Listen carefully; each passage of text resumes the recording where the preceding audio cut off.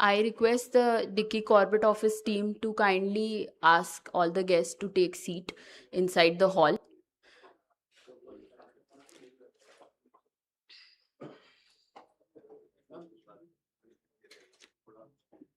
अभी लाइट दिया जलाने के लिए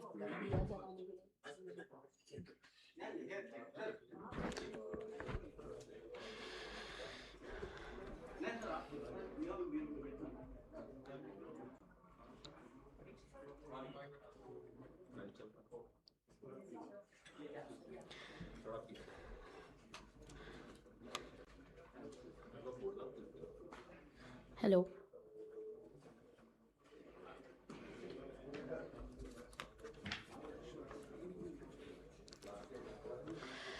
Namaste everyone. My name is Maitreyi Kamble and I'm the national convener of Dickey Next Gen. It's my pleasure to be your host for the inaugural session. I welcome all of you for the conclave of AI for AI for Inclusion and Future of Work 2026, Bridging Divides, Building Futures, a collaborative effort anchored by Dickey, I Create, IIM Jammu, Infism, and EDII Ahmedabad. This conclave is lead-in to the broader India, which is currently making history in New Delhi as the first major global AI summit hosted in the Global South. To formally inaugurate our summit and set the vision for a truly inclusive AI economy, I invite all the dignitaries to kindly light the lamp and take the seat at stage. I request Dr. V. Anantanath Nageswaran, Chief Economic Advisor, Government of India, Ms. Annie Bovru, Special Envoy for Artificial Intelligence, Office of the President of French Republic, Padma Shri Dr. Milind Kamble, Founder Chairman Dickey, Mr. Avinash Punekar, CEO I Create, Padma Shri Ravi Kumar Nara Sir, National President Dickey, Mr. Parikshit Dume, Advisor Global Affairs in FISM, to light the lamp, please. And Dr. B.S. Sahai, Founder Director IIM Jammu.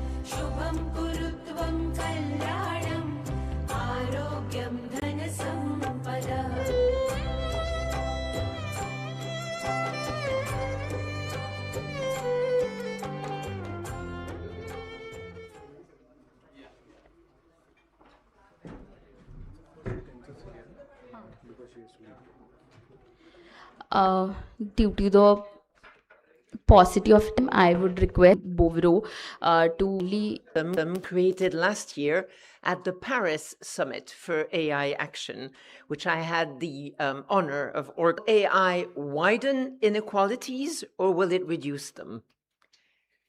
If it is, skills and competition drives productivity and inclusive growth.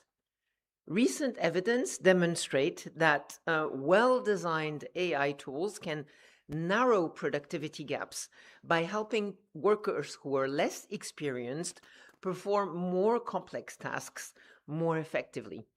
That is a message of hope. AI doesn't have to replace people. It can equip them.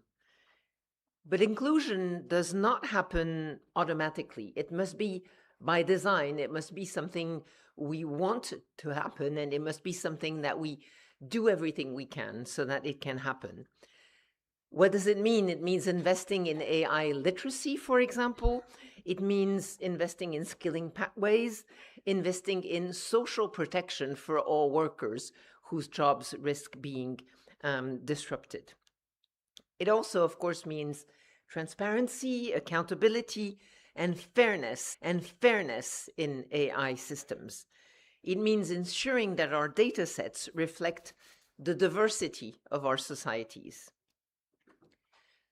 I believe India is very well positioned to lead this inclusion-first model through its digital public infrastructure, the Aadhaar system on identity, on payments, on digital services. India has already shown that technology at scale can remain accessible and affordable. With its also vibrant startup ecosystem, its AI India mission, of course, with iCreate and other actors, India demonstrates that growth and inclusion can go hand in hand. France shares this vision. This is the reason why I'm here today. At the Paris summit, we launched the Current AI Foundation to make AI more accessible to all. We also launched the Coalition for Sustainable AI to ensure that we have technological progress that can work hand in hand with caring for the planet and climate responsibility. And we reaffirmed that governance must be open, multilateral, inclusive, and grounded in common good. In Delhi, with the Impact Summit, we have the ability to make sure that these principles translate into practical solutions for workers, for entrepreneurs, and for communities. Inclusion, as you all know, is not only about inclusion in the economy, it's also about representation of cultures. AI systems in particular are based on data, on huge amounts of data, and they reflect the data on which they're trained. If languages and cultures, or if some languages and cultures are absent, they will remain invisible in outcomes. India, with its extraordinary linguistic diversity, reminds us that inclusive AI must reflect human plurality. As part of the deliverables of the AI Impact Summit, France and India will launch a partnership between the Current AI Foundation and the Bashini NGO to translate AI chatbots into multiple Indian dialects. I believe this is an important step towards cultural and linguistic inclusion and diversity. And then beyond economic inclusion and cultures, really inclusion is about dignity. Entrepreneurship is one of the strongest vehicles, I believe, of mobility and of increased dignity. If AI tools are accessible to small businesses, to artisans, to social enterprises, they will become strong levers of empowerment. As such, we need to design AI tools that build shared prosperity instead of widening the social divide. France stands ready to work alongside India and with all of you to ensure that AI becomes an accelerator of productivity, yes, but above all, an accelerator of opportunity. The future of work must be innovative, inclusive, and sustainable. Thank you very much for your attention. I wish you a wonderful event. Thank you.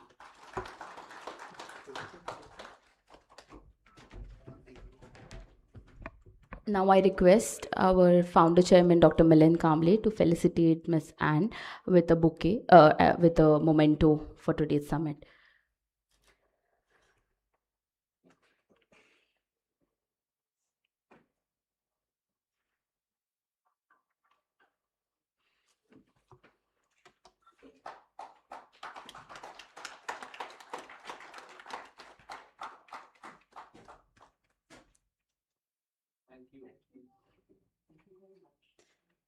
Thank you so much for your wonderful words, ma'am.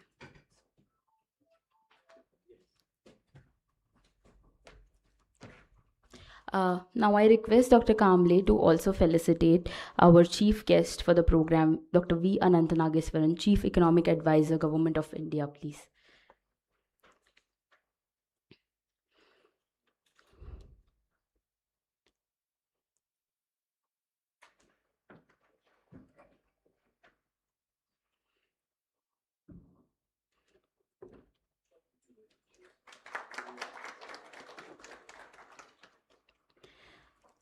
Now I request Shri Ravi Kumar Nara sir to kindly felicitate Dr. Milind Kamble, Founder Chairman Dicky.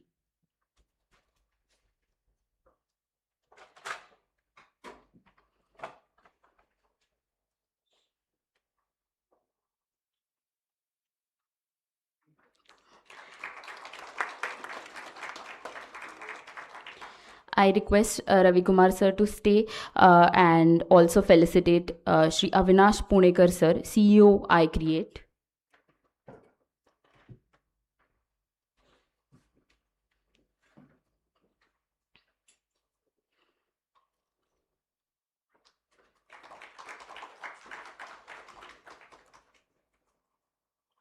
I request Ravi Kumar sir to felicitate Dr. B.S. Sahai, Director IIM Jammu.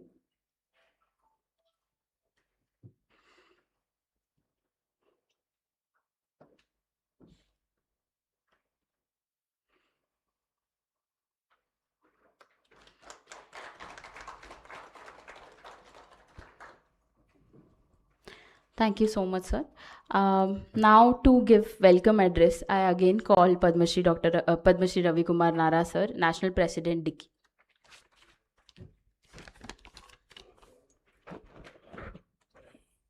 Good morning, everybody. Good morning. Respected, on behalf of Dicky, on the occasion of AI for Inclusion and the Future of Work 2026, on lines with the Government of India is organizing Impact, AI Impact. The world leaders are here in Delhi, and most of the CEOs of the various organizations across the globe are in Delhi today. And on this occasion, the Dickey thought that when so many things are happening here, so there must be also a agenda of AI for inclusion in the Government of India and other countries to have a part of the agenda of the AI progress in the world. So on this occasion, I welcome Dr. V. Anant Nageshwaranji, Chief Economic Advisor, Government of India, to this conference. And also, I welcome our visionary leader, Padma Shri Dr. Milind Kamble, the founder chairman of Dicky. I welcome Dr. Professor B.S. Sahai, founder, director, IIM Jammu. I welcome Mr. Avinash Punekar, CEO, I Create, on this occasion. And I welcome Mr. Parikshit Dhume, Advisor Global Affairs in FISM. And also, just now, Madam has gone after giving lecture because she was busy with the other programs which is happening in Delhi. Miss Annie Bauret, Special Envoy for Artificial Intelligence, Office of the President of French Republic. So this is a great honor for having all these distinguished guests with us, and I welcome everyone for this AI for Inclusion, the future of 2026. Thank you.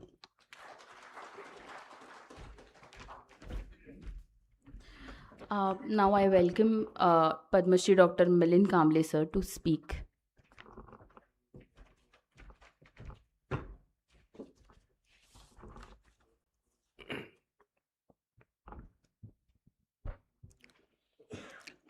respected dignitaries on the dais, Chief Economic Advisor Mr. V. Anant Nageshwaran, my colleague, Dicky National President Padma Shri Ravi Kumar Nara, Director IIM Jammu Professor B.S. Sahai, my friend Avinash Punekar, CEO of iCreate, and respected all invitees, guests in the audience.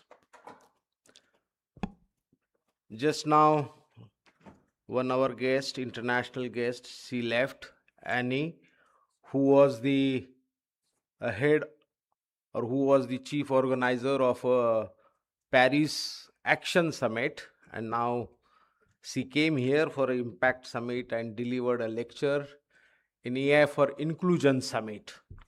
Just she left. Thank you very much, Annie. Dear friends, we are in a defining moment of a history. Artificial intelligence is not just a technological shift, it is a civilizational shift. Just as electricity transformed the industrial age, the AI is transforming the digital age. The question before us is not whether AI will shape the future of work. It already.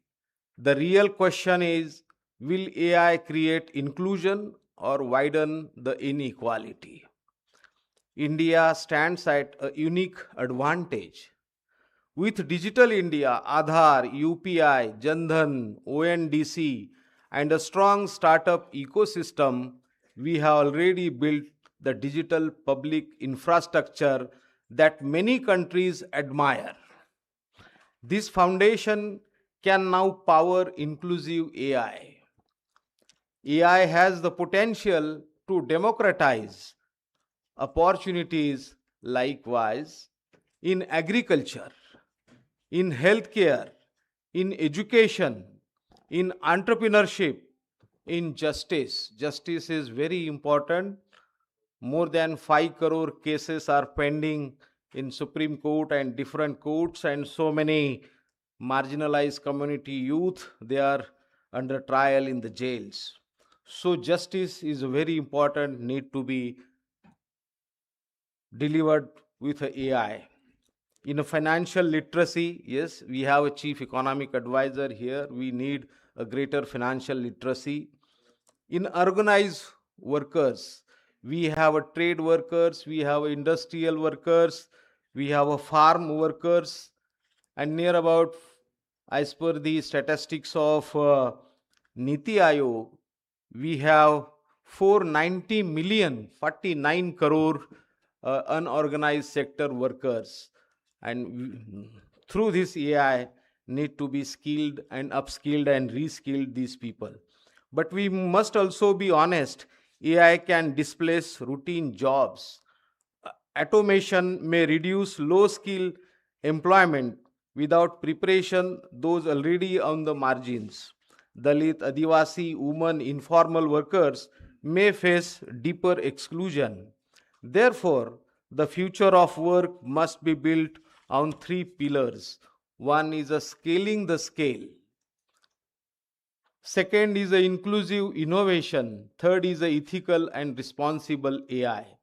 The future of work will not only be about jobs, it will be about new forms of entrepreneurship, gig economy, platform economy, creator economy. These are opening new doors. If supported properly, marginalized youth can become job creators, not job seekers. India's demographic dividend can become India's AI dividend, but only if inclusion is at the center. Let us ensure that AI becomes a tool of empowerment, not exclusion. Let us shape the future of work where technology uplifts every citizen. The today's AI Inclusion Summit theme is a bridging the equity gap, which is very important. India has achieved remarkable economic progress. We are the fastest growing economies in the world. Yet, alongside growth, we must confront an uncomfortable truth: opportunity is not equally distributed. The equity gap is not just about income, it is about access. Access to quality education, capital, networks, markets, and technology. Bridging the equity gap requires a shift from welfare to wealth creation. In this regard, I want to highlight 2 3 points. That is, the first, in education as an equalizer. The education can play a very big role to bridging the gap. Second is access to the capital, which already I have mentioned. And third is a market linkages, supplier diversity programs, government procurement policies, and corporate inclusion initiatives can ensure that businesses from underrepresented communities get the opportunity. And fourth is the representation of engaging sectors, emerging sectors like a green economy, digital economy, AI economy. If we do not act now, the future industries may replicate past inequalities. Let us move from symbolic inclusion to structural inclusion. Let us create system where talent, not background, determines access. Bridging the equity gap is not only moral responsibility, it is an economic necessity. The third point, where all this exercise is going on for a Viksit Bharat 2047. So Dickey have a very clear vision that for a Viksit Bharat 2047, there must be Viksit Dalit and Viksit Adivasis. As India moves toward 2047, 100 years of independence, we speak of becoming a Viksit Bharat, a developed nation, but we must ask ourselves a fundamental questions: can Bharat be Viksit if its most historically marginalized community remains behind? The vision of Viksit Bharat 2047 must include Viksit Dalits and Viksit Adivasi. It is a core. For centuries, Dalit and Adivasis have faced systematic exclusion. Yet today, we see a powerful transformation: rising entrepreneurship, professionals, innovators, scholars, and leaders emerging from these communities. For next 20 years, we must focus on three transformational pathways. One, education to excellence. Second, entrepreneurship to empowerment. And third, technology to transformation. We must shift a narrative from victimhood to leadership. This is also understood by the community. The communities once excluded from the mainstream must become architect of India's growth story. And now Dickey is writing new chapter. There are so many tech startups from communities which handheld by the Dickey. The Viksit Bharat 2047 means economic growth, social harmony, technological leadership, and inclusive prosperity. When Dalits and Adivasi rise, India rises.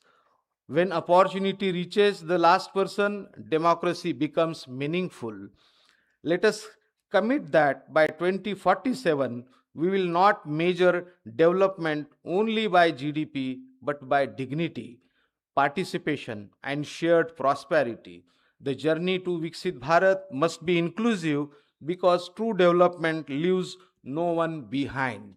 And I'm very thankful to Dickey led AI startups, and they are building the tutors and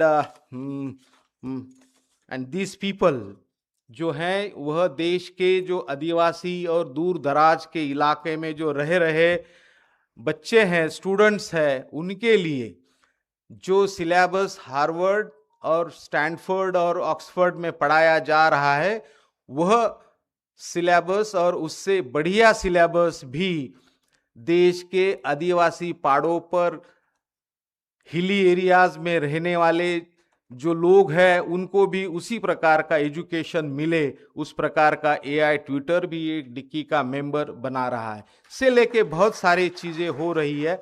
अगर हम वही चाहते हैं कि यह जो AI है उसका उपयोग देश के यह जो तबके हैं जो विकास से दूर है उनका इंक्लूजन कैसा हो, वो हेल्थ केयर में हो, वो एजुकेशन में हो, वो फिनेंशियल लिटरेसी हो, जस्टिस हो, ये सब एरियाज जो है जिससे सोशल इंक्लूजन जो है वो होना चाहिए। सबसे बड़ा इशू जो है जो नीति आयोग ने भी हाईलाइट किया है, there are 73% of a Indian economy is informal. Means what? There are informal businesses, and these businesses are from marginalized communities. The formalization of these 73% businesses is the main challenge earlier, but now through AI it can be faster. So all today in today's this whole day we will discuss all these issues related to inclusion, and later on we'll announce a Delhi declaration, and very much government of India is asked us, please submit whatever the deliberations from this discussion, and government will definitely consider and focus on it. Thank you very much.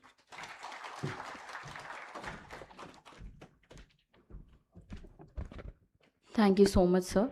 Now I request Mr. Avinash Punekar, CEO iCreate, to address the crowd. Morning. It's a honor and pleasure to be here, on the AI for inclusion and future of work. At iCreate, we work very closely with startups, and what we've been noticing in the recent past is the number of innovative ideas which are coming from tier 2, tier 3 towns and cities, from people who are not necessarily coming from the urban English-speaking background, but is representative of the larger India, which is really gaining momentum. And this is when I would want to actually just throw up some ideas, maybe some questions for the audience and the dignitaries who are there. Because whether AI will transform the world or not, that's no longer a question. Is it an opportunity? How is it that we can utilize that opportunity? How can we democratize that? All of that, whether it is going to impact livelihoods, what is it that we need to do, is something which is going to be the questions during the day that we would like to answer. While thinking about AI and how it is likely to pan out, it's one of the transformational technologies if it is handled and trained and used properly, has the potential to transform and impact lives in a positive manner. But are there any situations, any actually manners in which this can also impact negatively? While we are looking at formalization of the informal economy, or actually providing access to the marginalized communities, increasing or improving inclusion, there are a number of technological and environmental factors which would also come in, which can result in indirect exclusion. Say, one of the key things that the AI movement, which is actually unfurling right now, it has a huge energy requirement. How's it going to pan out for actually the common population? It may be startups, is the general public. When the organized sector, which is huge number of data centers which are coming up, the larger corporates which are setting up data centers which are going to be guzzling energy, is it going to draw out power from accessibility which is there to actually the common people? Will it reduce the access to energy for the marginalized communities? That is something which is a question which ultimately government agencies and regulators will have to answer. Similarly, the question of water also, which is going to be a resource which is going to be consumed a lot by the data centers and the industry. Would it reduce accessibility of water to the communities? Because India has been actually we have two Indias, India, Bharat, which coexist. While we have actually the urban population, the one which is actually working in step with the global developments, there's another India which is still lagging behind. And that's where like the concern which is there, are we going to be able to address those gaps, and how do we like actually have that inclusion, or at least make sure that we don't have exclusion as such? And those are kind of questions we are trying to also put up to like our innovators, startups, to see how actually AI could be harnessed further to track, monitor, and improve this accessibility which is there, improve the inclusion. Another point which comes in is also like actually which was mentioned earlier by Anne and also like Milinji, is AI actually like plays out what is taught to it. Effectively, like we are probably like actually spend a lot of time teaching or worrying about what we are teaching our children. Is the same amount of consideration being given to what we are teaching the AI? Is AI going to like actually probably like actually strengthen the biases, the differences which are there, the linguistic, the caste, creed, race, religion kind of biases which are there? We've been like experimenting and like actually querying different engines, and we find that like, yes, it is reinforcing the biases which exist in the society. It is not really like actually removing those. It is reinforcing, it is creating those imbalances again. And what is going to happen is with AI, the difference between reality and maybe AI or whatever is going to be like very, very marginal. What is created with AI is going to be perceived to be the reality.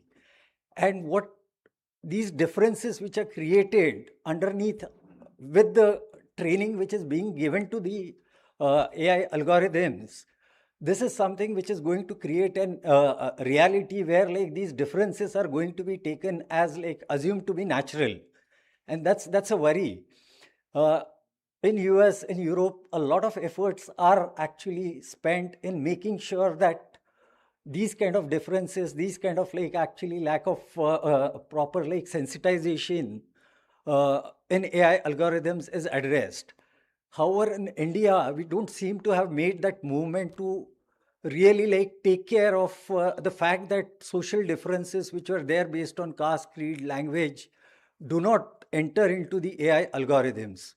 If we are looking at any leading AI tools right now, if you look at it like actually and query it about the social situation about India, we see the differences which are reinforced in the AI algorithms.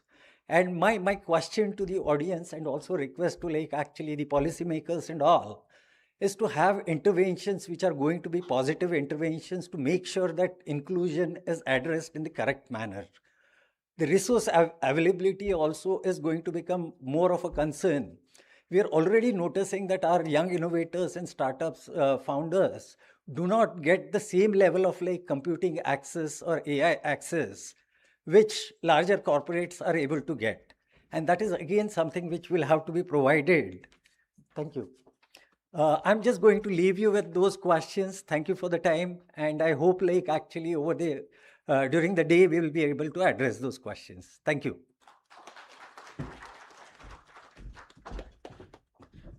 Thank you so much, sir. Now I request our chief guest, Dr. V. Anantha Nageswaran, Chief Economic Advisor, to address the gathering.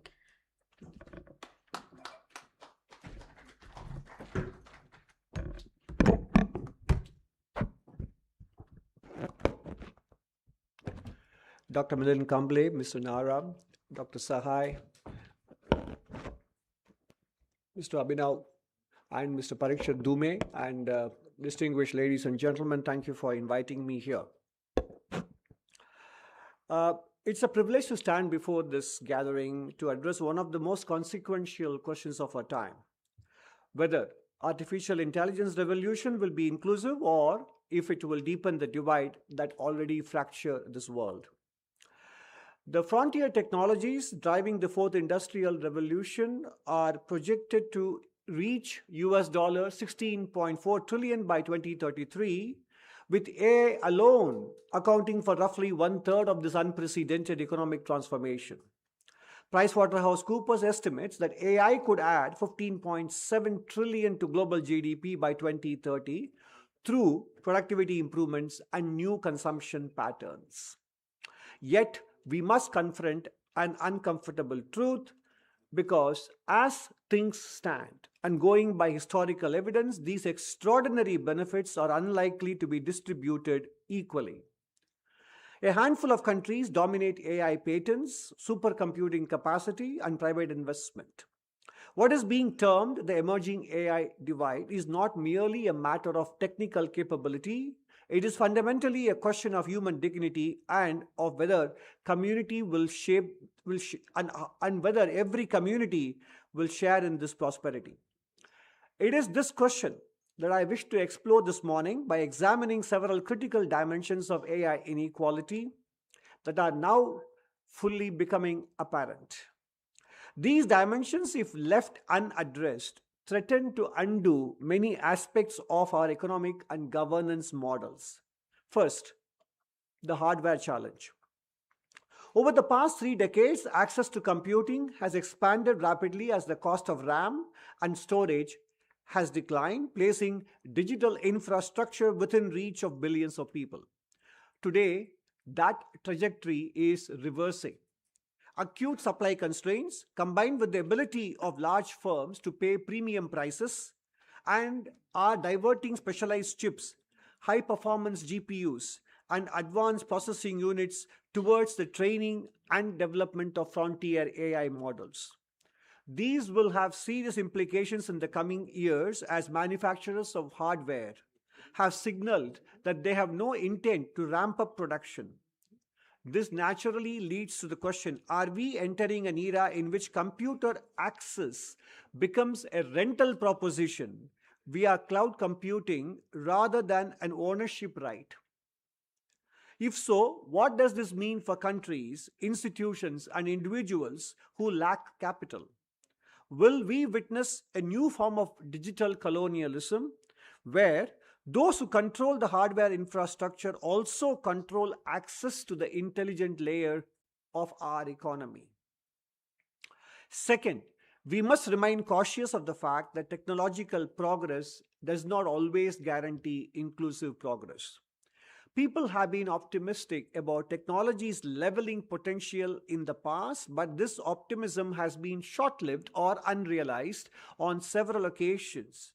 Consider biotech in the United States in the 1980s and 90s. The promise was higher yields and reduced input costs as the technology was expected to be a democratizing force for farmers. Biotech did raise yields, but the gains were captured almost entirely by firms that developed and patented those genetic innovations. Rather than more in the seed, less paid for inputs, the farmers got more in the seed, but more paid for preparatory inputs. They ended up paying more. IP rights and market concentration mean that productivity improvements flowed upstream to patent holders rather than to farmers who worked the land. Today, we are seeing echoes of this pattern in AI. Proprietary models, proprietary data, concentrated ownership of compute infrastructure, and now firms foraying into energy infrastructure ownership as well. The structure looks disturbingly familiar, and absent policy intervention, the outcomes will likely be too. Third, we must ponder the sustainability of access to AI models. Much of AI's rapid adoption has been powered by free or heavily subsidized access. Companies have been offering free frontier models to build user base and gain market dominance, but let us not confuse market-making strategies with sustainable business models. As these platforms inevitably pivot towards revenue generation, what happens to MSMEs, formal and informal workers, social enterprises, and civil society organizations that have built their workflows around affordable AI? Will AI access become exclusive to those who can afford premium subscriptions? And crucially, how will the gap between AI empowered and the AI excluded widen as those with access use these capabilities to accelerate their own progress, creating a compounding advantage that leaves others further behind with each passing day and month. Fourth, the emergence of AI-enabled techno-feudalism. In his recent blog post or article, economist and former Greek finance minister Yanis Varoufakis has documented a profound structural shift that renders conventional frameworks of market capitalism increasingly obsolete. Big tech platforms are not merely dominating markets. They are replacing markets entirely with what he calls cloud capital. Algorithmic planning systems that match buyers and sellers outside any mechanism recognizable as a market. When citizens enter online platforms and engage with their services, they exit the marketplace and enter a space of algorithmic mediation, reminiscent of the old Soviet-style economic planning, except privatized and optimized for extracting what Varoufakis calls cloud rent. Unlike industrial capitalism's monopolies, which at least produce goods, cloud capital produces nothing but the power to algorithmically control access, attention, and economic exchange. As states increasingly outsource core functions such as health data, military software, and border surveillance to this infrastructure, a new dependency emerges as well as new vulnerability. The inequality here is not simply about access to AI tools, but about fundamental reorganization of economic and political power into structures that operate beyond democratic accountability, market discipline, or regulatory oversight. This is what he calls techno-feudalism masquerading as innovation, and it poses perhaps the gravest long-term threat to inclusive development and security. These challenges are compounded by what we already know. That AI systems, when trained on unrepresentative data sets or deployed without adequate safeguards, can reproduce and amplify existing biases. Discrimination becomes encoded in the very systems that we hope will drive progress. Communities from the global south may remain systematically underrepresented in data sets that shape AI behavior. Without intervention, capital-intensive automation threatens to erode the competitive advantage of lower-wage labor markets and women remain severely underrepresented in AI leadership despite comprising a half of global social enterprise leadership. The cost of leaving AI to the technologist. Let me also pose a question that is not asked nearly enough in the context of rapid AI scaling. What are the legitimate socio-economic costs of leaving the trajectory of AI entirely in the hands of technologists? And critically, have we even attempted to estimate those costs? But we have been here before. When central banks across the world embarked on quantitative easing in the aftermath of the 2008 global financial crisis, did we have a complete reckoning of its consequences? No. Did we anticipate how years of near zero interest rates would inflate asset prices, widen wealth gaps, and make home ownership a distant dream for an entire generation? No, we did not.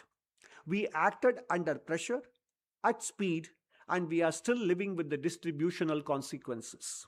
Then came COVID-19, and governments worldwide made sweeping policy interventions across public health, labor markets, education, and supply chain. Were the second and third order effects of those choices fully modeled before they were implemented? Again, the answer is no. The scarring of children's learning, the mental health crisis that followed, and the acceleration of inequality between those who could work from home and those who could not, all emerged after the fact. The AI transition is an intervention of comparable or perhaps even greater magnitude than these two major events in the last 25 years. And yet, the dominant posture of policy around the world today is to watch, to wait, and to regulate at the margins. Meanwhile, the architects of this transformation, the technologists, the platform owners, and the compute monopolists are making foundational choices about the cognitive and economic architectures of our societies. Choices about what information people see, what work is automated, who gets credit, who gets surveilled, and who gets left behind. These are profoundly political choices. For example, during the pandemic, health policy could not have been or should not have been left solely to epidemiologists. An epidemiologist will optimize for disease suppression. A policymaker must weigh economic survival, social cohesion, and democratic legitimacy simultaneously.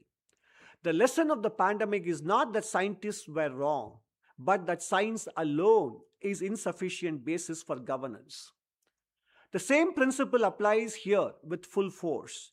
Technology policy cannot rest solely in the hands of technologists. Governments and democratic institutions have not merely a right, but an obligation to shape the terms under which AI is deployed in our societies. One should also pause on the offer being made to those displaced by AI, universal basic income. It is presented by some of the wealthiest technologists in history as a compassionate solution. But we must ask, with care and without dismissiveness, whether a monthly transfer payment is an adequate answer to the loss of dignity, purpose, and agency that comes with structural unemployment.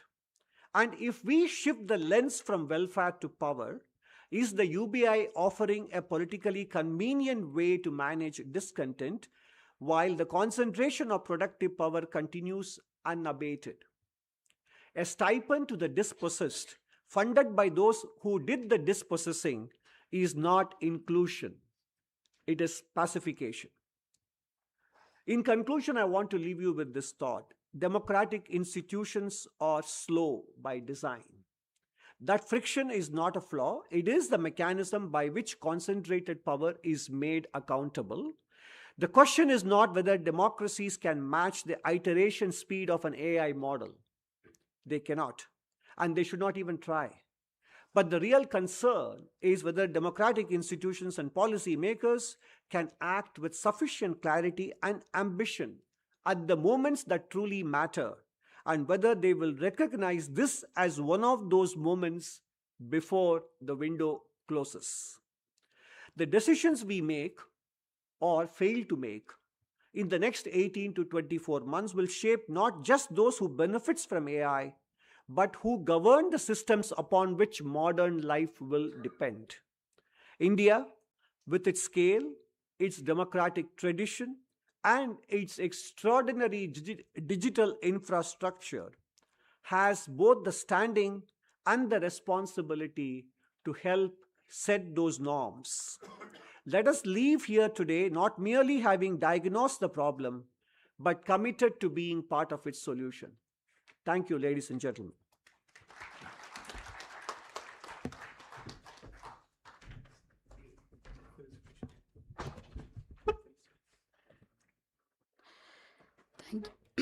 Thank you so much, sir, for your inspiring words. Now I shall call Professor Dr. B.S. Sahai, Founder Director, IIM Jammu, to address.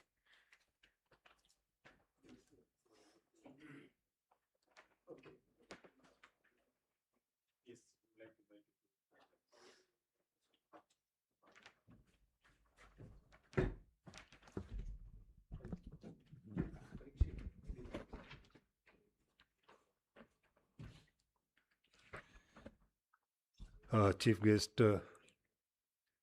Dr. Anant Nageswaran, Chief Economic Advisor, Government of India.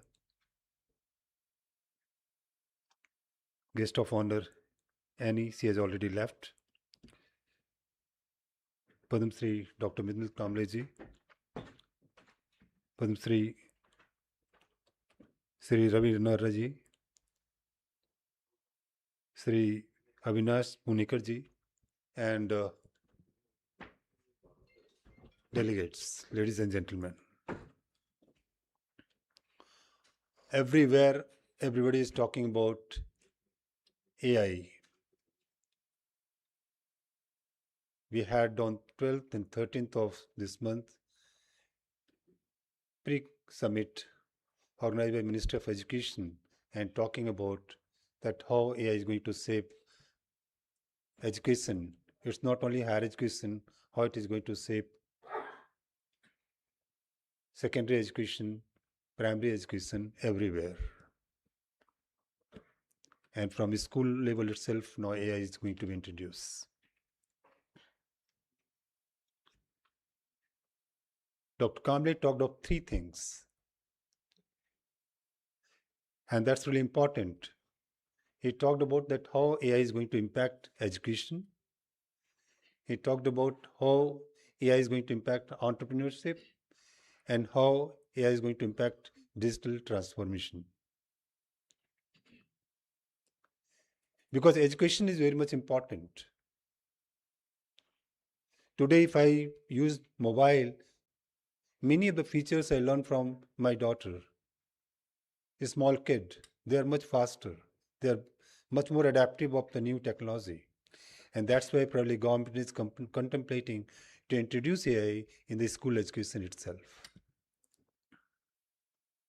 I feel happy to inform you that I am Jammu because we felt that it's important that students should know about AI,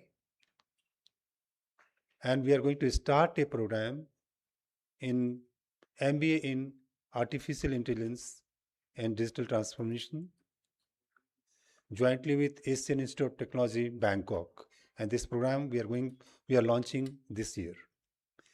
A second program, which is really very much important for all larger people, because in that program, master's program, it is a limited, seat is quite limited. But in this program, what we call BBA, EBBA in AI and cloud computing, AI and digital transformation, likewise, and it is jointly being offered, will be offered with Accenture. From 22nd of June, this program will be launched. This program is going to be launched. The course will start from 22nd of June. And it will be both offline, online.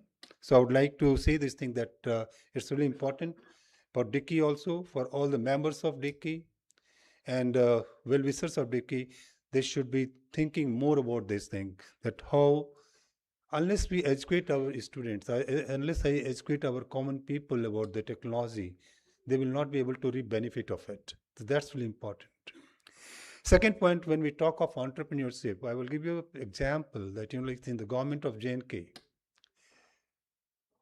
it was decided that because no government can give jobs to everybody, and everybody is now worried about that, okay, jobs are going to be scarce because AI is going to take away many repetitive jobs. Jointly with government of J&K, IIM Jammu developed a model that accelerating employment through entrepreneurship, in which it has been decided, and that this scheme is already implemented also, that in 5 years' time, 1.37 lakhs entrepreneurs will be developed, and eventually that will generate more than 4.25 lakhs job. And I feel very happy to see you that this huge money has been committed by the government of J&K, 1,830 crores, and have a tie-up with Bank of J&K, which has committed of around 10,000 crores. And the first year itself, implementation is quite significant. We have met the target in the first year itself. So what is important is that all those entrepreneurs who are not having access, and it is a very detailed study. It's not only that 20 districts in Jammu and Kashmir, so only 20 districts. It talks of different blocks, panchayat, at that level, what is the what type of skill is available in that particular panchayat, in that particular block?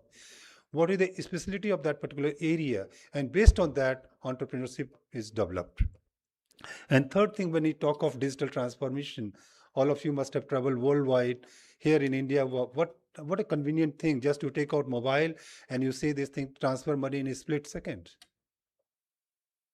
The same thing is not happening worldwide. It's such a great thing to have UPI Chairman, Dr. Kamble has already talked of that. He talked of UPI, Aadhaar, ONDC, all such things. You know what happened is that when in early 80s, people started of computerization. People were worried about that all jobs will be taken away by the computer. The same feeling is coming now. Yes, there is serious concern because what happens is that this AI understands and generate languages, recognize images and faces, translate languages, play games, drive cars, recommends movies or product, detect fraud or So AI is virtually doing everything. I know this thing. When I was doing my PhD, I took almost 6 months or probably more than that to do literature survey. Today, in just 5 minutes time, just to give the details, and everything is there. Somebody was talking about the movie, that in a movie you need, like say this author, that is the story, the actor, this, musician, song, everything. Now everything is done digitally. AI is doing. Just you have to give the instructions, it is done. So things are really moving very fast. It has a lot of challenge, but probably we have to face it and we have to prepare ourselves. It's good that, okay, efficiency will improve because when we use AI, efficiency is going to improve because whenever there is a repetitive task, it is going to improve efficiency, it is going to improve decision making, it is going to solve many complex problems. But what to do? What is going to the future of work? How to include everybody? It throws a lot of opportunities. Those people who are sitting in the nook of the corner, every nook and corner of the country, who don't have any access of technology, today it is available. He doesn't have the access to the market, today it is available through technology. So I think is that it's not just, like say, that it will take away jobs, it will take away all activities. I think it gives a lot of opportunity. And, like say, of course, we will not be needing, because every coding, writing, everything is done by AI. But I think is that it will increase geographical reach. So all those entrepreneurs who are doing, they're doing any activity, probably they can have markets across the globe. It will help in collaboration from remotest or probably any part of the world. It will, single parents can work and AI will be quite useful. Young entrepreneurs developing economy can access global markets.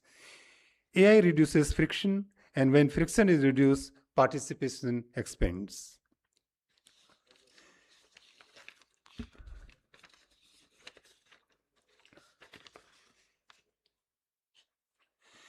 So when whatever area we talk of, whether we talk of education, whether you talk of healthcare, whether you talk of banking, whether you talk of finances, everywhere it is very much possible.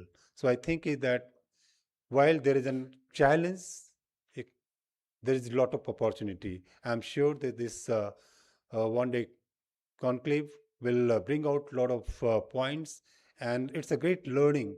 And I think that all of us should be learning. In fact, let me just tell you that I was talking to one of my friends that I would like to understand that it's a very simple because you know about statistics, you know about probability, theory of probability, you know about algebra. So if anybody wants to have technical knowledge of AI, it is very much possible, and it is very much basics. If the basics are clear, it is very much easy to adapt that thing. Otherwise, application-wise, it is all technologies are available, and probably we can use it. So I wish this conclave a grand success. Thank you.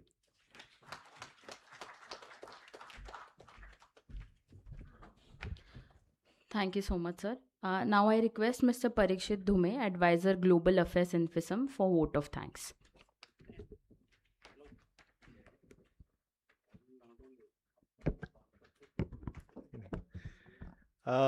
Respected dignitaries, Mr. Milind Kamble ji, Sahai ji, Avinash Purnekar ji, Ravi Nara ji, I would not call this a vote of thanks. I would more or less call this a vote of gratitude, especially for all the people who have come here early morning and all the dignitaries, Mr. Anand Nageshwaran ji, special invite to President Macron.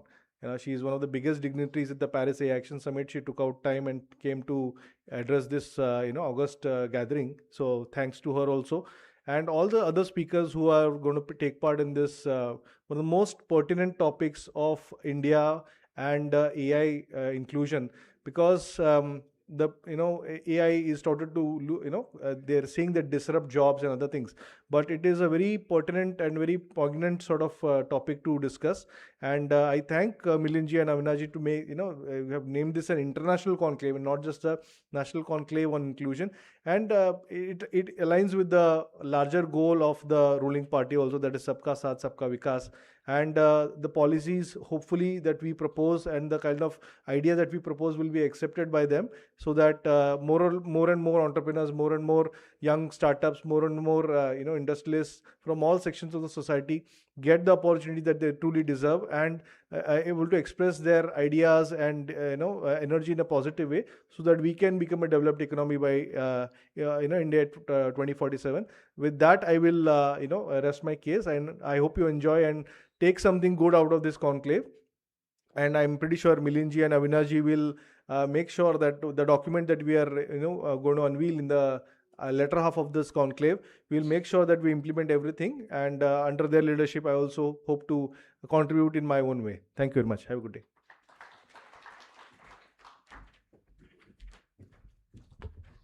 Thank you so much. With this, we call the inaugural session to a close.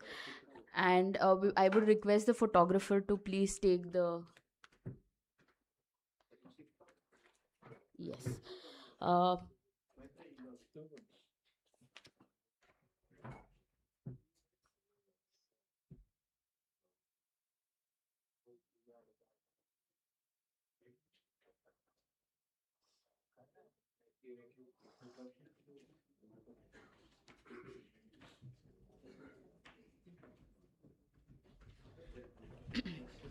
I would request everyone to please be seated, as we will be starting with our first panel immediately.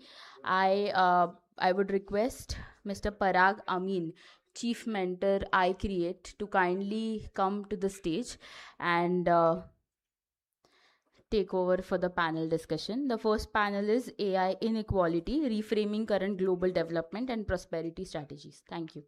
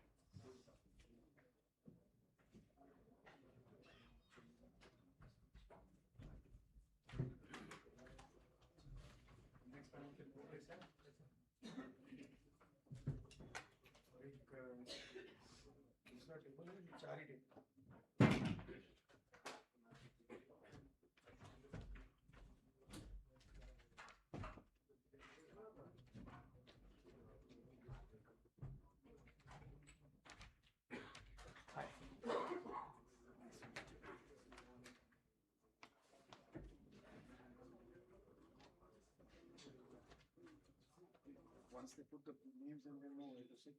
So wait for them to just put the names. I think we're still missing one of our panelists.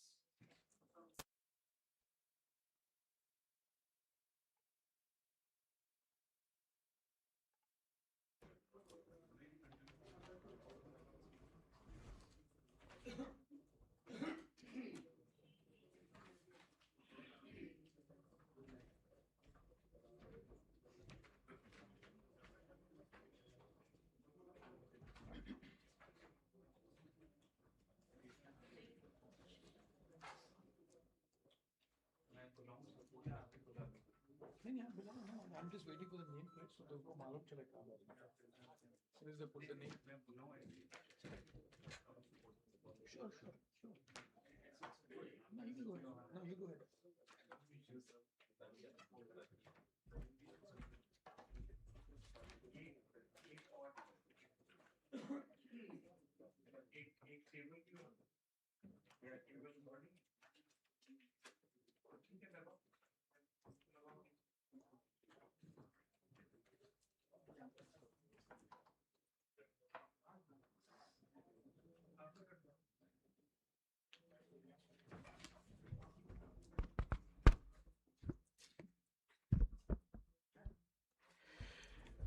Good afternoon, everyone. My name is Parag Amin. I am going to be moderating the next panel. We have an extremely well qualified and an illustrious panel here.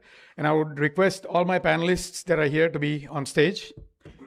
Anita, we're waiting for Asha, Ritu, and Dr. Shukla. Can you guys please come to the stage? They have your nameplates, so please take a seat.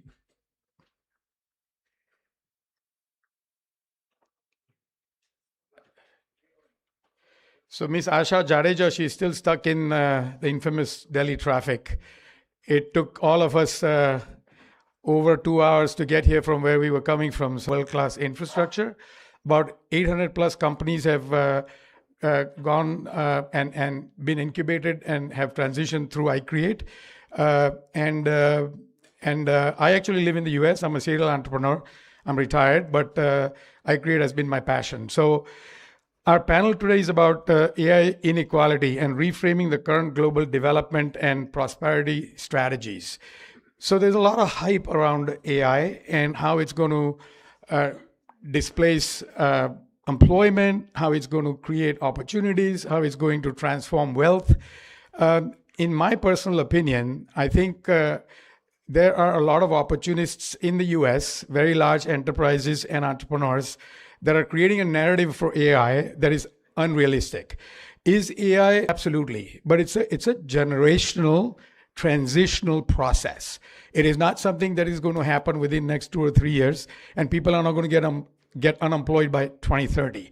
So the narrative that we want to set here is speaking about India, Asia, and countries that are not really that vested and well developed within the AI framework. How is AI an opportunity for them, or how can we make it an opportunity for them? And what does the government do from a policy perspective? What do the entrepreneurs do? And what does the vote bank, the people, expect out of it? So once you set that narrative, in my opinion, developing countries, especially countries in Asia and India in specific as it pertains to data, the core, the heart of AI is the depth of the data set that the AI models depend on. And India happens to be one of the largest creators of data set. If you use pancreatic cancer as an example, where do you think the most amount of pancreatic cancer cases or patients are anywhere in the world? So if you were to build a learning model around trying to predict, cure, or even treat pancreatic cancer, the data required, it sits right here in India. As long as India doesn't sell itself globally too cheaply, and even from a perspective of treating it like how gold is to currency globally, if you start treating data as being the bloodline of AI, and if India becomes the power broker of that data set, India has a tremendous role to play, and I don't think there's any disparity there. I think the world will have to find parity with India. So with that, with setting the narrative, I'll introduce the panelists from here, and then we'll make it a pretty engaging and a dynamic dialogue. With us, we have Ms. Anita Rahman. Anita is an investor and an operating executive with over 20 years of global experience across clean tech, education tech, and consumer internet sectors. She has worked extensively across the US-India corridor, supporting founders, technology leaders, and investors in scaling innovation-led enterprises. She previously served as partner at Global Silicon Valley. Prior to that, she was founder and CEO of an e-commerce venture and an investor at Vantage Point Capital Partners. It's funny, I started a nationally chartered bank in the US called Vantage Point Bank. A multi-billion-dollar clean tech venture capital fund. Ms. Rahman holds a Master's of Science in Electrical Engineering from Stanford, following her undergraduate studies at Manipal Institute of Technology. She subsequently earned her MBA from the Wharton School. So you have an extremely illustrious speaker here from Stanford and Wharton, not to put Manipal aside. Ms. Asha Jadeja, I'll read her bio, but she's not here yet. She's on her way. Asha is a Silicon Valley-based business leader with deep experience building category-defining products, leading cross-border teams, and scaling organizations at enterprise scale. As founder and CEO of Shunya Labs, she's pioneering the next generation voice and AI infrastructure focused on robust speech understanding and multilingual real-world performance for enterprise and developers worldwide. Shunya's mission is to make powerful AI more accessible, efficient, and inclusive, especially in applications where real-time speech and reasoning matter the most. Prior to Shunya Labs, Ritu held senior leadership roles across major global technology companies like Zomato, Booking.com, and Mahindra, leading multi-billion-dollar profit and loss statements and growth initiatives, where she drove strategy and expansion across diverse markets. She's also a 2-time founder, having launched and scaled companies across sectors, from consumer platforms to deep tech. With a strong blend of product vision, commercial rigor, and operational excellence, Ritu loves to hike and is an avid reader. And she also happens to be a very dear friend of mine. Dr. Sunil Shukla is the Director General of EDII. Dr. Shukla possesses more than 3 decades of experience in entrepreneurship development, alongside pioneering development models targeting corporate executives, startups, and MSMEs.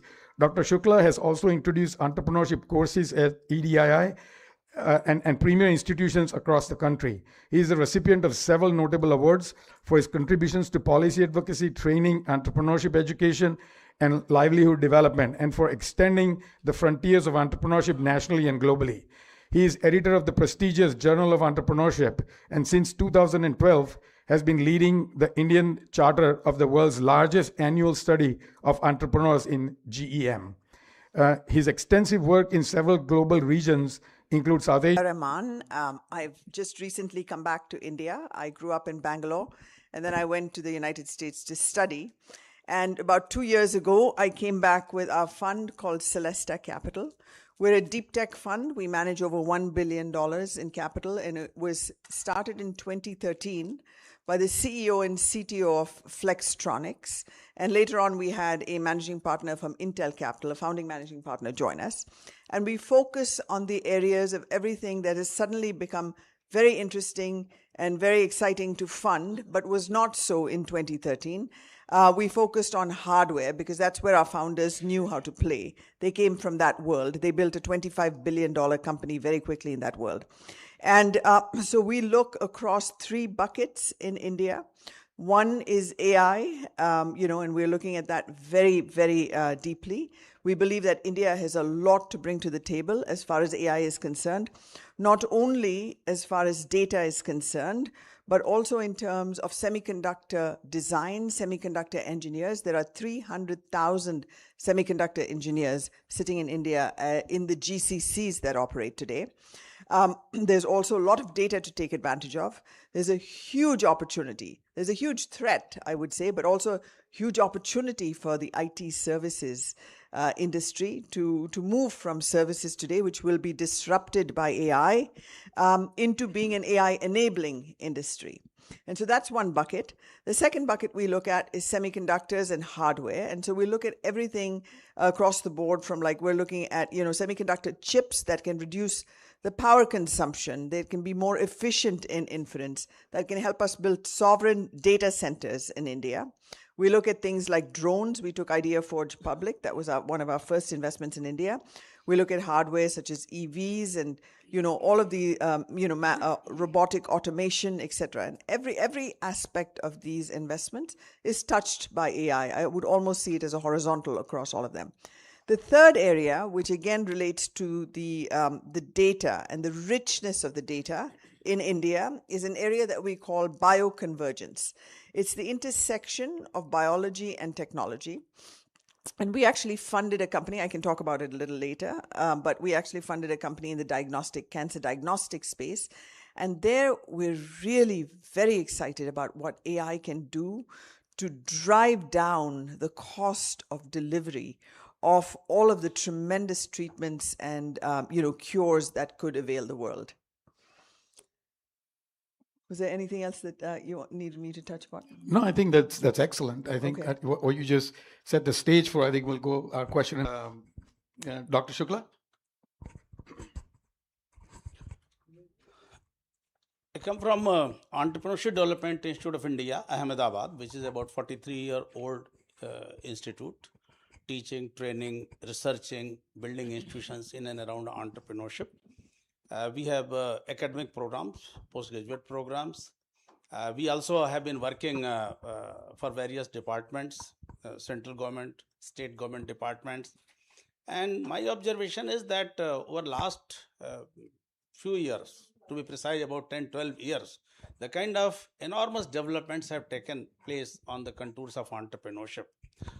In 2014, you would remember that hardly we had 350 startups, registered startups, and that number has crossed around 2 lakh today.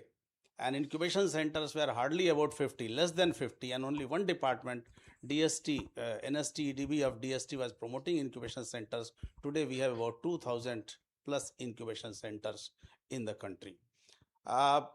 At EDII, as a training education institution, we have been not only we have been sensitizing and creating awareness about the power of AI, instruments of AI tools, etc. But we also continue to work with various MSMEs on AI-related softwares. That what kind of growth opportunities. There is no reason for to worry much about AI, the dangers of AI, whether it is going to replace. But we need to understand, we need to democratize the process. We need to also ensure through our policy frameworks that this divide between AI and AI not institutions or the states or the regions or the marginalized communities, particularly in the rural areas, it doesn't widen much. So this we need to address through various interventions, and this is what I would like to say at this moment. Yeah, thank you. Good. Ritu. Thanks, Parag, and hi everyone. It's a privilege to be here speaking today. I also actually moved back from the Valley. I had a company that I sold and came back. One of the reasons we feel that there was something that Parag's been talking about, that, whether we will see that convergence of divergence of the workforce. And I want to actually start the introduction with that. We are actually building in Shunya Labs, and I feel and I believe that the problem will happen if it's concentrated, and if it's concentrated with Wild West. The way, if you look at the industry, it is GPU hungry, which is where, right, a majority part of AI investments are going in, of course, silicon chips and so on. And the second piece is, it is really about data compute, right, which is in abundance. And the usage of it is in abundance. At Shunya Labs, we feel and we believe that, and also having worked, I was heading Booking.com for Asia, I was with Zomato, and I have seen the world with a very different lens. And I think the next decade, the next generation doesn't have to be where it is all about, richness of, or only for the rich. And that's where we come into picture. And what we are building is the whole voice infrastructure, because not everybody can read or write English.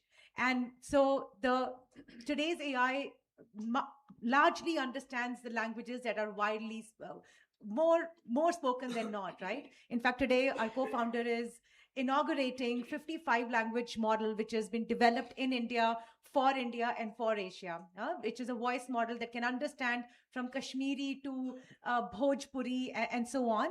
And a system that can actually work on not GPUs, but on CPUs or edge, which is where people are. So AI doesn't have to come in and only work on GPUs. It should work where humans are and how humans interact. So that's the vision that we have as a company and as a founder that I'm leading across. Now that we have narrative from all three of our speakers, I'm going to touch on a few subjects and then get each one of their opinions on it. There is a tremendous, and I'm going to start with comparing the West, because that's where the hype is right now, right? Everything AI is all right now, the way it stands, is Silicon Valley centric. All the hype is there. Majority of the companies are there. A lot of money is being spent there. a loose dynamic that somebody mentioned to me. So this, I'm not citing this from any research, but somebody just told me this a couple of days ago, and I need to look it up, but I think it came from an extremely credible source. In the last 18 months, US has filed about 6,600 AI patents, roughly, plus or minus. China has filed 38,000. 38,000 AI patents have been filed in China, right?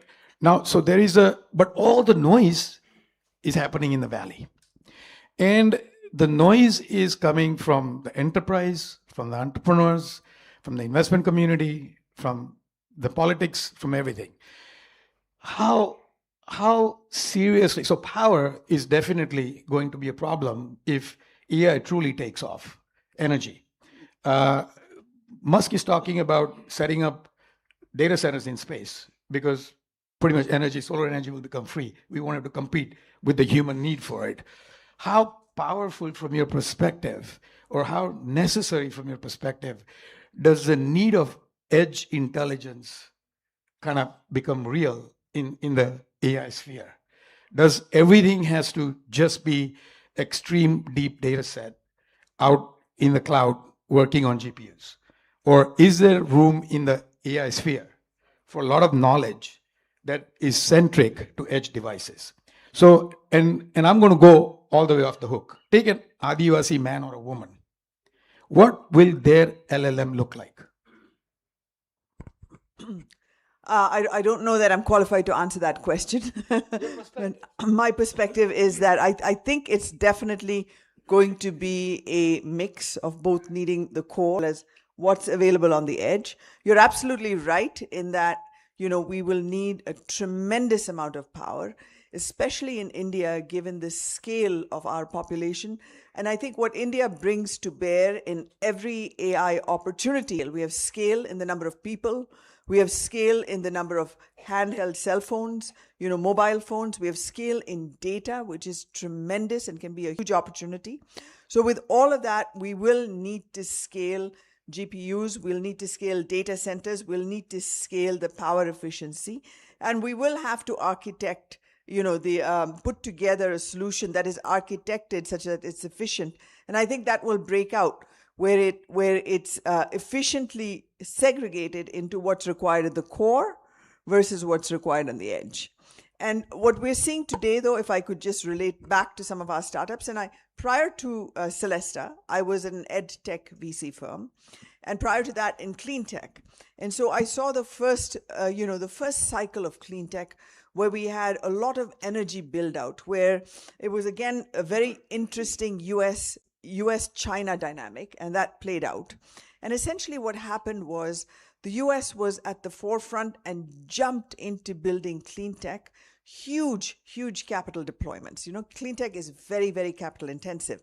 And so they set up solar factories in San Jose, where real estate is incredibly expensive. We set up solar farms outside of San Jose. We set up, Tesla. We were first investors in Tesla, and that was one of the tremendous success stories. But most other technology initiatives that were taken up in the United States around heavy capex, clean tech, were unfortunately eclipsed by China just coming into the market and flooding us with very low-cost solutions. And so, I think the China threat is real. I think we have to watch out for that. I think the US is really good at, evangelizing its solutions. I don't believe that the US does this in any kind of a nefarious way or in a way that's meant untoward. It's just the nature of the United States. However, the China threat is real, as you've called out. I think the edge computing versus core computing architecture will play out as the solutions roll out. And I do think that India is at an intersection to be a creator in this AI economy. As far as EdTech was concerned, we had several solutions come to us, previously, where when Khan Academy was set up, we said you can put a laptop in a village and any child in that village can have access to the education from Sal Khan, right? But now with AI, what we're saying is we can put Sal Khan in every village. Each teacher can still be as competent as the best teacher in Silicon Valley, every student in every village can have access to the best professor at Stanford, the best professor at MIT. So you can pick and choose. And so that can disseminate into the villages. And, that again, from an architectural point of view, I think it will just play out and it will be decided.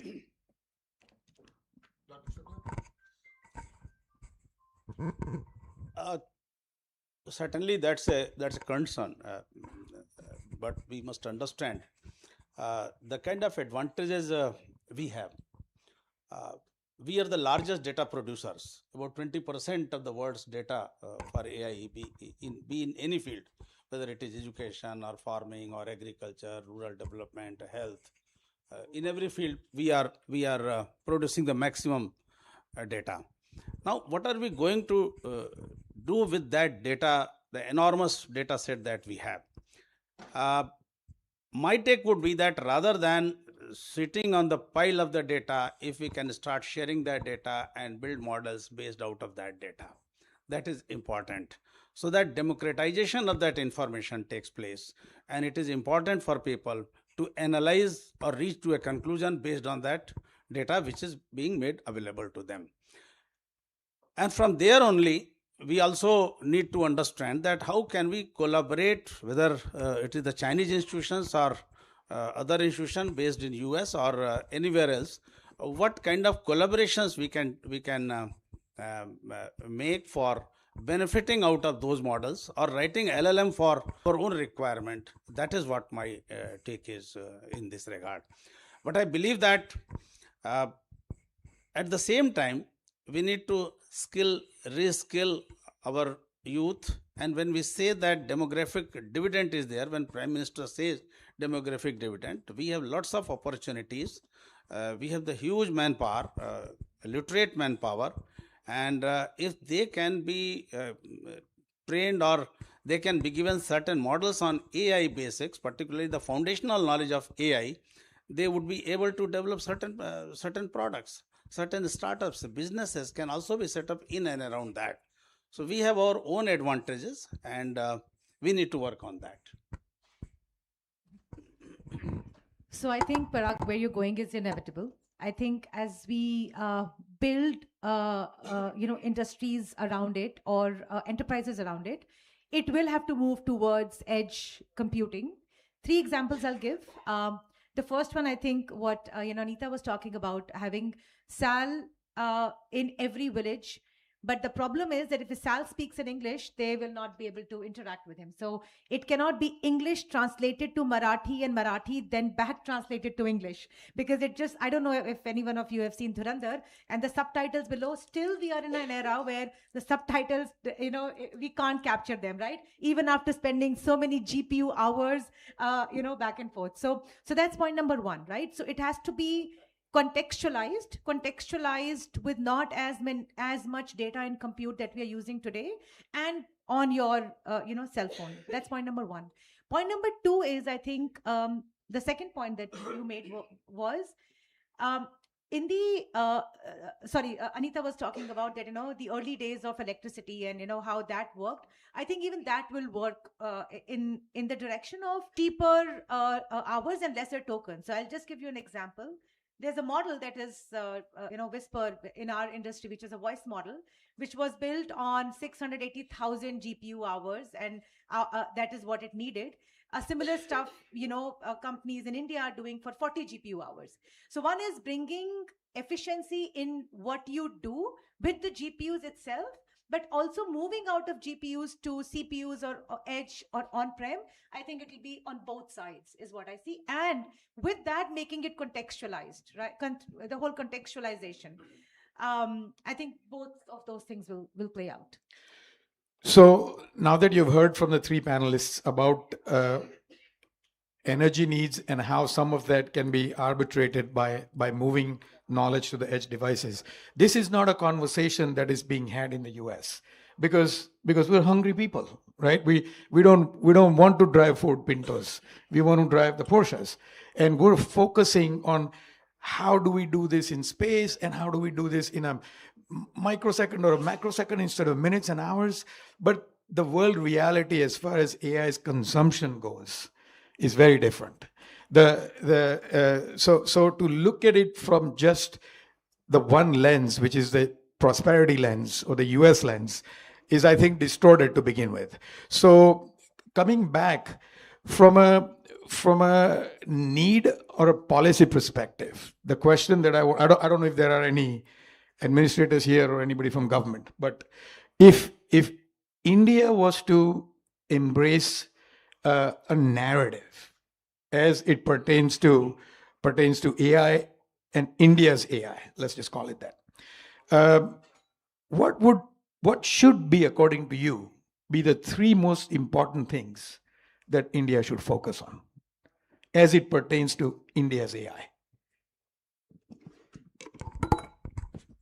So, and I can give you my learnings from this. This is based on my learnings from us investing in a cancer diagnostics company last year. So we found, I believe that India has a tremendous opportunity in the area of bioconvergence. And the reason for this, again, is threefold. One is our scale opportunity. We just have so many people here. And what that does is access to data at scale, to people at scale, to understanding diseases at scale. This opportunity is absolutely not present anywhere in the world. Right now, in terms of policy, it's not clear to me whether I can, prescribe liquid biopsy or cancer tests to patients in hospitals. Right now, a startup set up in India that we have, a cancer diagnostic startup, can essentially go to an oncologist, and the oncologist can write a prescription. And it's not very clear as to how the CDSCO or the DGCI and other, drug controllers office, etc., how they play into it. And it's nebulous even at the doctor's level, right? And so just having some clarity around where we go, how we move, and how we can prescribe this, and if it is safe for the patients, and how we can take care of our end users, that would tremendously speed up access of these devices and access of these tests to end users. The second thing that I've seen is, so basically, let me step back and just tell you a little more about this company. What this company does, and this was built in Pune by a brilliant scientist, what it does is it allows you to take a blood test, a simple blood test, and it's able to, with very simple chemicals, and again, this is the beauty of Indian innovation. It's capital efficient because it has to be. We're constrained. We cannot build things that are expensive, and because those things won't sell here and people cannot access it. So it's a blood test where you can isolate 1 in a billion, and we're now able to do actually 10 to 20 in a billion, cancerous tumor cells. You can take that whole cell out, you can isolate the cell in refrigeration, and then you can interrogate the cell for DNA, RNA, biomarkers. And why is that important? In the past, cancer therapy was basically chemotherapy. And if most of you don't know, chemotherapy is essentially a fertilizer. It was derived from fertilizers. So while it killed all the cancerous cells, it also killed things that were good in your body, and hence you lost hair, hence you became sick, right? Now, cancer drugs in the West by Pfizer, AstraZeneca, all the big players, they're all going to be like precise missiles. And how do those missiles know where to go? You have to go and find the data. You have to find the right protein. You have to find the right DNA. You have to find the right markers in those cells, and you go attack it like a little missile that's shooting through your body. And all of that data and the access to those markers is because we can isolate those cells. And then we put all of that data in a database, and then we can design drugs to go and attack those cells. In terms of policy, one is we weren't clear as to whether these tests could be prescribed and could be, easily just sent out into the market without having any regulatory approval. The second is there's policy around data that needs to be clarified as to who can use this data, how can this data be used. And the third, if we took it one step further, there was also another area where we have companies that could potentially develop new molecules, and we have companies that wanted to come to India to do investigator-initiated trials, which means a doctor can start trials. If a doctor thinks it's safe enough, He can set up a bunch of patients and start trials in India. This has grown a tremendous industry in China, and we are not allowing that yet in India. So there are various levels, various steps, which we can open up different parts of the Indian market and offer this huge opportunity of time efficiency because we have access to so many patients, capital efficiency because we are so good at doing things cheap and within constraints, and then scale efficiency because we just have the scale and no one else does. Dr. Shukla?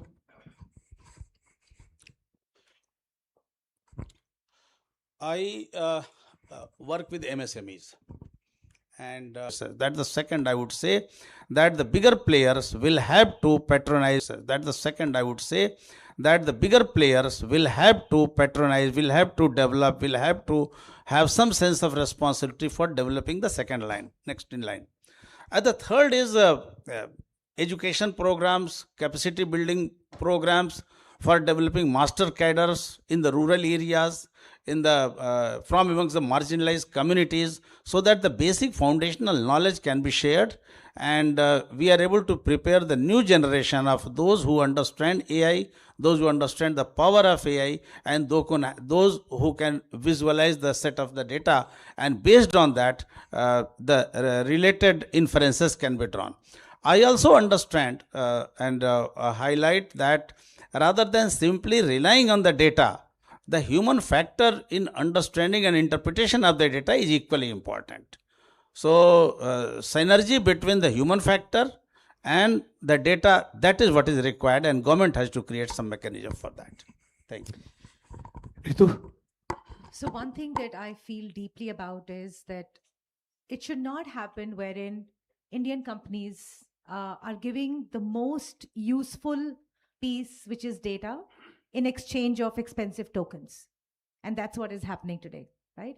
And that's where the whole sovereignty agenda that is going on, because here are two things I say all the time, right? That when you're talking to an agent, and it could be an agent or an answering platform like a ChatGPT or Gemini of sorts, and when you're saying that, hey, can you make an investor pitch for me? Or if you're talking about the molecule, that and what are the different use cases, etc., you're actually sharing a lot of data with these companies firsthand, right? And that shouldn't happen because data is moat for us. And the problem is that this problem can get aggravated because with data, with resources, with the compute, it has a multiplier effect, right? So it shouldn't happen that only the top 5% people or 5% economies have that leverage. If it has to go down and trickle down to various parts of the world, which looks a lot like India, by the way. So if you look at Asia at large, if we look at parts of Europe, Africa, which is where we have low, compute capabilities. Data is immense, but the processing of that data, labeled data, is not as much available.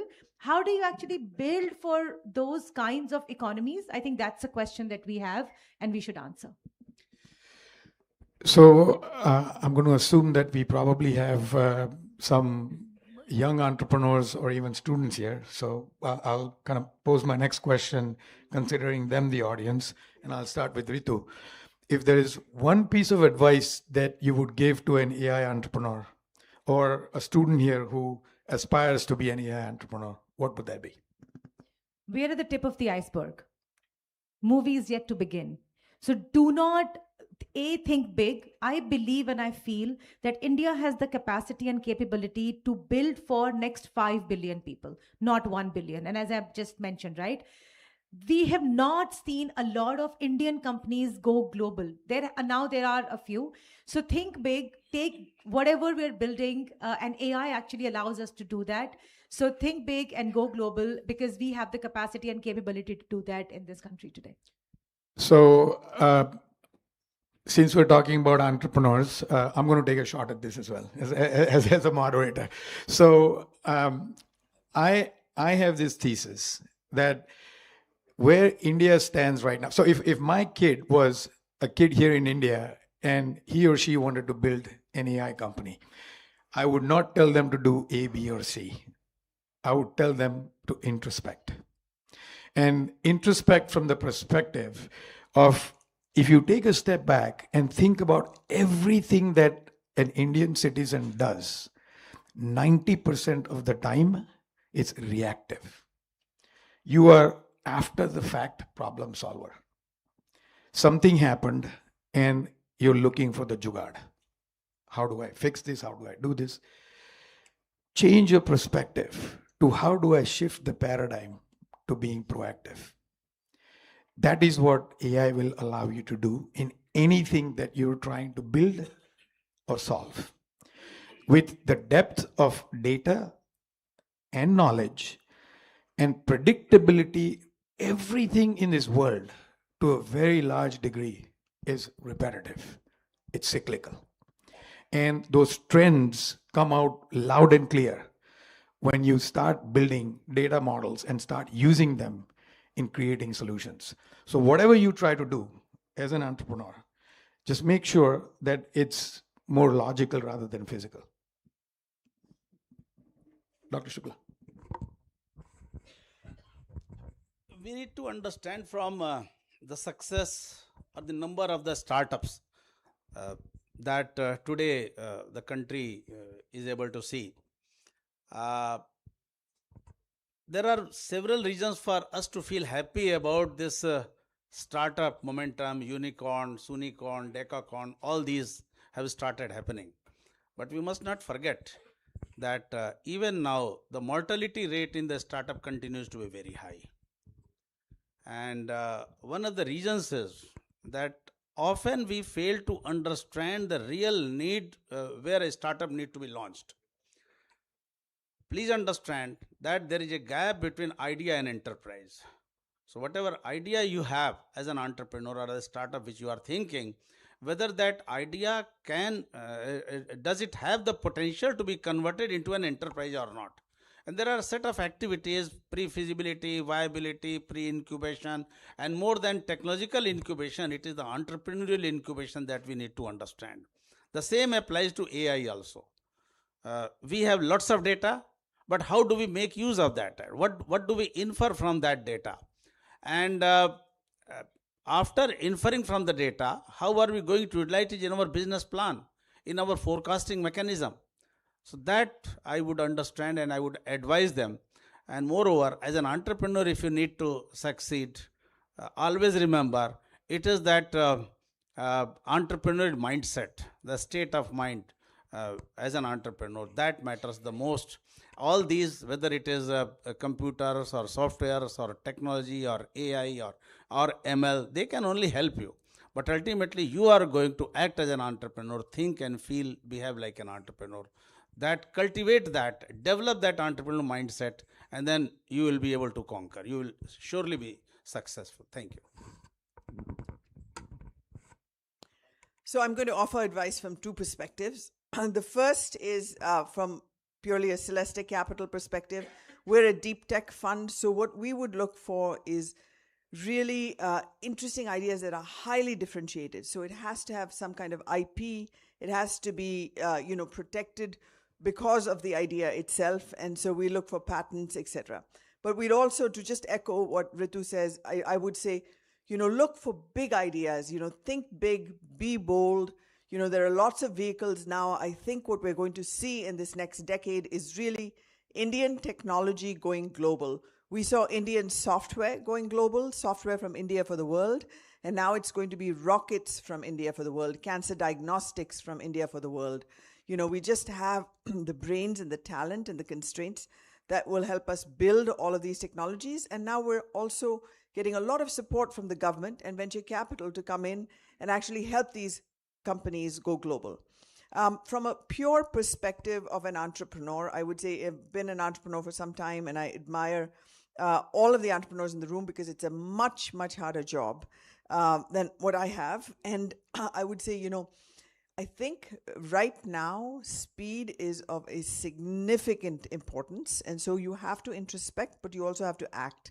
And you have to move incredibly fast in the world, not just Silicon Valley, best minds in the world that have put that database together. We did a similar school at GSV. You can look at something called the GSV Bootcamp. There are videos and information. But if you do Y Combinator, you don't have to do that. GSV, again, it's a repetition. The third piece of information I'd like to give you is look at this book called Build the Fort. It's a very simple book, but I really enjoyed it when I was building my company. And what it allows you to do, it allows you to break down, building of a company into very simple building blocks. And it actually encourages you to take your idea out and to go and socialize your idea and test it very quickly. And that was the whole concept of the lean entrepreneurship model in Silicon Valley. And so you go and you develop a thesis, you build it quickly, you go, and that cycle, more than anything else, more than capital resources these days, more than anything else, it requires courage to go and socialize your idea, and it requires a frame of mind that allows you to keep persisting, because many people are going to tell you that that's a terrible idea. So you have to really have the conviction and the courage to keep talking to a lot of people and pushing it forward. And I'm going to pose the last question to the panel, and after that we'll open the floor up for interaction with the attendees. So one thing that we really are not talking quite extensively in the US is ethics in AI. The power of AI, for as strong as it can be for good, it also can be for evil. So what are your thoughts?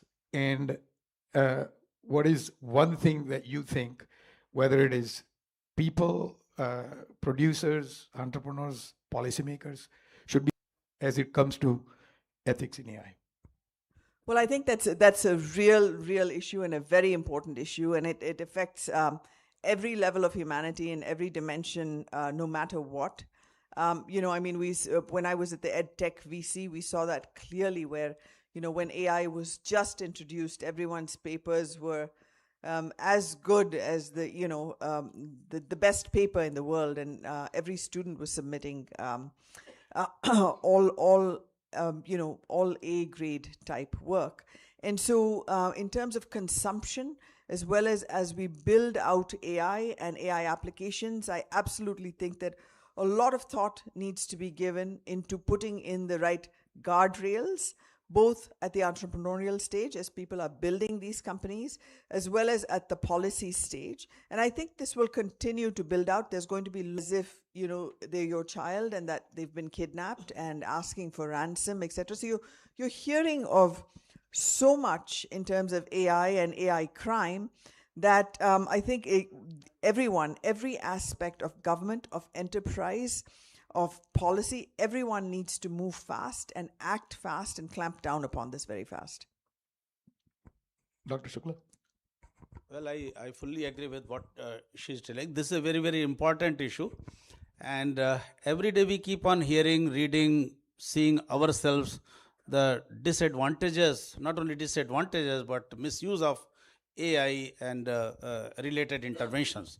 So this ethics in AI is very, very important, and we need to prepare ourselves again from all points of view, whether it is the secrecy of the data, or sharing of the information, or accountability, or governance. In all aspects, we must understand that. And entrepreneurs, those who are having AI-based products, they should take extra precaution so that their products are not misused or misused to the minimum extent.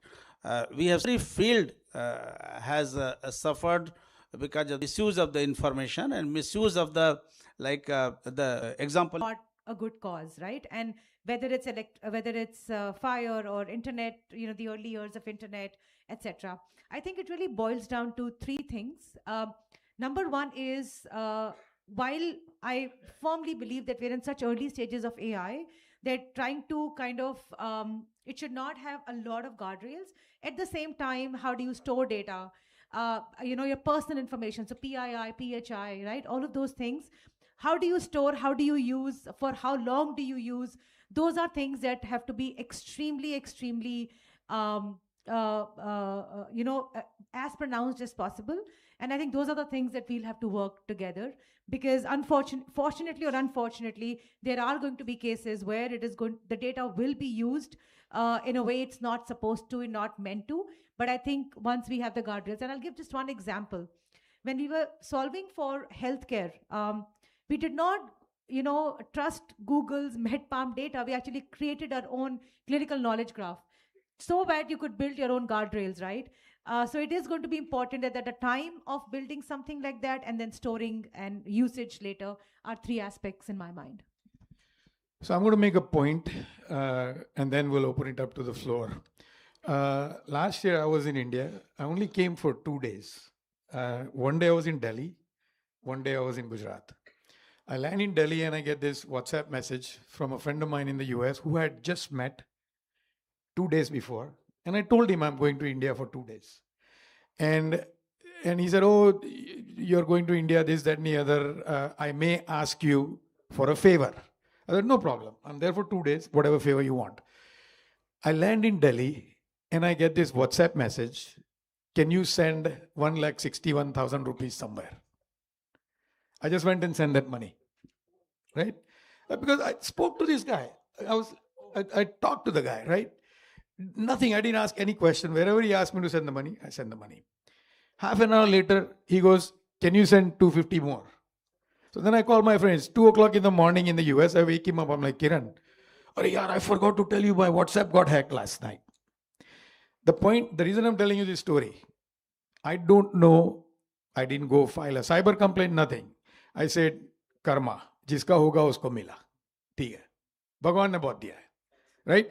But the point I'm trying to make is that man or woman may be a devout religious person, probably will not eat meat, probably will do dashera, right? But they think it's okay to steal money. So as a populace, as a people, until you don't treat AI like religion, like faith, where you feel that if you do something wrong, you'll go to hell, right? It is not going to work in your best interest. So as a people, as a society, as a populace, you must kind of introspect, is right or is this wrong? Whether you're a government employee, you're a bank manager, you're a school teacher, where you are. So that's my 2 cents on ethics in AI. Treat it like how you treat your parents, your grandparents, or how you treat your religion. Then AI will be your friend, otherwise it will be your enemy. With that, we would like to open the floor up for any questions you have. Do we have a microphone to go around? एक microphone. Audience में अगर किसी को question है.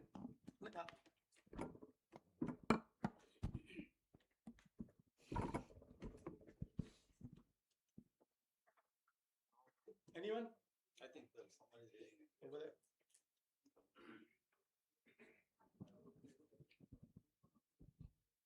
Hello. My question goes out to Anita. Anita, I think you called out about $1 billion should be invested in Indian startups for the next 3 years, right, from Celesta. So if I'm right about it, right? So the question here is I wanted to understand what are the 3 parameters or factors that you look into as an entrepreneur when you go out investing in them. That's one. Second bit is the fact that EdTech was marred with a couple of investments coming from the US in the past, right? So once bitten, twice shy. Does that pattern continue, or do you have other optics looking at Indian startups? Yeah, thank you. Thank you so much for that question. So my comment on 1 billion was Celesta since 2013 has invested about $1.3 billion so far. This new fund of ours is going to end up being about 1,200. We're just closing it, about 1,200 to 1,500 crores. So 125 to 150 million dollars specifically for Indian companies. And so what do we look at? We're a Series A stage investor. We look for technologies that are deep tech in the 3 buckets that I mentioned. One is AI, and so it'll be mostly around infrastructure. We won't do apps and we won't do models because we're really looking for deep IP, right? So we're going to do AI, mostly infrastructure, AI ML. The second bucket we look at is semiconductors and hardware. So in semiconductors, we look for GaN devices, semiconductor power efficiency.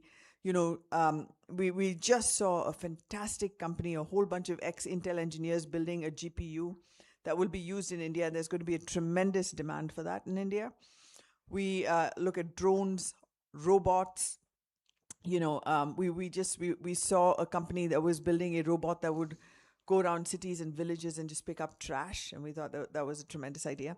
And then the third bucket we look at is bioconvergence, which again, like I said, is the intersection of biology and technology. So diagnostics, other devices that can detect cancer and diseases early.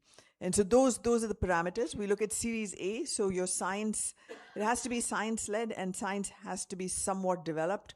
You have to show some kind of commercialization with one, it doesn't have to be a lot of money coming in, but it has to be shown that it works. And so that's basically where we're at. And then to your second question about EdTech, yes, I do. My previous fund was an EdTech fund, and I do believe that EdTech did get a bad rap because of some of the players in the market and because of the lack of discipline. The EdTech venture capitalist is a different type of venture capitalist. They don't look for science so much as they look for business models and for differentiation in business models, and they look very heavily at the entrepreneur that's building it. What kind of competitive advantage do you have as an entrepreneur? How can you show me? So, for example, we funded very early on Alak Pandey and Prateek from PhysicsWala. And why did we fund that, right? Because they had two things that were working for them. One was the fact that they were providing access at very low cost to the IIT JEE exams, right? And they were providing it. And so Alak's story was that he came from a village. He couldn't afford the classes. And so he had to go become a teacher. And then he became a fantastic teacher, and he gave it online for free. And he developed a following of some 10 million really, really, really dedicated students who were very successful in the exam. So he said, let me take that and build a company. So that kind of advantage you have to have, where you come with a huge population of students, you come with a business model that's different, which was very low cost. And so those kind of things people will look at in EdTech. So as an entrepreneur, if you're going out to look for capital, my advice to you would be, find venture capitalists that are investing in your area. It's very painful to go look for capital. We're not an easy bunch to work with because we see thousands of companies. We see thousands, and then we have to filter through it and come up. We have a fiscal fiduciary duty to the people that have given us their money. People have given us their pension dollars. We've got money from SIDBI. We've got money from SBI. We're taking all of this money. So we have a responsibility to invest it very responsibly. And we've said to them, we're going to look at deep tech. We're going to look at this. We're going to look at that. And so we have to try and keep within those lines and lanes. So for you all as entrepreneurs, if you're investing in e-commerce, I'd go to a database and find like the top 50 e-commerce venture capitalists that invest at the stage that you're at, looking for money. And that will narrow down your list, and you go talk to them.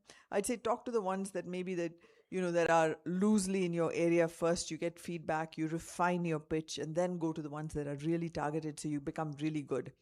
And as an entrepreneur, you also have to be a great salesperson in addition to doing everything. It's a hard job. It's a tough journey, but I think you'll agree that there's nothing like it that will teach you so much in such little time. Any other questions? Yep, back there.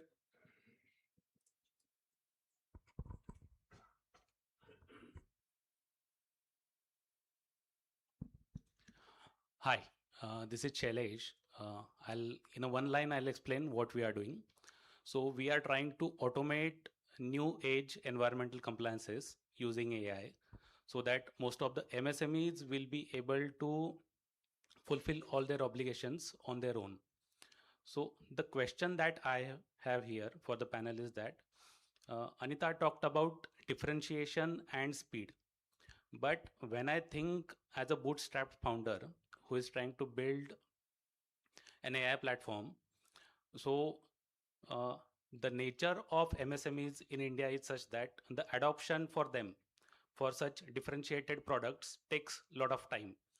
And if I have to move at a speed where my target customer is an MSME company, I find a lot of challenges in getting that speed due to the constraints of funds. So how do we overcome that? Are there any other solutions for that?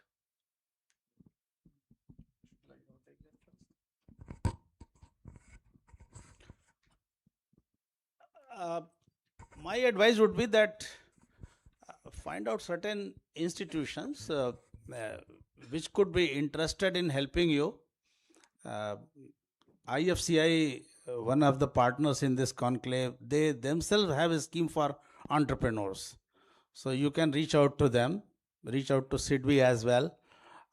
You need to find out what exactly you want to do, what kind of solutions you have for the entrepreneurs, MSME entrepreneurs, and try to convince them with your product. This is what I have seen. We have been working with Gujarat, so the companies we have worked, they also offered certain solutions free of cost based on the ideas that they submitted, what exactly they would like to do, how they would like to go ahead, and they were able to reduce the cost of their investment. So that could also be a possibility. But other than the private sector entrepreneurs, look for government funding as well. Probably you will be able to succeed. Thank you. I can also try and answer that question. It's a very, very hard problem. And, I was an entrepreneur for a short period of time. I tried to build a direct-to-consumer business. And I was early stage, starting from ground zero. And I thought I would have access to capital because I came out of venture capital. And I did have some access initially. But it's still, you have to show the metrics. You have to show that you're advancing. You have to show progress to go get access to more capital. And it's not easy at all, regardless of where you're at. And so if I had to do my company over again, and again, it's not easy. I would say that I would have tried to bootstrap it until I got the model right and until I could show, some kind of inflection. And unfortunately, there's no easy way to do it other than to just do it. And, you just have to deal with not being able to pay your bills on time, not being able to, always being short of money, always being short of time, always being filled with stress. And I think that's the journey of an entrepreneur, especially at that 0 to 1 stage where you're struggling to show product market fit. And hopefully, as you continue to learn and you listen to the market, you really have to listen to the market. You really have to be bold. You really have to keep pushing. You also have to put food on the table for your family, right? And so you have to balance all of those things. But the most important thing is go out there, finesse your product, keep adjusting your product, keep telling people about your product, keep trying to sell it. If they don't buy it, ask them why and keep adjusting it. And hopefully at some point you will hit the product market fit and then it starts taking off, right? And I mean, you hear of so many entrepreneurs. It took like 8-10 years for them to get to a point where they finally found what worked. And then once it starts taking off, unfortunately, then the access to capital becomes a lot easier. But also look for all the grants, all the government funding. There's so much that the government is doing these days to promote AI and deep tech, loan programs and grant programs, etc. You stole all my words. So, I'm an entrepreneur myself and have been living the journey that, Anita just shared. Obviously, it is going to be an iterative process, right? So speed of iteration in my mind is something that has worked for us, right? So okay, not working, okay, it's not working, okay. So that way, at least we know, okay, these 80 things will not work, hopefully other two. Other piece is that a lot of large companies give a lot of grants for compute, etc. I'm hoping you've already exhausted some of those. If not, that's another place you can go because we did that, right? But it is hard. So yeah, that's what I would say. So the central government specifically has go-to-market grants, right? That I'm to your specific question was your challenge was a go-to-market challenge. Representatives from iCreate are here. Siddharth is here. Avinash is here. You can talk to them. I know we do it at iCreate, And I'm not the boots on the ground, so I don't know whether that grant is available to everybody or is it a Gujarat-centric grant. But the ticket is smaller. It's a 50 lakh ticket, if I'm not wrong. But if you are bootstrapped, 50 lakh is not a small amount, right? And it's a grant. I know there are usage certificates that you have to provide. What efforts did you put for your go-to-market strategy and stuff? But like you heard from the other panelists, there's ample money out there. Sometimes you have to chase it before you get venture money or institutional money. I think you should kind of tap into these other avenues that the government has created for you, and kind of get your footing. Just like Anita said, just by the time you go to the money guys, they're seeing thousands of you. So you got to be top of your game. Otherwise, you're just going to get pushed aside. Any other questions? Back over there.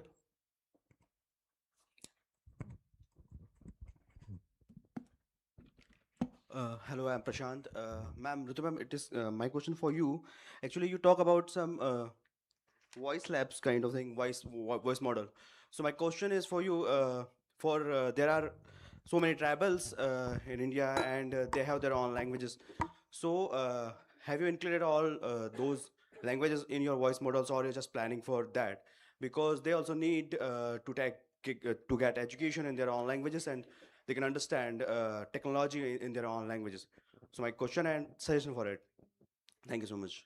Thanks.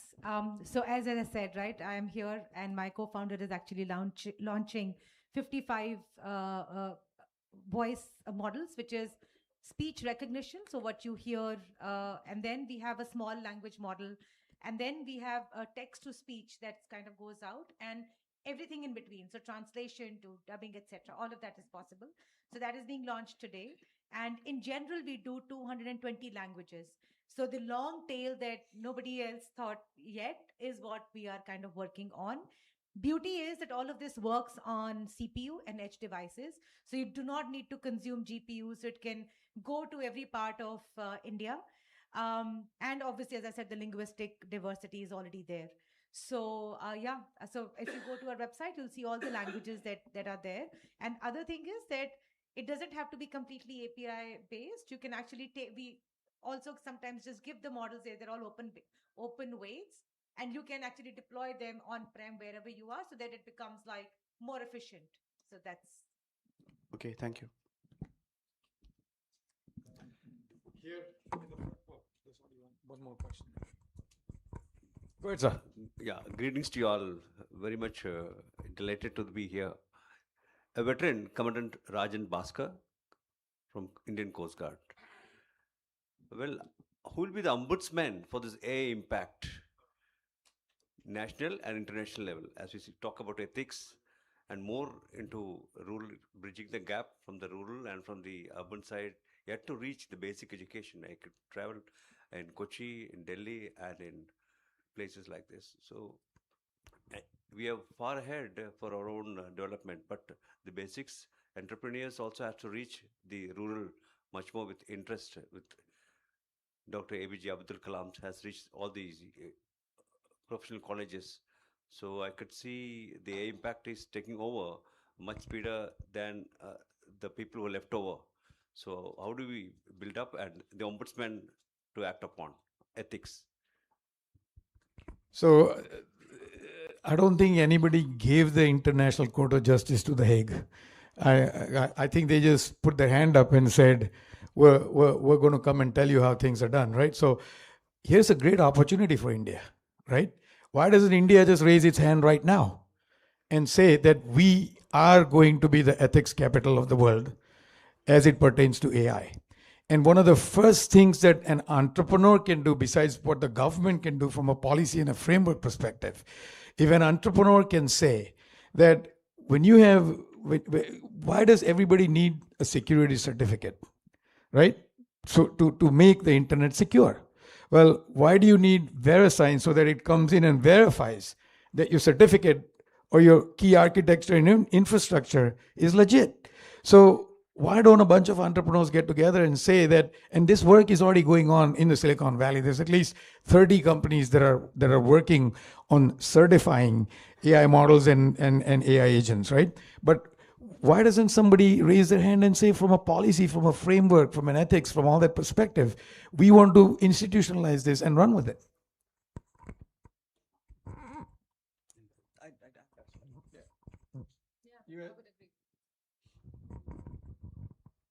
Or somebody else will, right? I think the lady had a question here.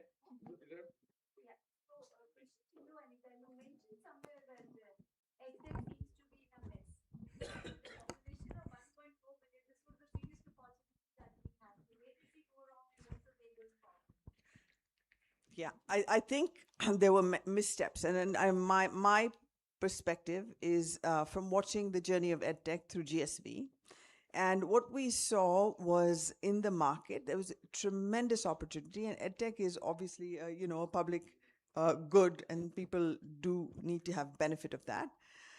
What we saw from startups was the taking of that opportunity in some ways, not treating it appropriately and respectfully in delivering it to the constituents. So I think we saw too much aggressiveness in selling these products, basically not clearly stating what was being sold to the constituents and how these products could actually impact the children at the end of the day. And so I think that the industry as a whole got tarnished as a reputation because of a few bad players, right?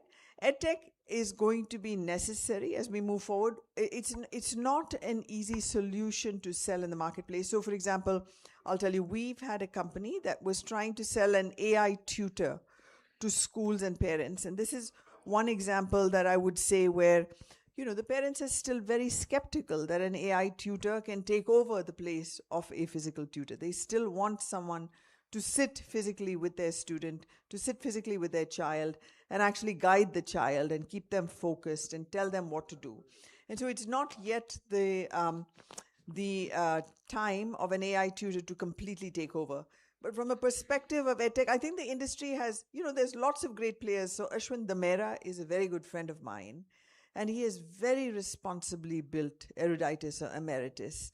And, everything that was delivered was everything that was promised was what was delivered. There was no aggression in terms of selling to its end constituents. The courses were described adequately. The fees were correctly, described.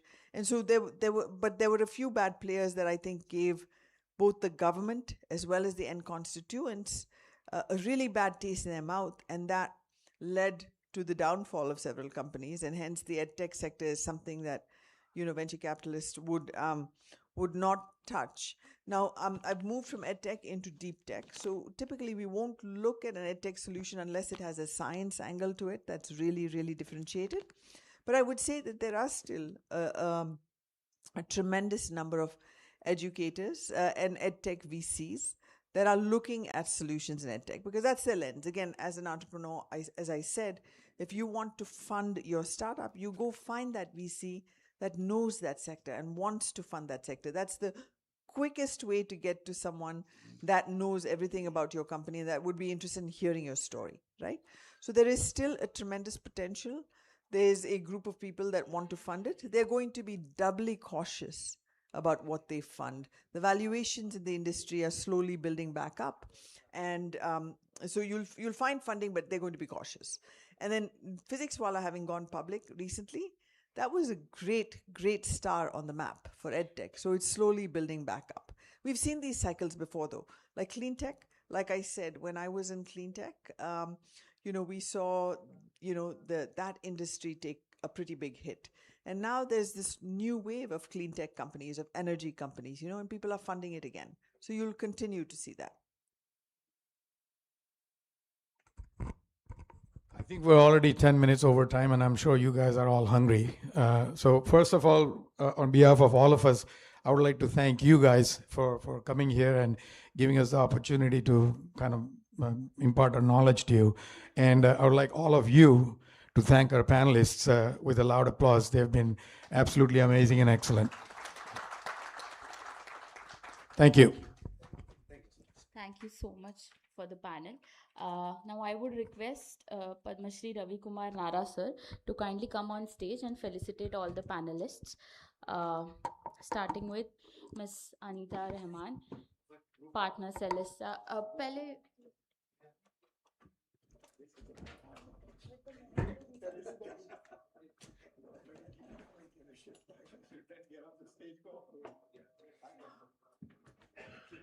This is Anita Rahman, partner Celesta Capital. Ms. Ritu Mehrotra, founder and CEO, Shunya Labs.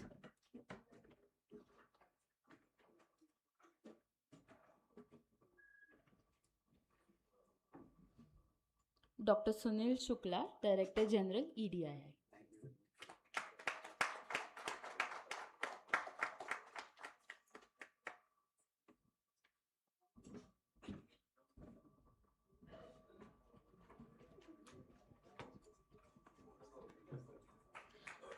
And I would also request sir to kindly felicitate our moderator, Mr. Parag Amin, Chief Mentor, iCreate.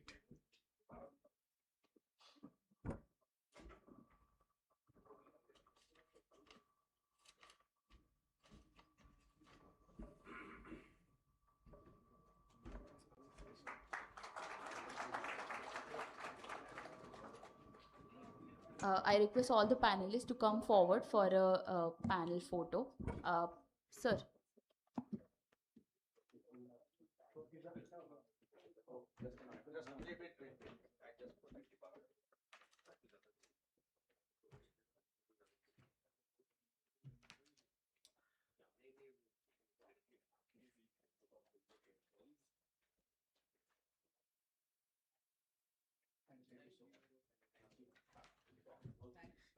Thank you so much.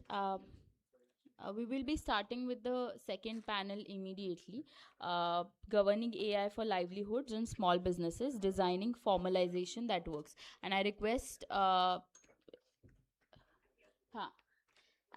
request next host to take over, please.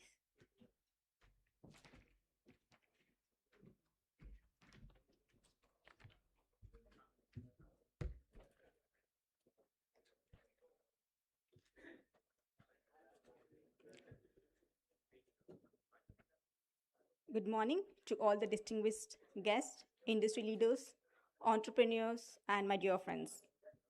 It gives me immense pleasure to welcome you to this important session, Governing AI for Livelihood and Small Businesses. We all know the future is AI. Artificial intelligence is reshaping industries, markets, and governance systems of an unprecedented pace. However, the question before us today is, how do we ensure that AI empowers small businesses? How do we design formalization frameworks that are simple, inclusive, and livelihood focused? As we all know, small enterprises are the backbone of our economy. This discussion is not just about technology, it's about dignity, opportunity, and inclusivity. To deliberate this crucial theme, we are privileged to have with us eminent panel of leaders from finance, innovation, industry, and entrepreneurship.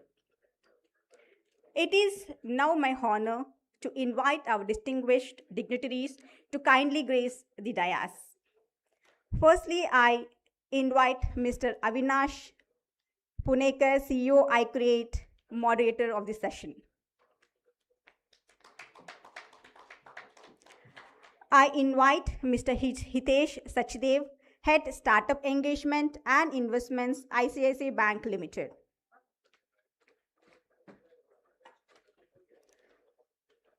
I invite Mr. Nipun Mehrotra, Co-founder, Chief Executive Officer, the Agri Collaboratory. I invite Mr. Rishi Bal, Executive Vice President, Bharat. I invite Mr. Anjul Katera, Chairman, CEO, Central Business Solutions. And finally, I kindly invite Padma Shri Ravi Kumar Narra, National President, Dicky, to kindly grace the dais.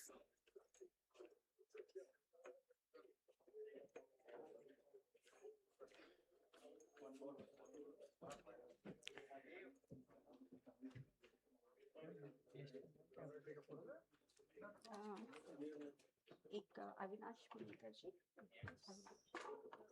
और हितेश सचदेव, निपुण मल्होत्रा, ऋषि बाल, Anjul Kathare, Padmashri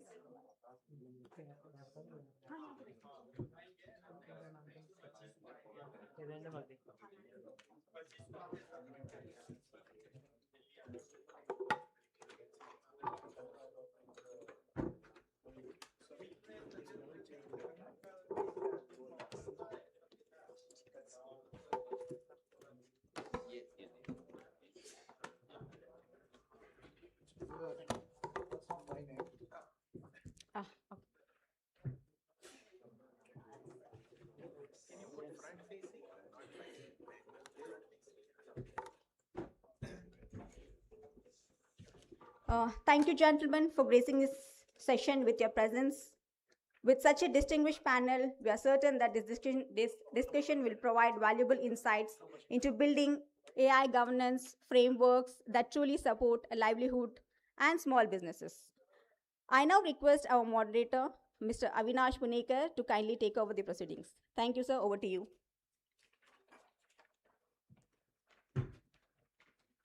Thank you.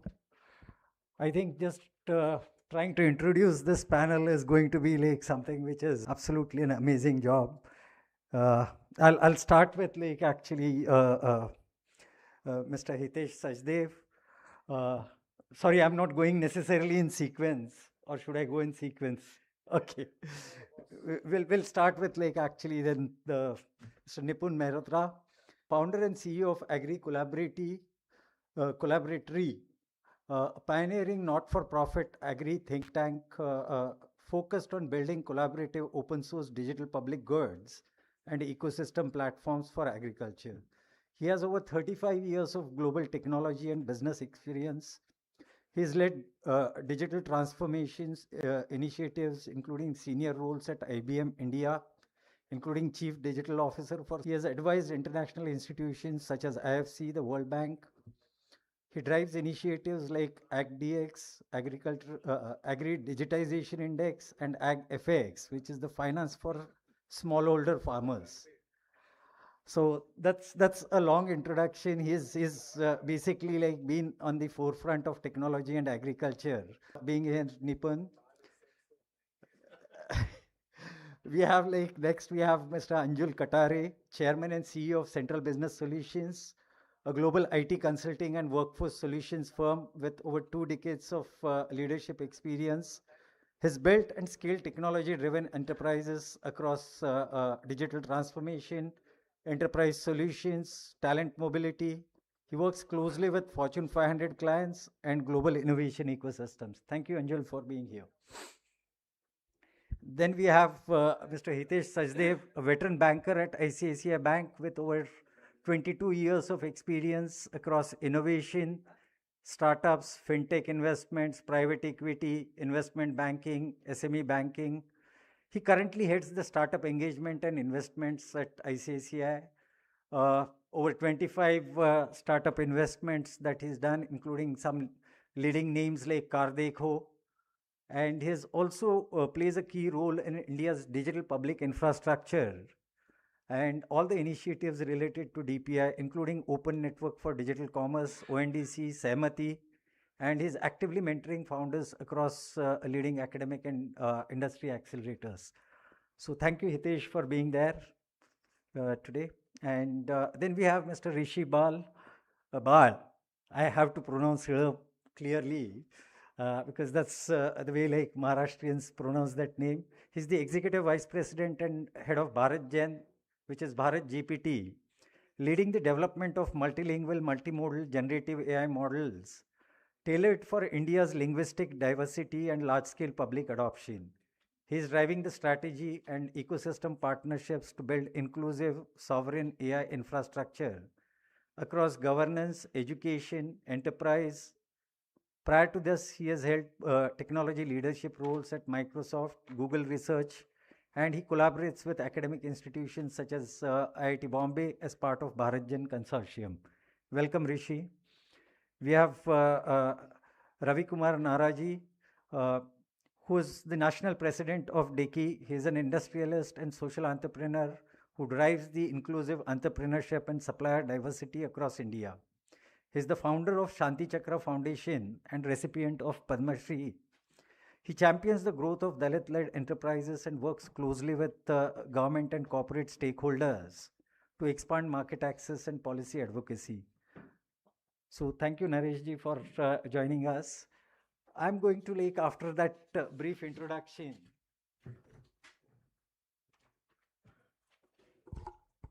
we are probably going to have a more open-ended conversations, and in between, we absolutely have no constraints on taking questions from the audience as part of this conversation.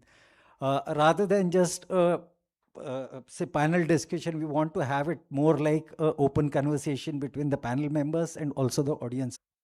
Yeah. So, first let me talk about AI. While AI, in its new avatar, which is generative AI, while we are using AI, traditional AI, machine learning, and other algorithmic techniques for quite few many years, but now we have new avatar of AI, which is generative AI.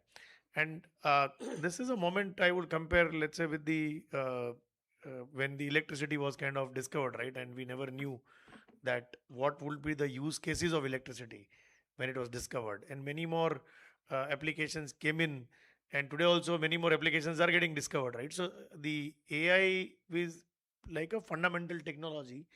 On top of it, many more innovations will happen, right?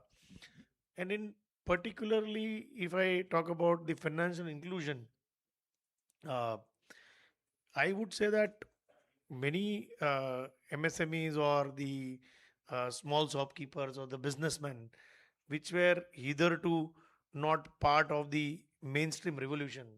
So, uh, in terms of credit, today we are able to make them as a part of the mainstream financial inclusion by way of doing the assessment of those MSMEs by using alternate data.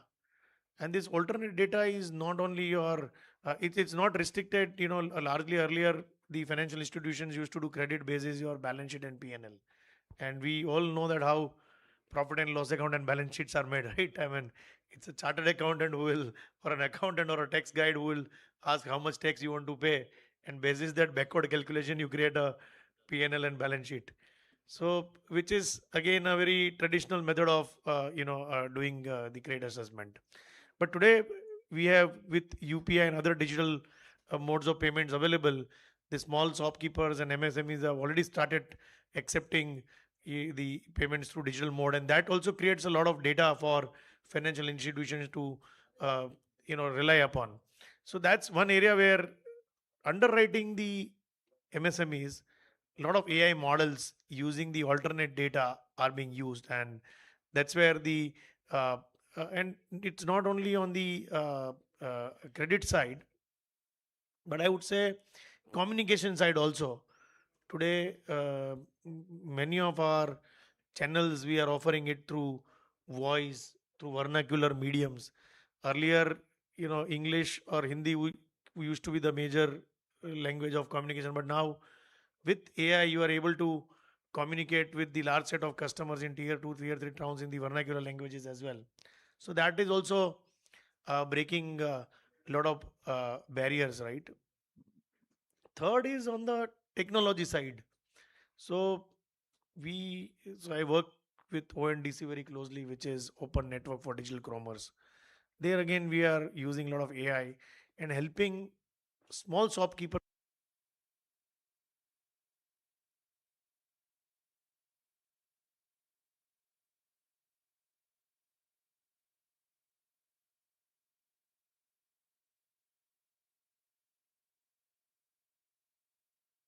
digital revolution. So we are helping them to organize their catalogs, helping them to boost their online presence, and which is at a very, very marginal cost, right? Because again, the technology is made available almost free. So that's another area where the MSMEs can actually take advantage of it and be part of the mainstream digital revolution. So these are the couple of areas where large part of the impact is getting created through using AI and other multiple technologies in combination with AI. I think Mr. Nara might want to actually add in few more points about this with his experience and past actually role in getting inclusion for businesses, smaller businesses. Today, in the inaugural session, Mr. Milind Kamble raised one important point.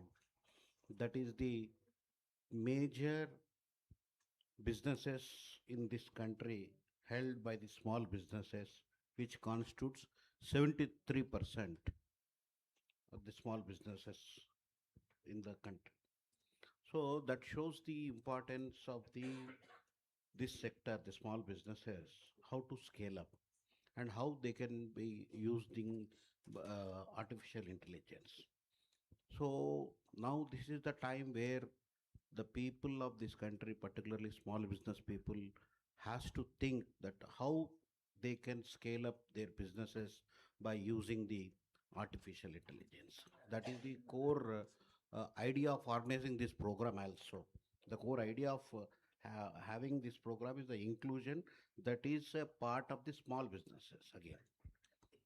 Because most of the women or SC, ST communities, they are owning small businesses. So for these small businesses, how they can make use of the AI, and at the same time how the Indian industry and the government, whether it is a state government or the government of India, can make people aware about the using the artificial intelligence for their growth, and ultimately it will contribute to the nation's growth. So this is the core idea. So I feel that this information, the utilization of the artificial intelligence shall reach to the rural areas, and we need to take the massive programs to make understand the smaller businesses which they are doing. That means the most focused training awareness programs have to be organized in this country to adopt the AI for their growth. Yeah, I would like to add something. So coming from a kind of small business background, I mean, I built the company pretty much from scratch. So here we are at a very interesting, situation, or in the whole era, basically, right? Everything is looking disruptive, and especially when small businesses, they are looking at AI. The initial reaction to most of them, oh my God, what is this? This is something, another new thing that they need to now embrace or, figure out what to do. So for a small business, which is like very cost conscious, the most critical thing for small businesses, one is internal operation, how to optimize their overall internal operation, and how to scale their external operation. When I say external operation, it could be sales, it could be marketing, it could be any aspect where they want to basically sell their products and services. Internal operation, their cost and things of that nature. So now think of AI out there as tools, right, which can really optimize their internal operations, right? So one thing that is required, and especially from a governing perspective, that if and that's where Bharat Gen can actually be a vital player to build certain set of tools which could be useful for a specific industry, and those tools or those AI tools can be then trained to the internal to the employees for internal operations, so that they can perform optimally, the cost can be optimized, and that's where the value add for small businesses. Again, coming back to the external, right, like what all tools are there, what all solutions are there that can be utilized by small businesses. and so that they can perform optimally. Now things are changing. Things are drastically changing, and I'm coming from an innovation hub of Silicon Valley to bring it to you guys that no longer now the big corporations no longer are looking at big companies in India to deliver the solution. So what I'm trying to say is, like, let's say, so I have a customer called Broadcom, which is probably like, one of the largest companies in the world, and we are the vendor to them. We are the vendor to them because we have certain solution, right, which maybe some of the bigger competitors of ours are not able to deliver.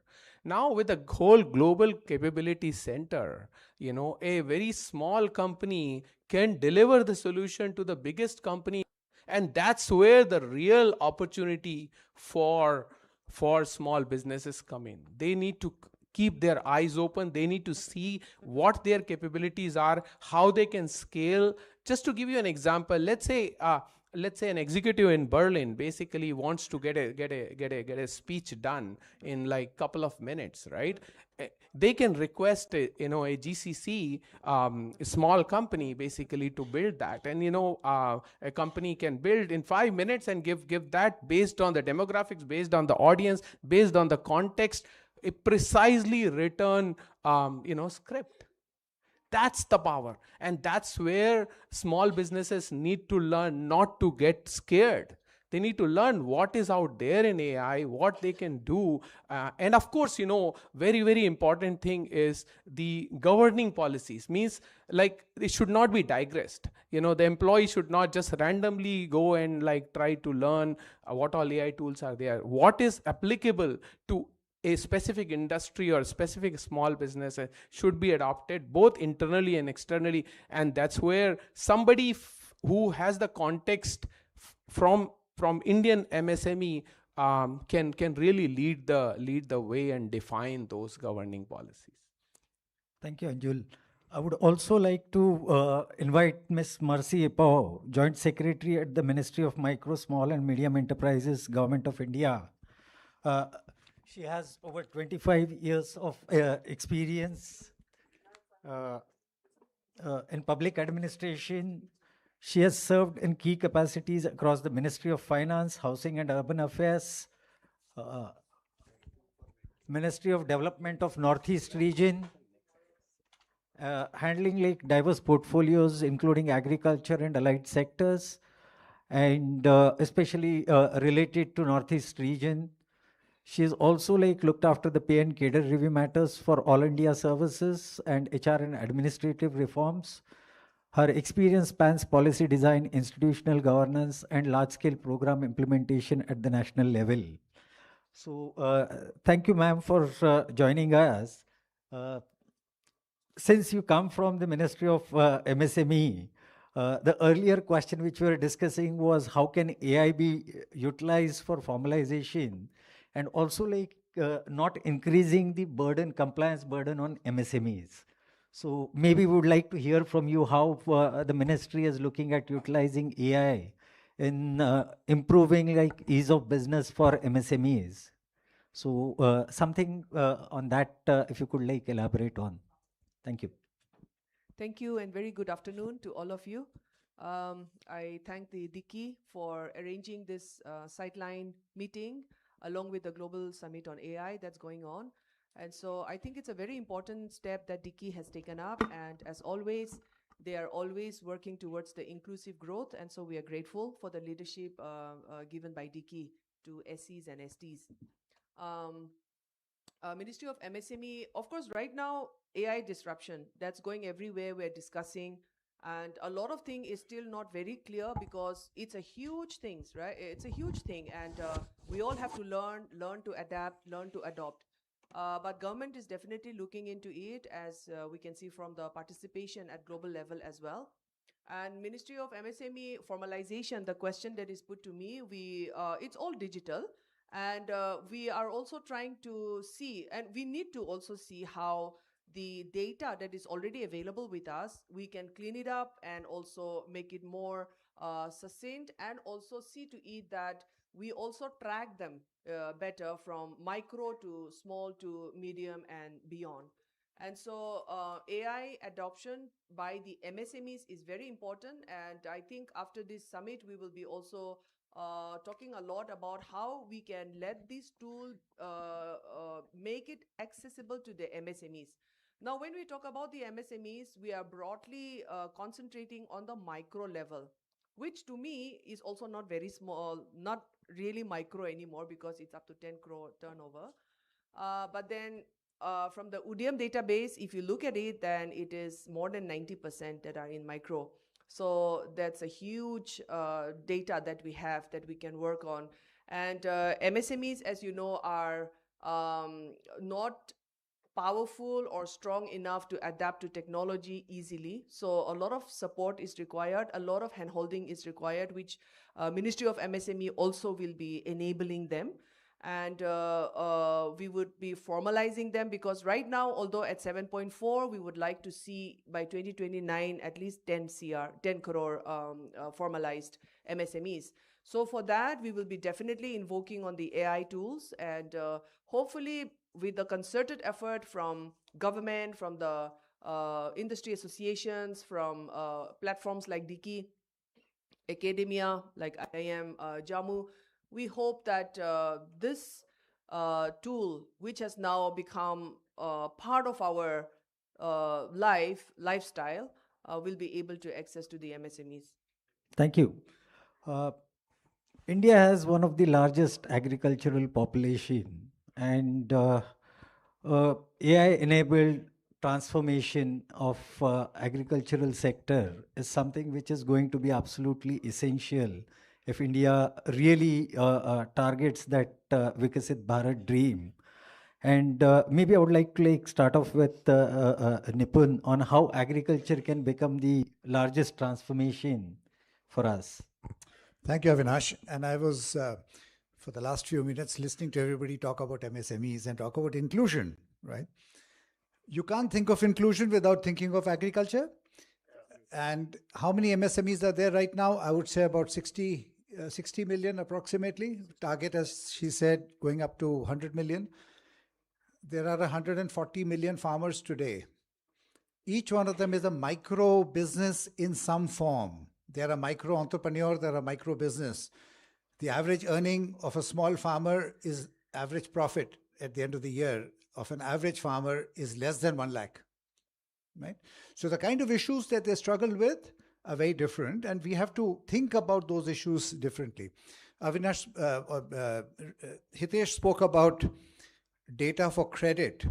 I would say a Pani Puri seller in Delhi has more data about themselves than a farmer because they're using UPI probably 20 times in a day, right, etc. So farmers typically operate in an opaque manner. There's no data. There's a vacuum. There's a data vacuum around them. You have to look at data, indirect data sets, which are not coming from the farmer, but which are coming from activities around the farmer that could be leveraged for AI, right? But let's put things in perspective. AI in agriculture has one of the biggest potentials that exist. And by the way, every sector. So agriculture and finance is a huge potential of its own. We estimate $300 billion of informal finance can be formalized every year. When you intersect agriculture with logistics or warehousing or every other activity that you can imagine. But why does the technology penetration, I'm not talking about AI only, but I'm talking about technology penetration in agri is fairly low. The total agri-techs last year were about $10 billion in agriculture. That's a pittance compared to a sector which is $600 billion. People estimate that the amount of AI used in that sector in agriculture is less than $500 million at this point in time, right? Yeah, the potential is there. But the question is, why is digitalization, why is the use of technology so low? And I think the answer lies in 3 points, and I'll make those 3 points and we'll talk about what can be done as we go forward, maybe in the next question or something. But There are three perspectives from the farmer. A, you do not know me. You do not really know me. You think you know me, but you really have no information about me. So therefore, you really don't know what my needs are, what my farm needs, what is my soil health about. Second, you don't meet me. Pure digital solutions don't work for farmers. They need a person who can guide them, who can support them, leveraging technology as well. And the third is that when I need you, you're not there. At the end of the crop cycle, if something goes wrong and I'm looking for somebody, the person who gave me the advice 6 months earlier is vanished. Right. So how do we solve some of these issues? And I think AI has a tremendous potential to come together, because the fundamental barrier in agriculture is trust. The farmer doesn't trust technology. The farmer doesn't trust people around him or her.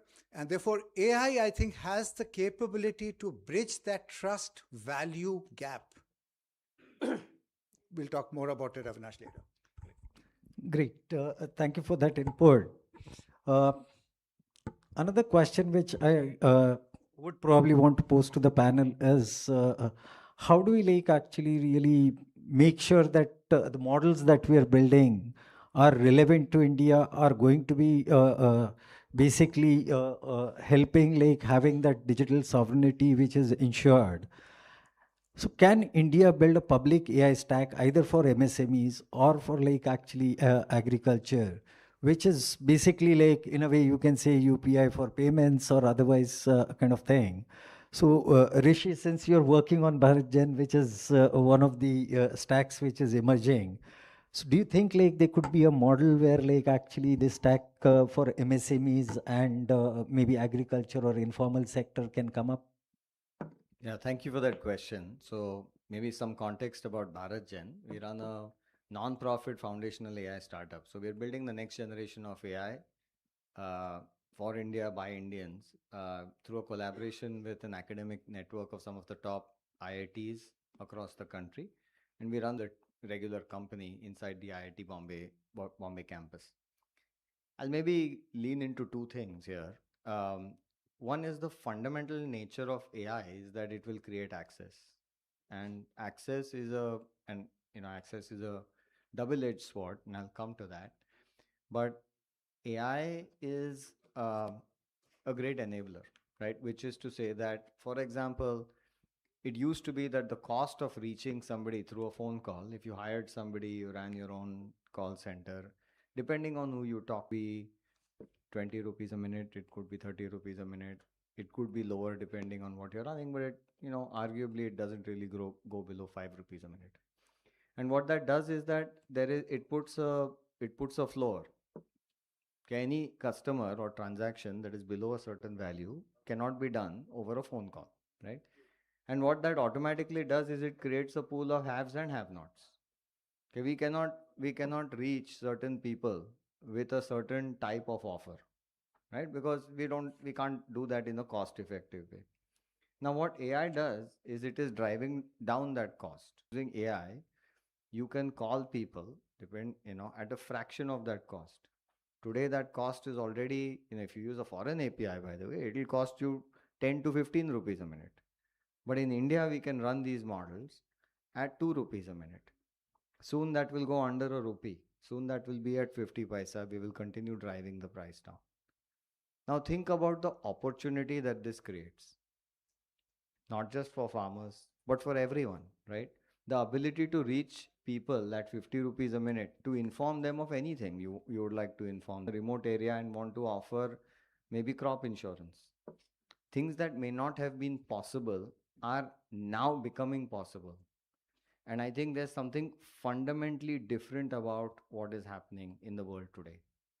And it certainly gives us a pause, and I won't use, we can discuss this across voice and other modalities, but the broad trend you have to understand here is that the cost of access is dropping, and fundamentally people are going to operate their businesses differently.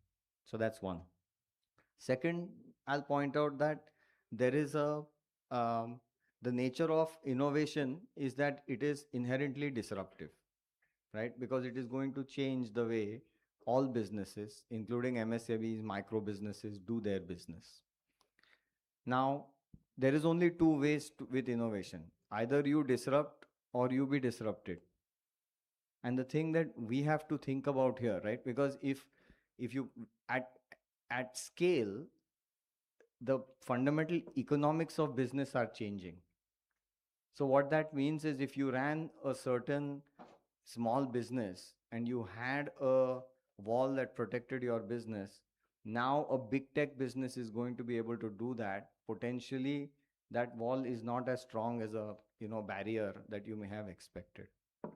So it's very important for us to think about these micro businesses, these MSMEs, and think about how to give them the tools so that they are not the ones being disrupted, but they are the ones that have an opportunity to disrupt the larger companies.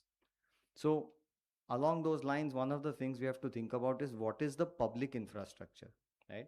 Large companies are going to be able to build a lot of these AI tools by themselves. They can afford to do it. They are operating at a different level of scale. We have to think about how to empower everyone else, right? What do the digital rails or AI rails look like? How can we provide these AI tools fine-tuned for different domains in ways that are fundamentally a lower level of cost than they could ever be able to access by themselves, right? Because when you do that, I think you will unleash the next level of innovation. So I would say models, digital rails, inference, all of that plus training, so that people can understand how to now innovate in their own businesses on top of that. All of that is necessary. A number of actually people who are there in the audience today have the background, especially a number of them have been part of the MSMEs or have been there actually working closely with the sections of society which probably are going to be impacted with the transformation which is likely to happen. So I'm probably going to leave it open to the audience to ask the questions, specific questions. How does the formalization work? What can be done? What can probably be actually suggested, recommended either to the teams which are developing the technology and the stacks, to the people who are financing actually both the AI and also actually the MSME or the farmers around or the informal sector. So any questions related to that you can pose to the panel, and I'm quite sure these gentlemen and lady could actually answer those questions. So any questions from the thing?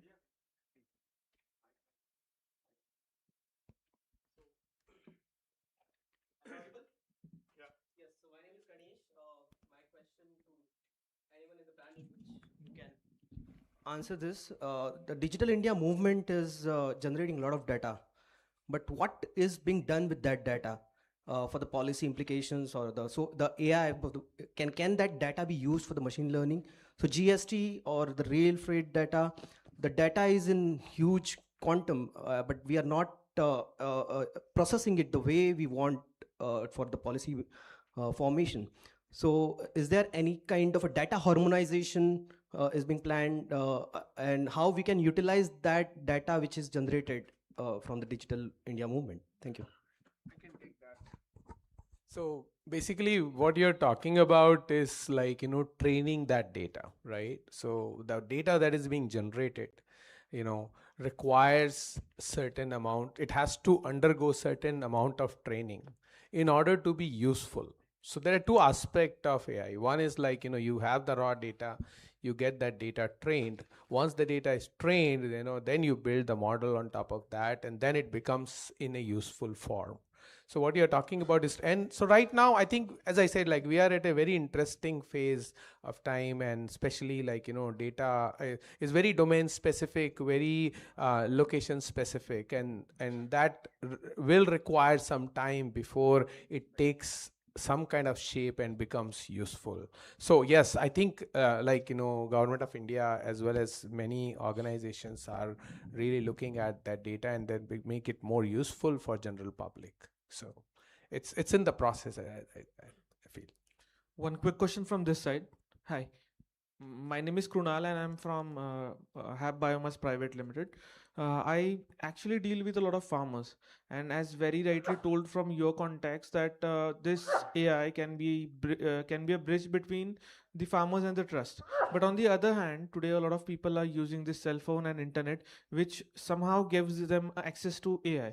But the problem here comes when the data or the problems like hallucination actually affects the trust factor. How do you think the problems like hallucination or wrong data or misuse of the data can actually happen here? Yeah.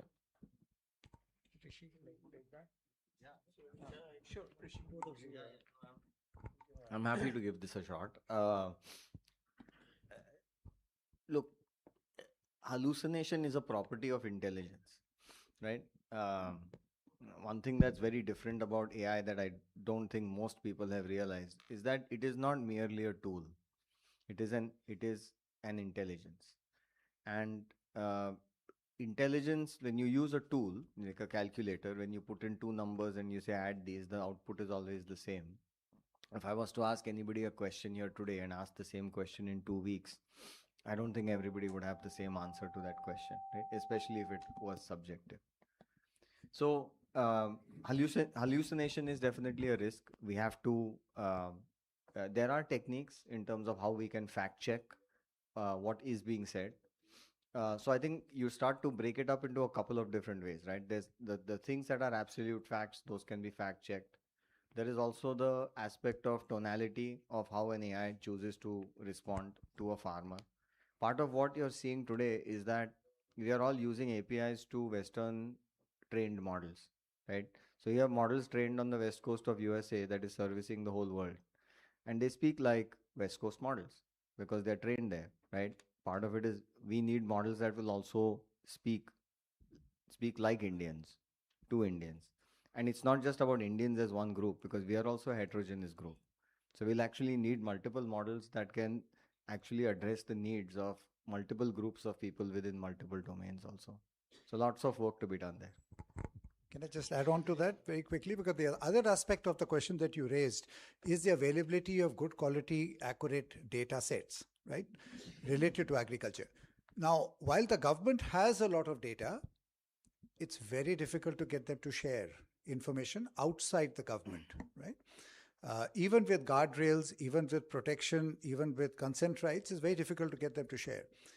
But at the same time, private sector has a lot of information as well. So as I said in my opening remarks, there is very little data that the farmer is going to provide by themselves. So we'll have to look for data sets that are around the farmer, maybe satellite-based, maybe precision farming, maybe coming from the government sources, coming from data registries, etc. But what we fundamentally need is a better mechanism of data sharing, data exchanges that allow data to be used without violating confidentiality, without violating business interests between the private sector, first of all, within the private sector, and then between the private sector and the government, right? Because that data sets combined together is our only hope of getting AI to be effective for agriculture. Just to add to that, and again, like, Mr. Malhotra, who's an expert in the agri business, but overall, from a human perspective, especially for farmers, one thing that is there, like, there are two aspects, right? The first aspect is the finance aspect, to have the money to basically, invest in the farm, and, and the second aspect is the yield, right? Okay. So what AI can do is help first on the finance side, right? And the other is the yield side, right? Given, like, just to give an example, I don't know if many people know about a company called Monsanto, right? They came up with like this GMO seed where you give the seed to the farmer and they will guarantee the yield, but again, that's a GMO, right? What AI can do? The AI can help, and once, of course, the trust is built, is create a path to create that level of yield without being a GMO seed. So regular seed, what parameters or what environment basically can come into the picture to build or create that kind of yield which Monsanto seed can create without GMO? That could be revolutionary. So those are some of the things which I think AI can really help farmer. And Mr. Marota, you can correct me if I'm wrong. And that's where the trust can be built. Great, thank you. Maybe like while we please go ahead. Yeah, my question is addressed to Mr. Mercy ma'am, right? So I'm actually building upon what Mr. Anuj sir called out in the earlier part, that we should equip with modern AI tools. The fact that there's a recent Forbes article which says that we are in times where a single person can build $1 billion startup with modern AI tools. And there are about 7.5 crore MSMEs. So what institutionalized policies are you taking up in order to empanel or ensure that our MSME leaders are getting new modern AI tools, or they are learning new modern AI tools? Yeah, thank you for the question. I think what we are looking at right now is, with the disruption of AI coming in, the first step that we should take up is awareness, creating awareness, because MSMEs may take longer to understand and adopt because they are small, they are micro. And so creating awareness, and as the earlier speaker has also said, I think capacity building to adapt and also adapt. So some of these things will have to be taken up in a big way by Ministry of MSME. Startup as such is a DPIAT subject, but all the startups until they reach 500 crore are again MSMEs. So we do not have a startup program as such specific for the MSMEs. But I think in the AI field adoption, I think it's here to stay, and it's getting bigger, as everyone has been mentioning. So we will have to do a lot of awareness building and also capacity building and reskilling in order to adapt to the AI tools that are available. Maybe any other speaker can also add if you think.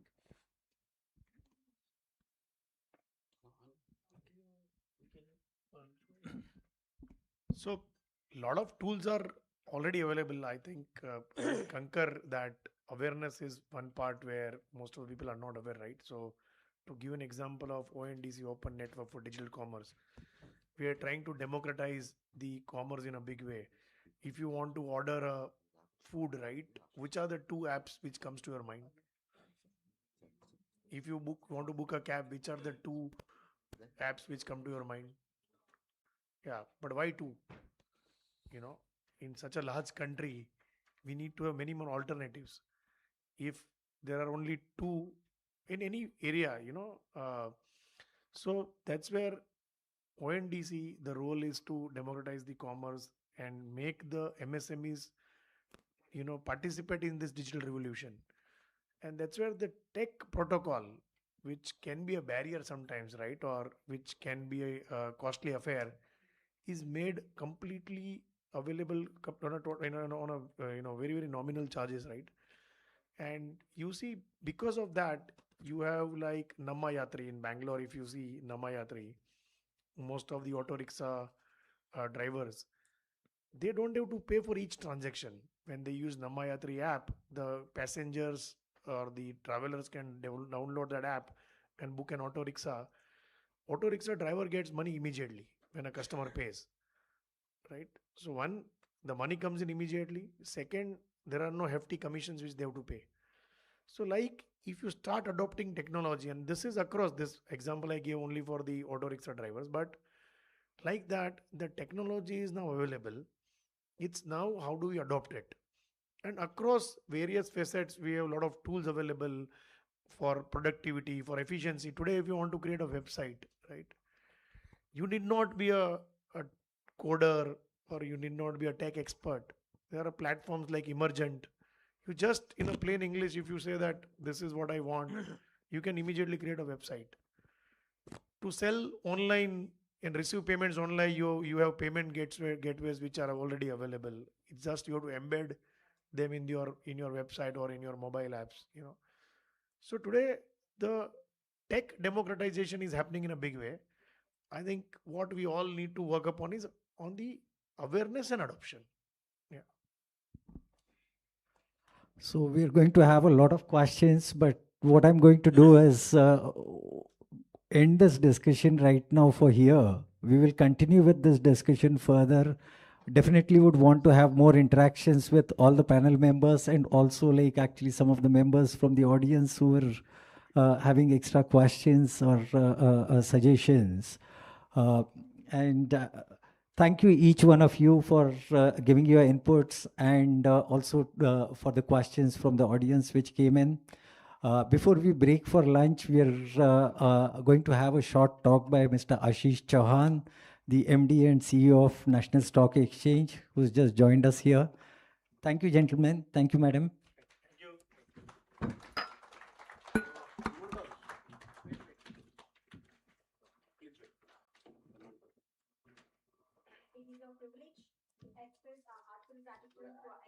Panelists for joining us today. As a token of appreciation, may I request our Honorable Founder Chairman Padma Shri Milind Kambleji to please present the mementos to Mercy Epau, Joint Secretary, Ministry of MSME.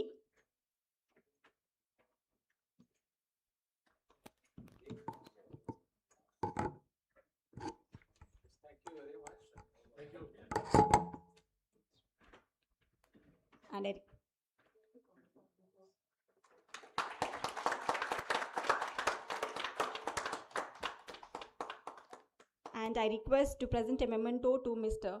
Hitesh Sachdevji.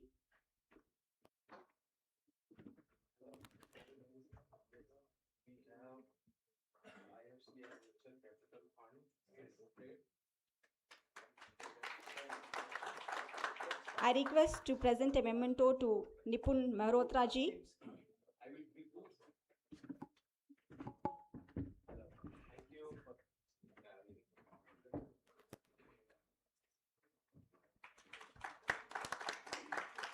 I request to present a memento to Rishi Balji.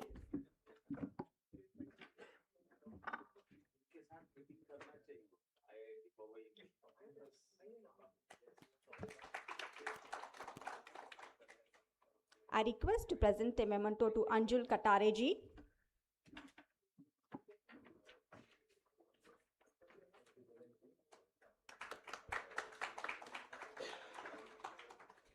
Thank you all.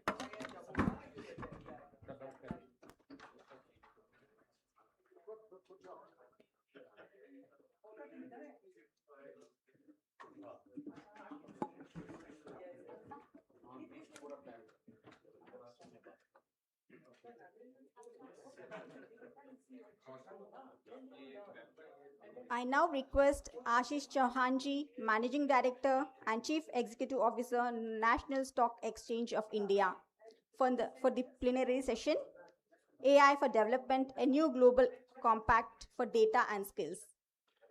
Please join us on the dais, sir. And I also request our Founder Chairman, Padma Shri Milind Kambleji, to please join us on the dais.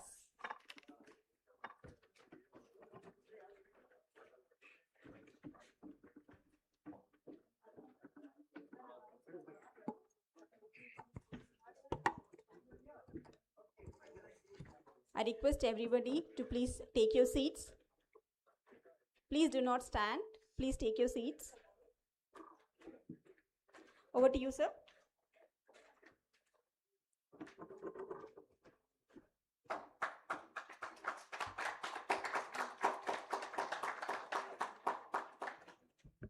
Shri Milind Kamble, Shri Ravi Nara, Shri Avinash Punekar. Friends, it's a pleasure and honor to be in front of you. The question before us is not whether AI will transform the world, which is already underway, but whether the transformation will be equitable, human-centric, and aligned with long-term social progress. And let me tell you a few stories so that you understand where India has a role to play. It's always felt that India, at least we have been made to believe that India kind of missed the bus in developing the inference models, and somewhere along the line, other countries have taken a march. But if you look back in early 90s, the world required a lot of IT professionals, and India had not invented Unix, nor computer chips, nor the relational databases.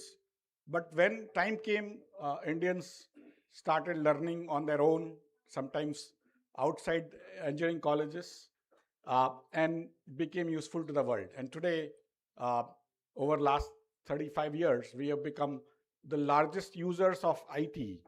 That time also, there was a talk about how will we make our population, which is reasonably poor in those days, how do we kind of include them in the new normal that is coming of information technology. And I recall at IIT Bombay, we had made many experiments, including with Carnegie Mellon of that $100 notebook, which IIT Bombay was sort of trying to implement. And so today, I'm delighted IIT Bombay is also part of the Bharat Gen, leading that from the front. But broadly, the democratization of technology that took place over the last 25, 30 years has been phenomenal. And the technology cycles have been able to actually reduce the time from when it starts, where it's very costly, to coming to the hands of the masses at the lowest level in a very low cost environment at a very high utility level is now the time taken is shrinking. So what used to take 40 years in, say, computers is now taking probably 3-5 years. And that's where I think Indians, because of the demographics, we are the youngest large country in the world, but also very technology adaptive, very technology oriented. And that is where my hypothesis comes from, that going forward, Indians are going to be the largest users of the AI, the way they became the largest users of information technology. I was talking to somebody in the morning today that during COVID, when the world went into lockdowns, India actually was the first country fully to lock down compared to even China, which had locked down only one province of theirs. But India locked down itself fully. At the same time, India managed itself well in every aspect, including food movement and the vaccine creation and everything else. But it actually managed the world well, because the world's back office is here. We manage not only our hospitals, but we manage the hospitals of the world. We did not manage only our organized or unorganized retail sector. We managed the retail sector of the world. We did not manage only our stock exchanges and banks from remotely sitting in India, but we actually manage the banking system of the world. And similarly about telecom and wherever, whichever companies, whichever countries worked well, Indians work 24/7 by 365 across nooks and corners to ensure that the world continues to run. And I think that is where the world has got that confidence that Indians will continue to service the world sitting in India. Now we don't have to go physically through the telecom lines. We are able to service the world. And that is what, for me, the AI would also come into play, because it's in a way, play on the earlier technologies that got developed. And last 30 years, we have been able to sort of imbibe that inherently in our, not only in our engineers, but the nooks and corners of society, our public digital infrastructure, which started with NSE, that was set up in 92, but started operating in 94. Today is one of the largest IT systems of its type in the world. It does provide you response time currently in microseconds. Next month onwards, it will start giving you response time in nanoseconds. 1 second has a million microseconds and a billion nanoseconds. And on a good day, we get 20 billion orders in 6 hours, which is almost 50% of all orders in all stock exchanges put together in the world. On a good day, we get 300 million trades, which is again 50% of all trades in the world in all stock exchanges put together. So India, and per transaction, our value is somewhere close to $100, vis-a-vis probably 10, 20, 30 times larger in other countries. So we are able to reach out. Today, NSE supports directly 127 million unique people across nooks and corners of India. India has 19,300 plus pin codes. We have investors residing in all pin codes of India except 28 pin codes, from the heights of Ladakh to Andaman Nicobar, to Dwarka in Gujarat, to Arunachal Pradesh on the eastern most corner. Now 127 million Indians participate in stock markets using their mobiles. And that's where, for me, the entire journey of technology is going to be played out. I mean, I have now got a fundamental belief that the world progresses via technology. The new wealth gets created by technology. And it's not the technology that somebody invents. You don't have to invent the technology. You can still adapt. And that's where India was pioneer 2000 years back in surgery, in metallurgy, in mathematics, and many other areas. But other people learned, they developed, they adapted.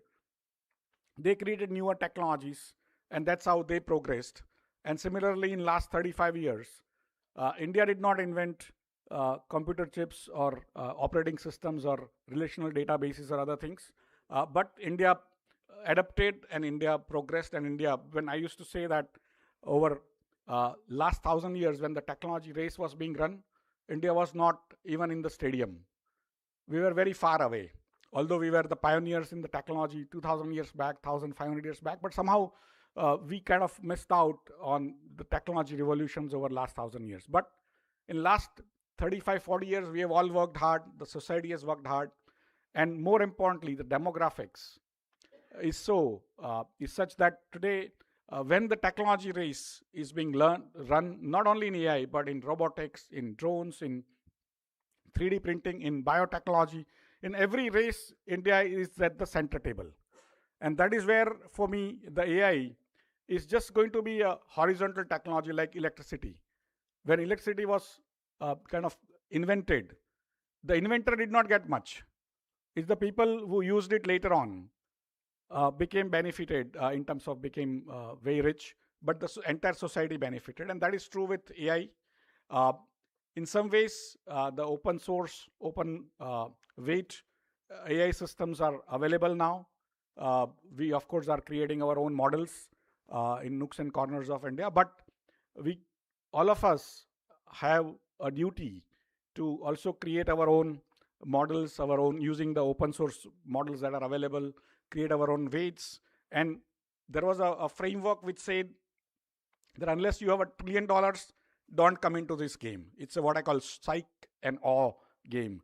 That we will win this game, don't come because we already won. And for me, that's not going to work out, because somewhere on the line now, you required a huge amount of compute, huge cost on training those models, and then ways to use that.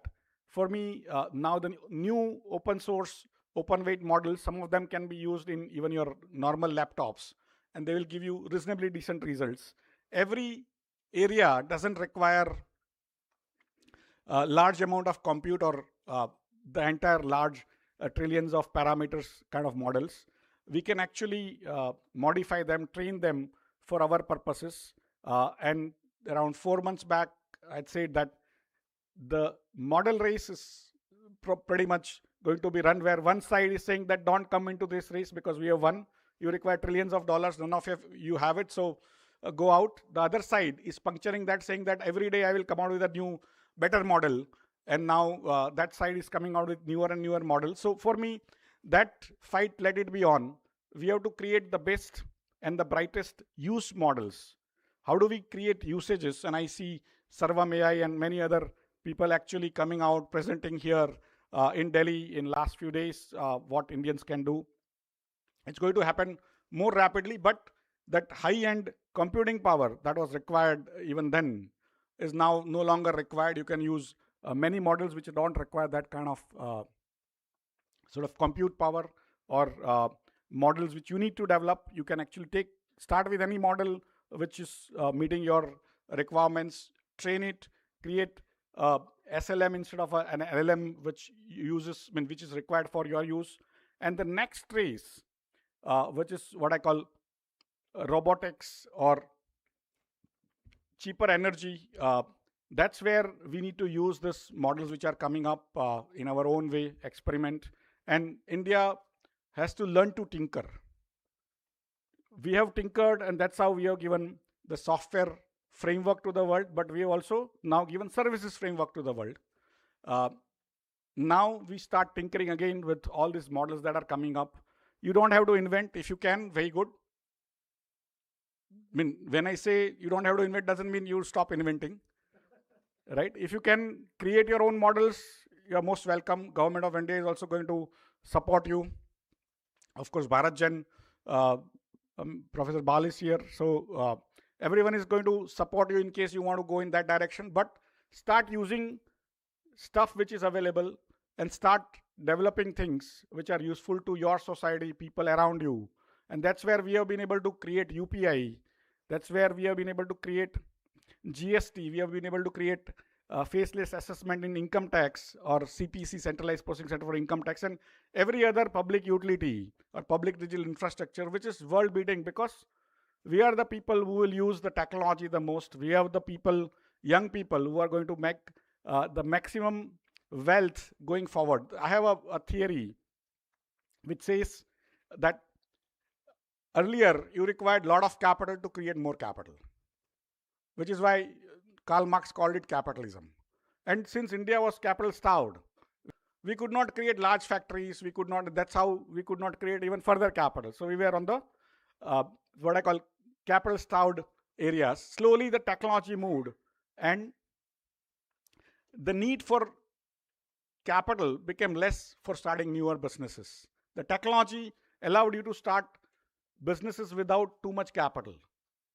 And then some people started experimenting, like our services companies, IT services company like Infosys, Wipro, other people, they started using that. And without capital, putting too much capital, they started earning a lot of money. They serviced the world. They made a lot of money for themselves. And that's what I call, over a period, the world has come to capitalism without capital. You will require little capital. Today, India has that capital. Today, India's GDP is around $4.2 trillion. We save somewhere around $1.2 trillion every year. And we are able to fund ourselves. We have seen it in stock markets, this 12.7 crore or 127 million investors putting their hard-earned money in your stories. If you have a story, if you think you want to start something, we have, of course, a very large venture capitalist, angel funds. I can see many of them, Hitesh sitting here, many other people who are willing to fund. But if you don't get funded by nobody, you come to stock markets. We have created a framework for you at NSE called NSE Emerge or NSE SME segment, where if you want to raise even $100,000, $200,000, that is 1 or 2 crore rupees, you should be able to raise from the public markets. Nobody believes in your story. If you can convince out of 127 million, not 12.7 crore people which NSE services directly, even 1,000 people, you will be able to get that 1 crore, 2 crore, 5 crore, 10 crore you want. And if your company becomes big, like what happened to Nandan Nilekani's company or Azim Premji's company, you will also make billions, but other people who are investing in your companies are also going to make some money. And that's what India's new capitalism is all about. It's capitalism with very little capital. I call it capitalism without capital. But AI is a new opportunity. Let's grab with both hands, and perhaps you'll have to train few more hands which you can add up in robotics or otherwise, and start having as many hands, as many thumbs, as many fingers. Start grabbing those opportunities, and the future is for us to win. Thank you very much.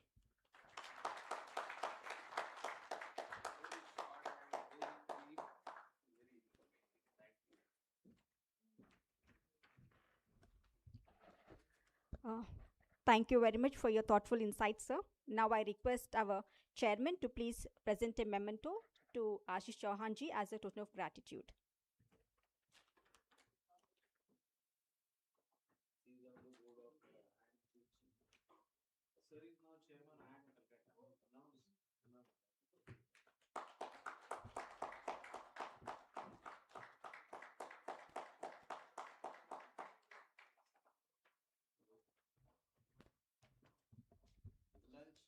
Yeah. Now we'll break for lunch and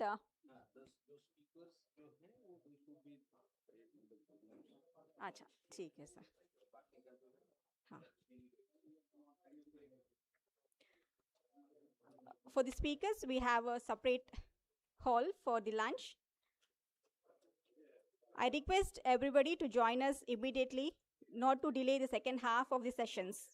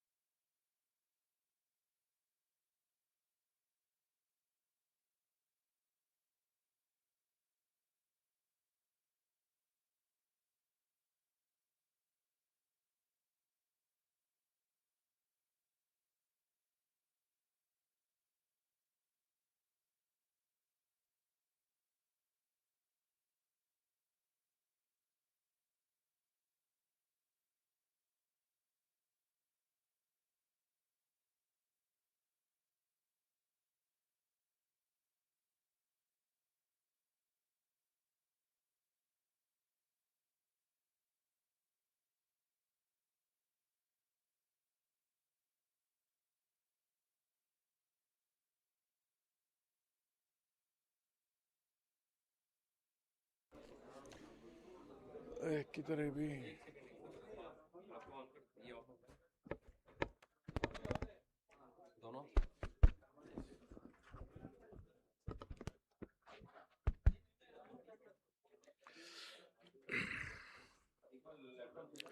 Good afternoon.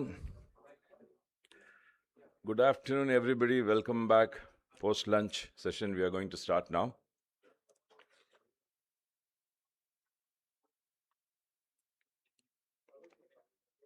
May I request Dr. Nitin Upadhyay, Dean Academics and Professor from IIM Jammu. He is a moderator. Please come on to the dais, sir.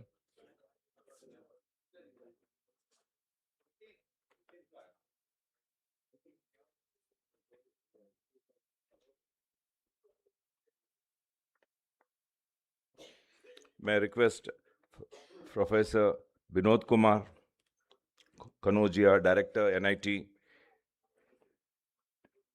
Srinagar. Please, sir. Welcome you on the dais, sir.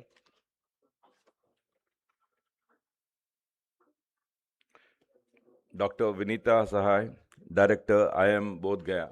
Welcome, madam.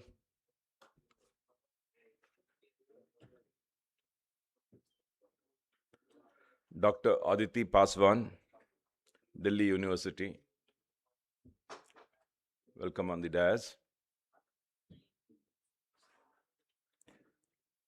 And now I request Mallu Ravi Garu, MP from Telangana. Please come on to the dais, sir.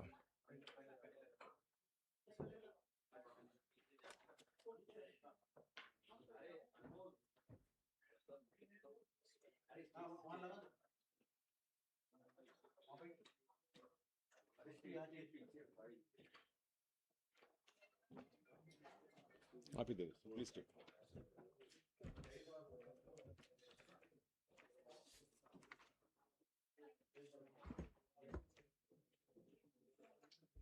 One of the critical point is always to begin with the post-lunch session, because there are two different ways to look at it. Once you are full with energy, or you're down with energy as well because you have already eaten a lot of food. So anyway, when we look at this kind of panel here, which is going to contribute to a very strong and important conversation, it's very clear that governance and oversight, looking around building safe, inclusive, accountable AI systems. Yeah. Now, I'm here to talk about a very uncomfortable situations around the world that is happening. It's not about just how AI is big, how AI is going to do a lot of things. Adoption is wild. It's wild west. Adoption is scalable. That's fine. That's one point. The another point is that it's redistributing the power to AI.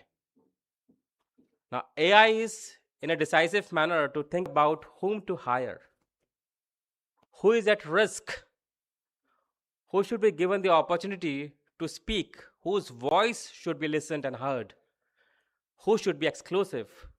And that bigger mistake that AI system is doing right now. Data, which is contextual, look at the kind of statistics that's available for the consumption. Around the world, when we see the workforce, almost 40% of the workforce is getting directly impacted with the AI interaction. The pace of adoption is scalable and massive, but the governance mechanisms are incremental in fashion. And that is the complete difference between the way that adoption is going in a massive way versus governance, which is not matching up. So the morning that you're going to get up tomorrow, you'll get a new model into the ecosystem, but governance is still there, figuring out what should happen with the last model. And every different geographical, geopolitical locations, and the same discussions coming up, how we are going to build inclusive systems which are safe, accountable for. And with this narrative, I'm going to start the panel. Before that, I want to introduce the August panelists over here. Professor Binod Kumar Kanodia. I welcome to this panel. He's a director of National Institute of Technology, Srinagar, and a distinguished academic in electronics, communication engineering, and computational sciences. With extensive experience at institutions including Jawaharlal Nehru University, his work spans advanced communication systems, RF technologies, and interdisciplinary research that underpins emerging domains such as NI-enabled systems and next-generation digital infrastructure. A senior member of IEEE, with numerous publications and patents, he has contributed significantly to research excellence and institutional leadership in India. I welcome Professor. Professor Vinitha Sai, I welcome you on the panel. She's a director of Indian Institute of Management, Bodh Gaya, with over 23 years of academic and leadership experience. She previously served as professor of marketing at Indian Institute of Management, Raipur, holding key roles, including chairperson, international relations, doctorate program,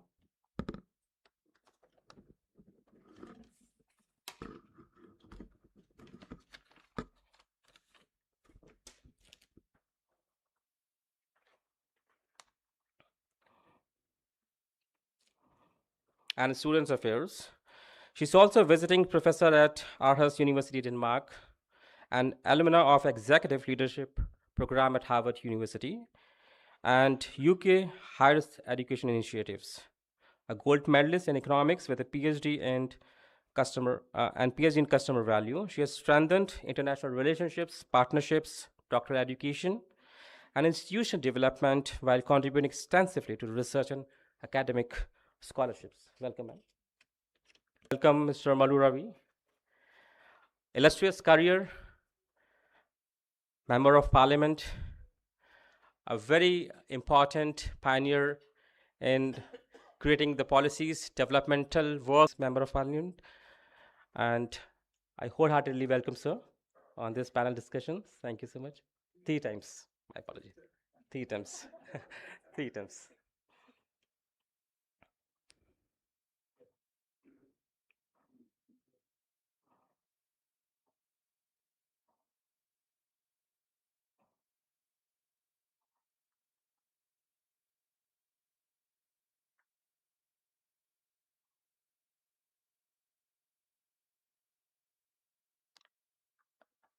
Can you please? Yeah, please. Namaskar, I'm sorry I'm sitting and introducing. Yes, sir. Sir, I think by screaming in the class. Hello. Yeah. I hope I'm audible. Hi, Namaskar. My name is Dr. Aditi Paswan. I teach sociology in Lakshmibai College, Delhi University. And plus, I write in Indian Express in the print. I'm a columnist working on gender and caste. And my PhD was under the supervision of Milind sir. He has been a great mentor on Dalit entrepreneurship. And right now I'm teaching. Thank you. Thank you so much. Welcome on the panel.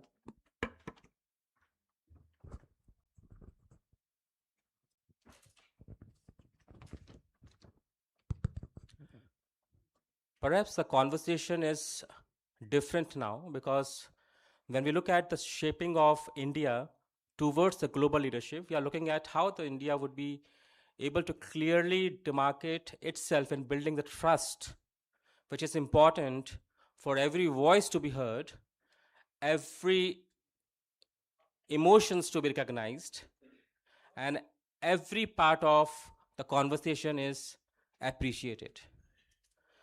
The systems that are built together has not able to approach that kind of activity and the pathway. So I would like to open this question to the panel and would like to understand the perspectives about how trust could be the major ingredient like a salt in the food, and how India can make it as a foundational layer for every stakeholders to enjoy their freedom. Thank you so much. So welcome to this, as he was mentioning, the graveyard session, because it's a quite a task to keep everybody alert and alive. Having said it, it's such an interesting topic where we are talking about governance and oversight. How do we build safe, inclusive, and accountable AI systems? And as my colleague talked about, that eventually it is about trust. Now, how would trust emanate? Now, a couple of the ideas which comes to mind, how do we ensure that it is safe, it is inclusive, and we can trust it? Some ideas like we can possibly think in terms of risk-tiered regulation. A system where AI applications, where they are much more riskier to the society, they need to be regulated more. Like typically somebody was giving an example in the morning that maybe for movie recommendations, we may not have so many regulations. But if it is talking about medical diagnostics, we definitely should have much more tiered regulations in place for us to ensure that we can trust what is going around. Like typically, what they say is how OTC drugs are less regulated than the prescription drugs. So on the same framework, we can have risk-tiered regulations. We for sure can have AI observatories. These could be independent institutions where they continuously monitor all these AI developments which are happening. They can actually track them. And then they can guide the policymakers. Like we see these weather observatories, we see these IMDs. They tend to tell us that what we need to do about the weather and how do we mitigate the risk associated with it.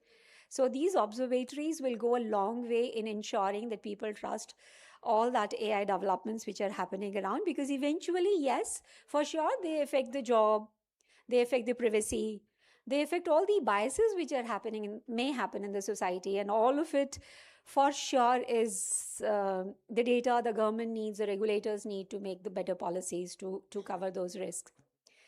Then of course we can also have something like audit registries, typically like what ROC does for companies, MCA does for the companies. So maybe we can create a framework where all these centralized databases all these AI agencies have to log in all that which they're doing, just to increase the accountabilities, just to increase the compliance with the ethical standards, the legal standards, which is supposed to ensure almost will ensure that organizations would be accountable and responsible. Then one thing which have been happening since morning is what we can also put some transparency frameworks in place.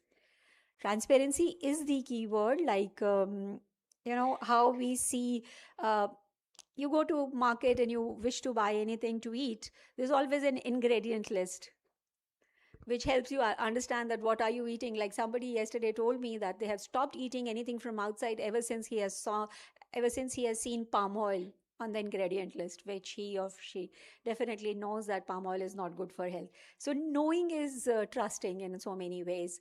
So a transparency framework can be put in place where we ask all these AI developments which are happening to disclose the key information, especially about the systems, how they are built, how they are trained, and from where are they taking these decisions. Like since morning I was hearing that there is a huge cultural risk that the data, the culture, the languages which are not represented currently may actually fade off much quickly than what we anticipate. So some kind of transparency framework would help the humanity. Then for sure we can have cyber mandates. These mandatory cyber security standards can be protected, can be put in place to stop these hacking or misuse of all that which is happening. Like these days, we keep hearing that face recognition tools are there, but we also understand that they can be misused. In the morning, we were hearing that how the voices of their children are used to mislead the parents and vice versa. So all that cyber place. For sure, the state sandboxes would also help. These state sandboxes will give us those test-like conditions.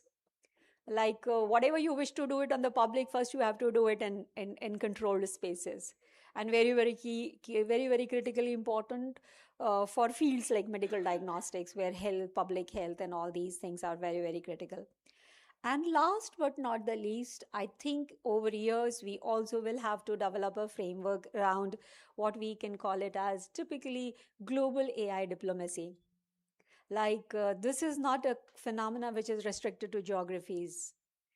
So over years, the way we talk to each other around pollution, around weather, around all other issues, we all will have to indulge in what is AI diplomacy, where not just we'll establish the cooperation rules, we'll also share with each other the critical data and ensure the global correctedness or global correctness.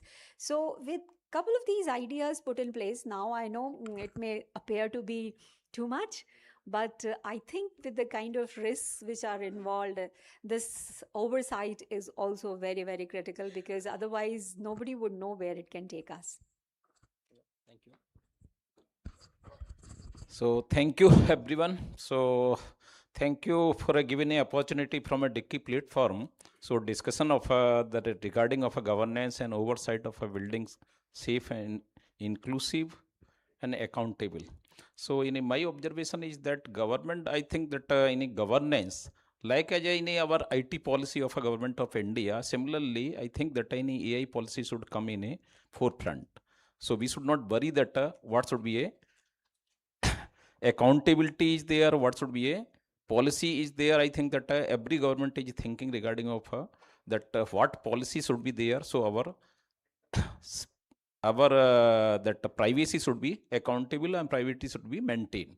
So I think that in a government is also taking so many initiative. You have seen that in a last week and this week, and so many conclave is going on, and most of a institution, most of that consumers, they are including that how we will make of a policy, how we will make of some of a governance of especially for AI. I think that we should also think that we are not governing from either in a Europe side or a America side or a China side. Our situation is just totally different from a inclusivity as well as some of a different geographical culture. So I think that it should be taken care. So but if we make of some of a module, or if we make of some of a product in such a way, so we will make of all should be in an inclusiveness. Otherwise, the aim of a government of India is a Viksit Bharat. Otherwise, we will not achieve that if we make of a inclusiveness of all the people, whatever is there. So we will consider that in a different quality. If we see that in a Dicky is a platform that all the entrepreneurship. So you have seen that why we are not competing with the around the world.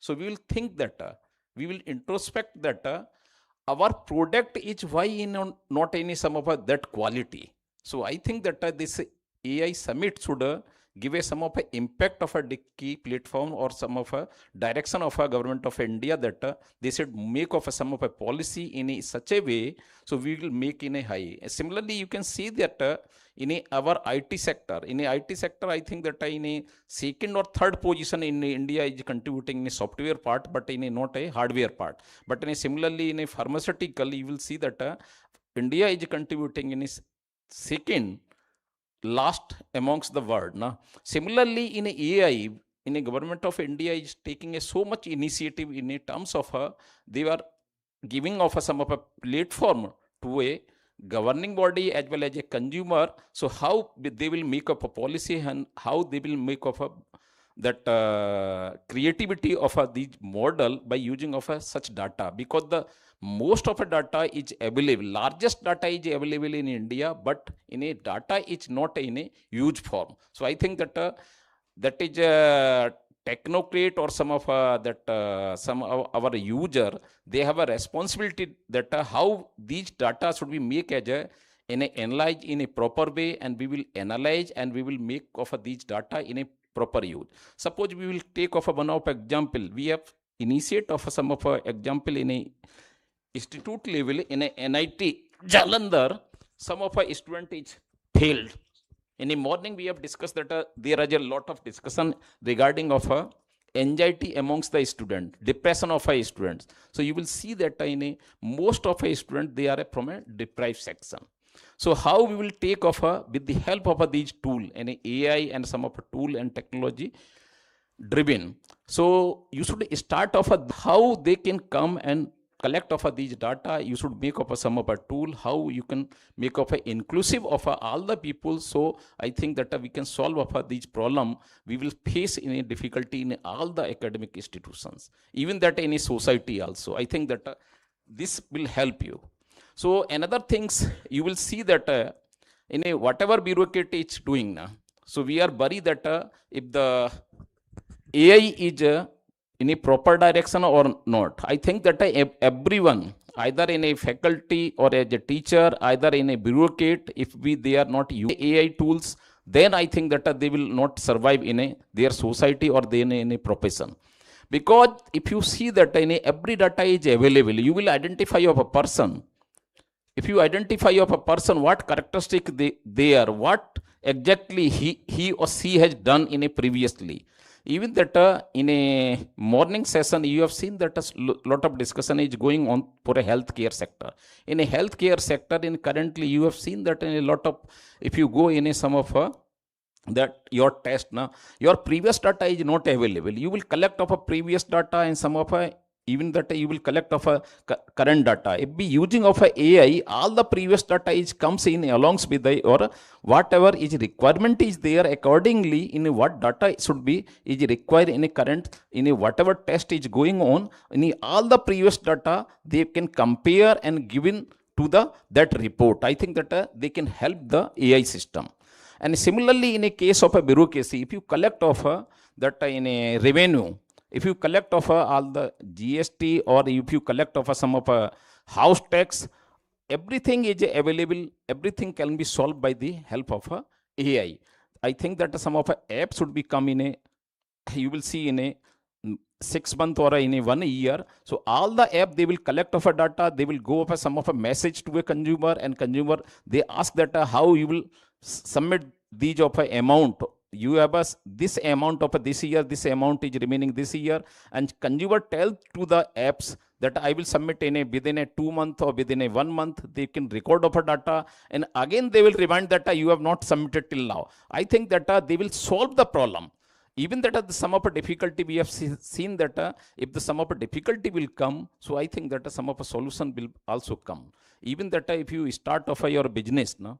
So some of the difficulty will come, you will think critically, and accordingly you should solve of a problem. Similarly, that you can apply in a AI-based tool or AI-based model. I think that that should be a very crucial, and we can improve our system. You can take up one of example. You will, all are using of a gadgets, na? Like as in a, you have seen that in a Nokia is a very famous mobile phone, but currently is Nokia in a, आप कह सकते हैं कि विलुप्त हो में. So if you not update of your technology, then you will see that in a lot of changes there. Somebody is coming, so if you cannot survive it.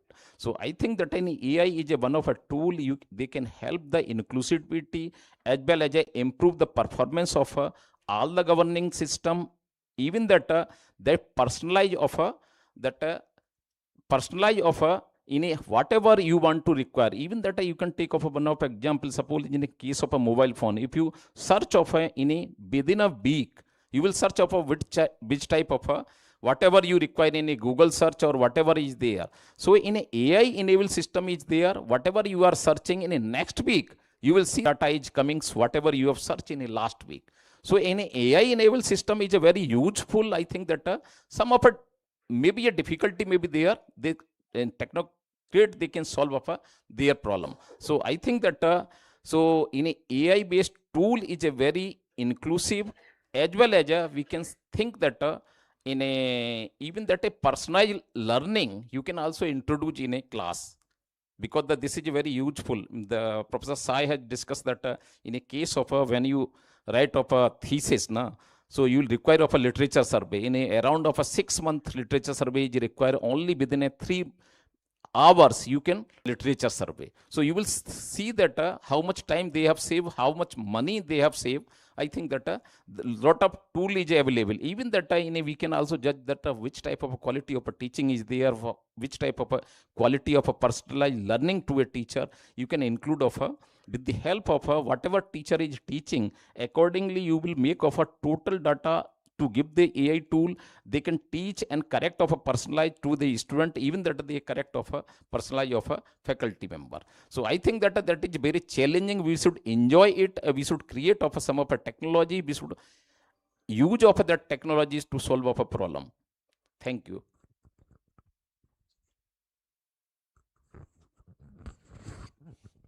Sir,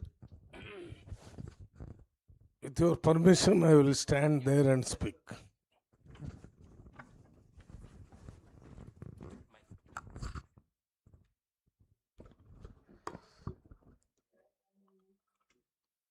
respectable dignitaries sitting on the dais, ladies and gentlemen sitting before the dais, I feel it is my privilege to be present on this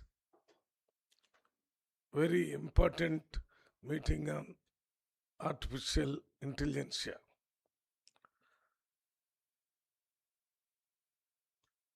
Artificial intelligence is one subject I feel is going to bring great impact in India. Inclusiveness, that is what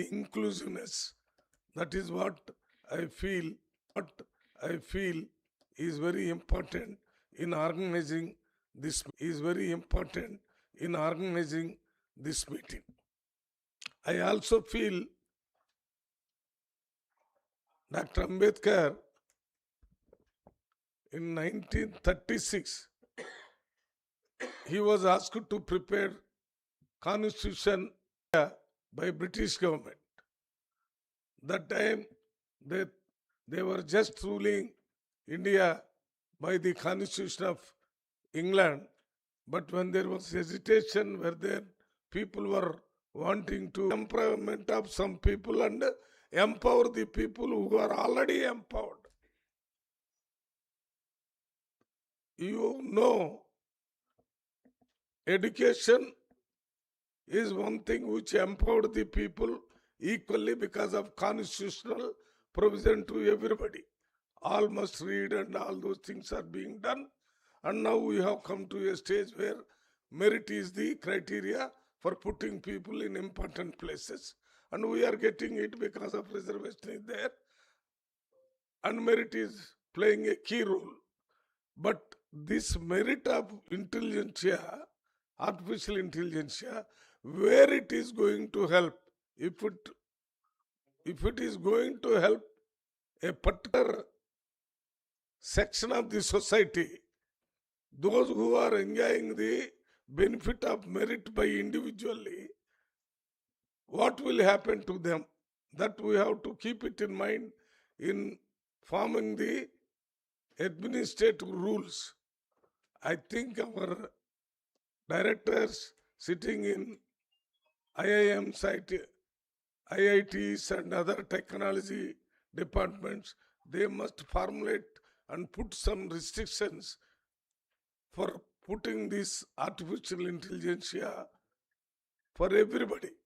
It should not be just used by somebody who are already enjoying the benefits of the free India in the field of economy, in the field of politics, in the field of employment, in the field of education. All these things are just now, after 76 years of independence, they are reaching out to the masses. Suddenly this AI came into existence, and you know, already 50 countries are, I think, has adapted and started applying this artificial initiative. Even if you have some doubts about the impact of artificial intelligence, you cannot keep away artificial intelligence in India, because when all other countries are making use of it, if you are isolated from them, the development in all the fields will get affected. What is that we can do is like making use of electricity. Electricity is a very dangerous subject if it is not properly used. In the beginning, so many people died by just touching the current, and then they have not ran away from current, but they have used it in a better way without getting affected themselves. Similarly, this is also very, very important subject, how to make use of it and make it useful to each and everybody.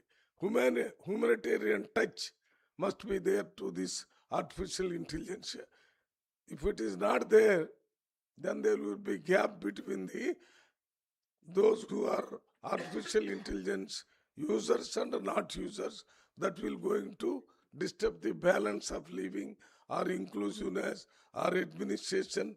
So many things will affect in this country. That is why you please formulate certain things. Here are the people, I hope, are those who has come out of their poor background, of social background, economical background, political background, educational background of their parents and their area, now came out to this level.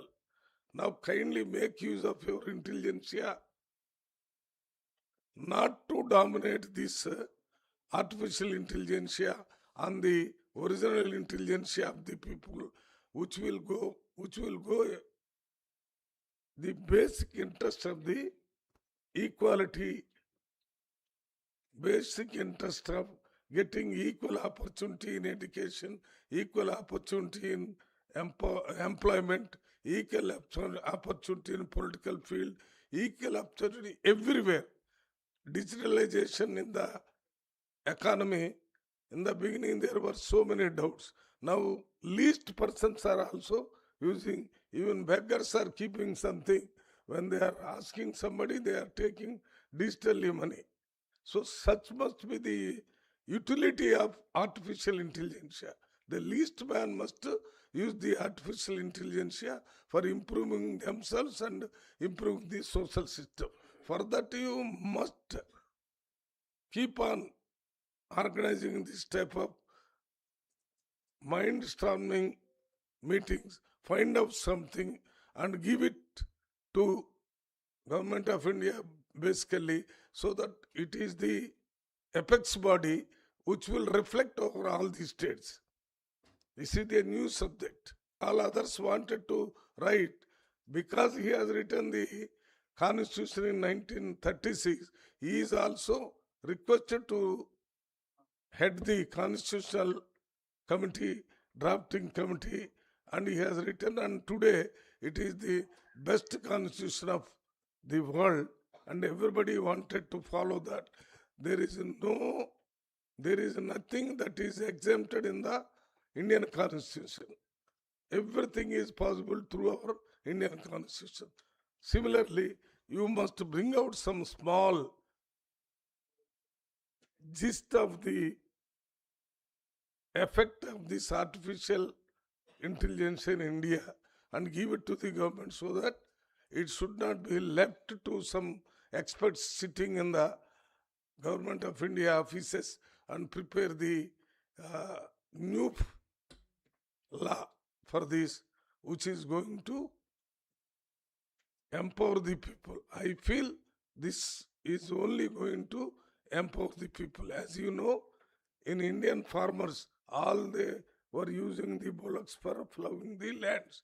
Now you go to every village, all over India, it is mechanized, tractors, and all other things are also mechanized, production also increased. Like that, artificial intelligence must be like tractors for the farmers. It must be used so that the production, human production, must increase and useful to the people of India. This is how I feel, and if anything is there, I think I didn't gone deep into the subject of background of this. That is why technicalities I am not telling. Just as a politician I am telling, it must be very carefully worked out, and a formula must be given to the Government of India. Thank you. Thank you very much.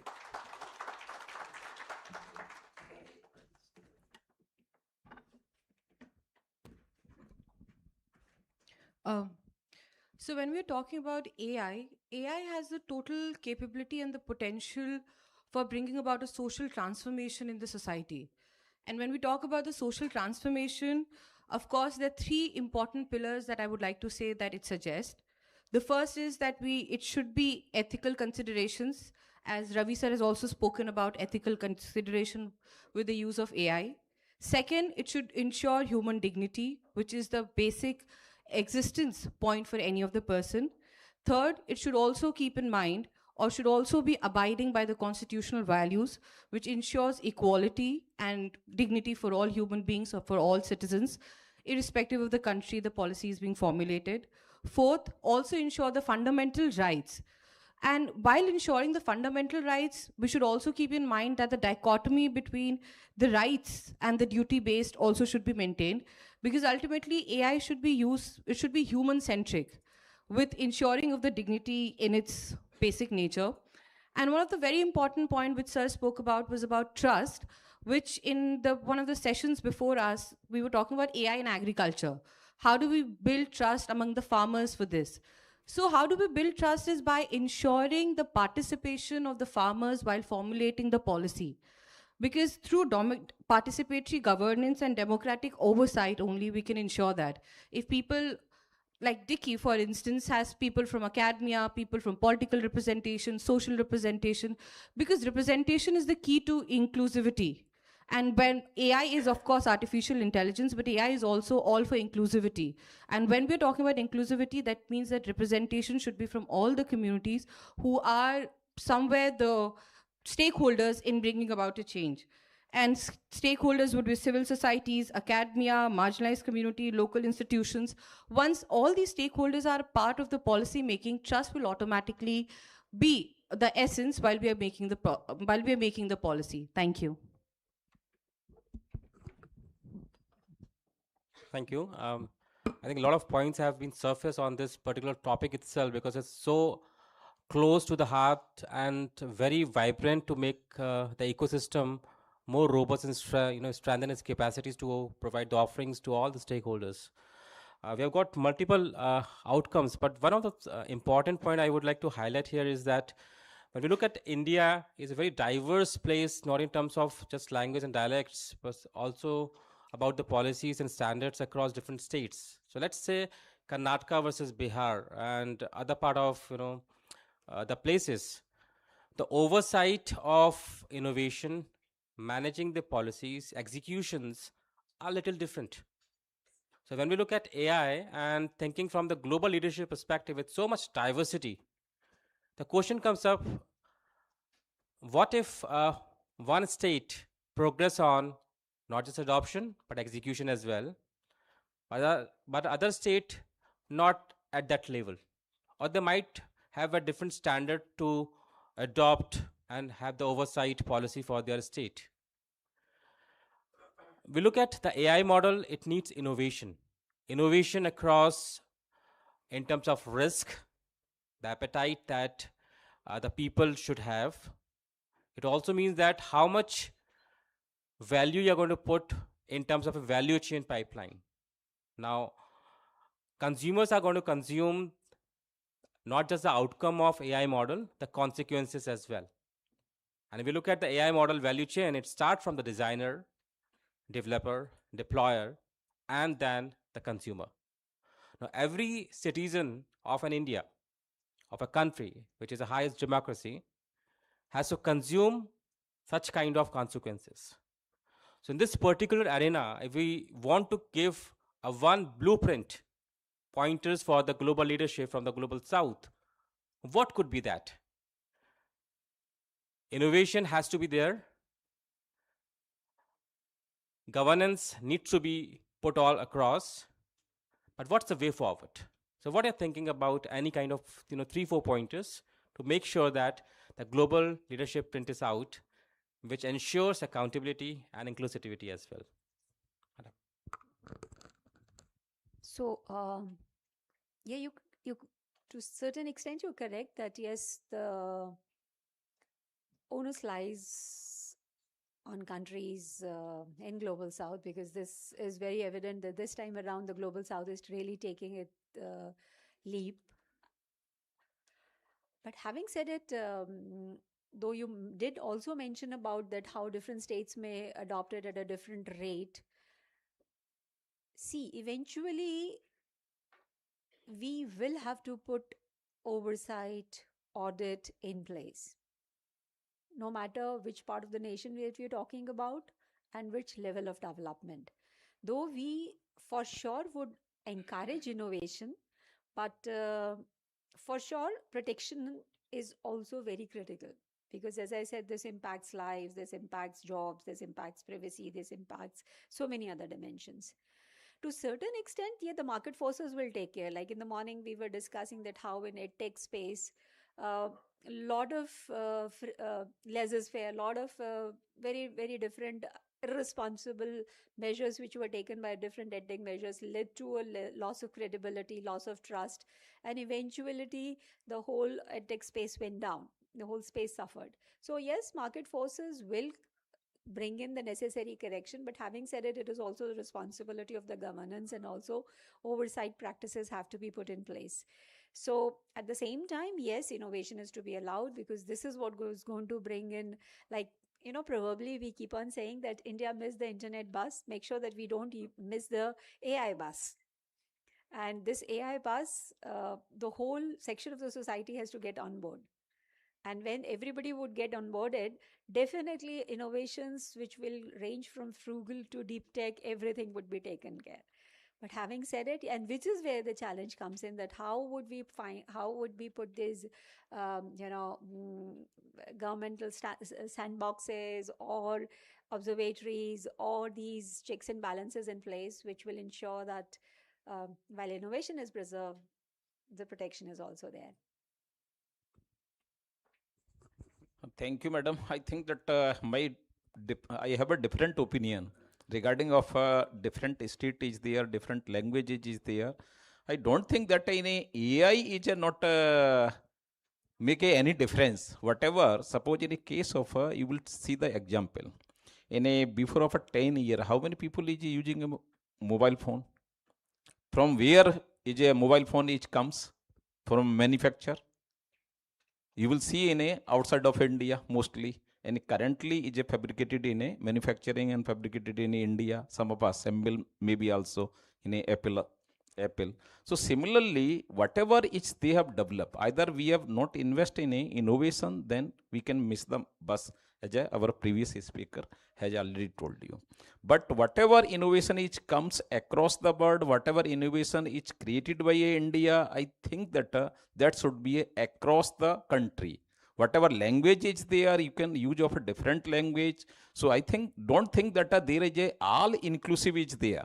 But data is available, maybe they may not be correct or they not be concile of a whole the country. Suppose somebody is speaking, somebody is giving an opinion, somebody is not says anything, then opinion should not come. Means that your whatever tool, whatever model, whatever data is available, then you can create up some of a model. The model should be a perfect when the data should comes is correct. Data is properly usable. Analysis is proper use. If the data is not used and technology is not properly formed, then it should be affected. So I think that if we create of any technology, this should be uniform, unwise. So I think that across the country, or we have one of a diversity also and one of a inclusivity also. You will see that across the India, the people is a different language, people having a different character, people having a different culture, but all are inclusive. The India is inclusive. Similarly, I think that in AI should be inclusive, and that is a technology base. So I think that if the data is correct, we will more focus of what data is available, accordingly what model we are proposing, that should be correct. Then I think that there is no problem, from my opinion personally.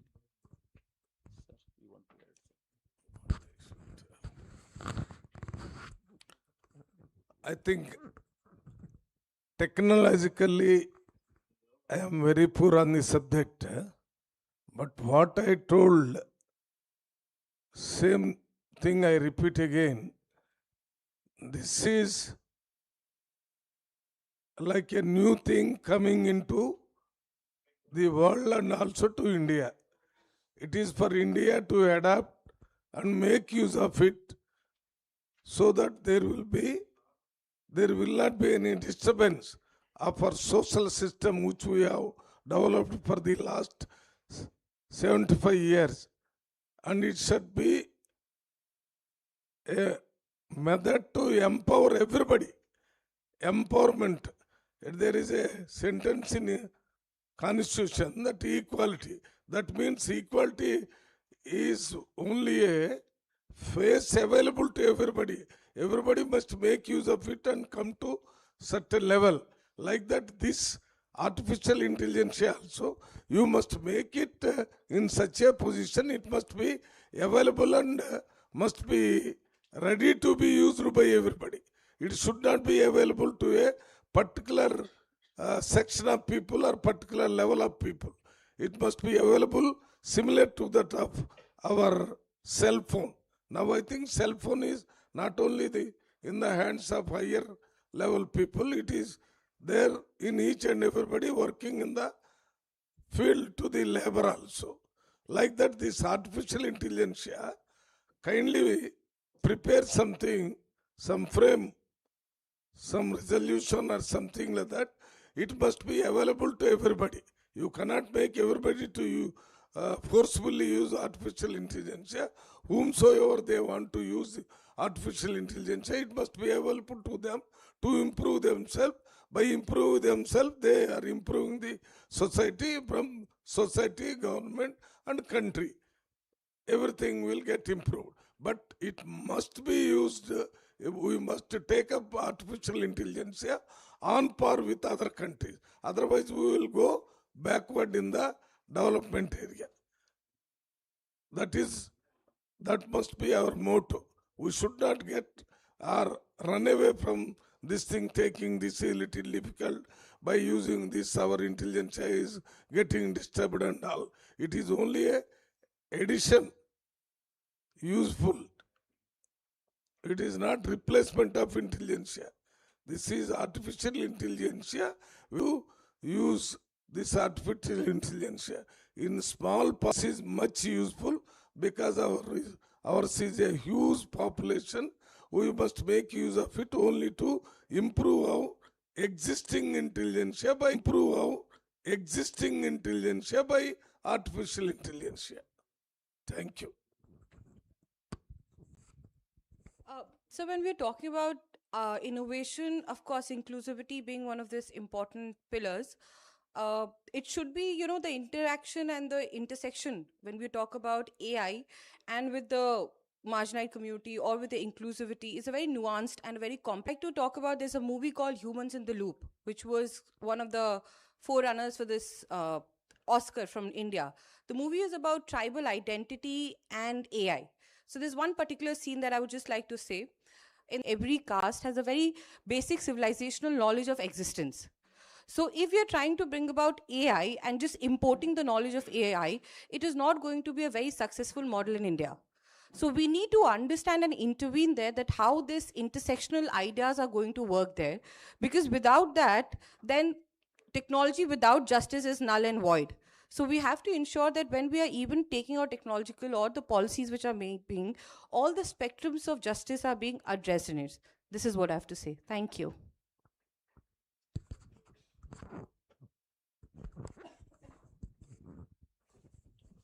Thank you.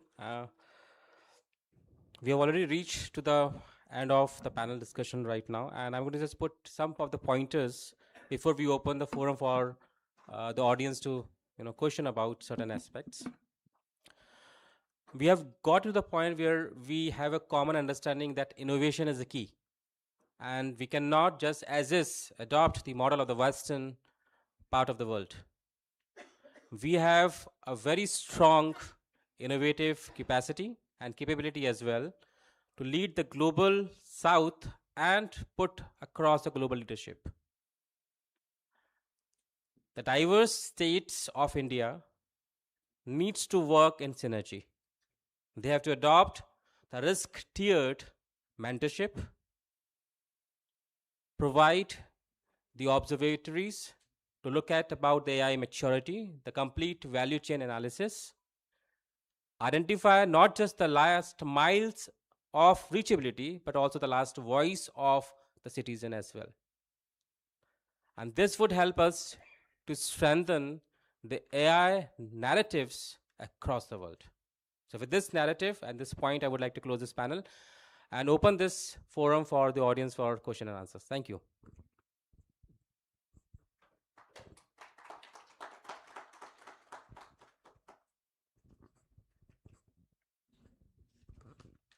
If anyone have a question for the panel.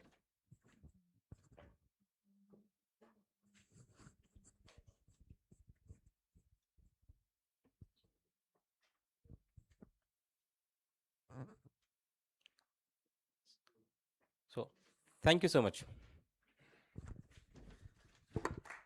Please.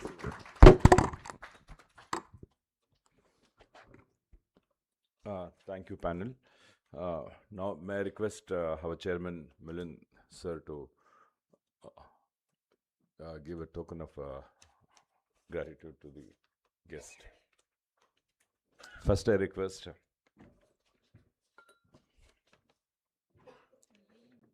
Nitin Upadhyay. Please get the mementos, please.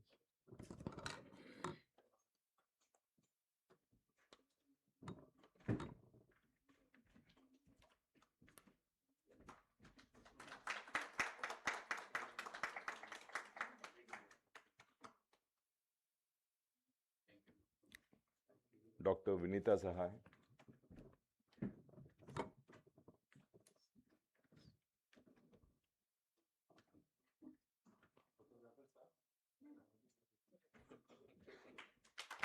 Professor Binod Kumar.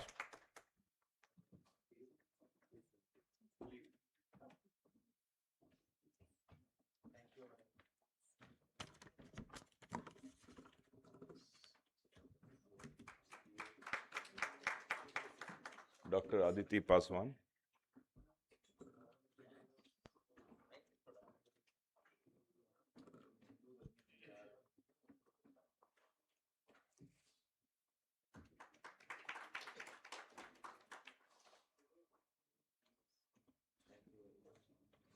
So, on group photo, meanwhile,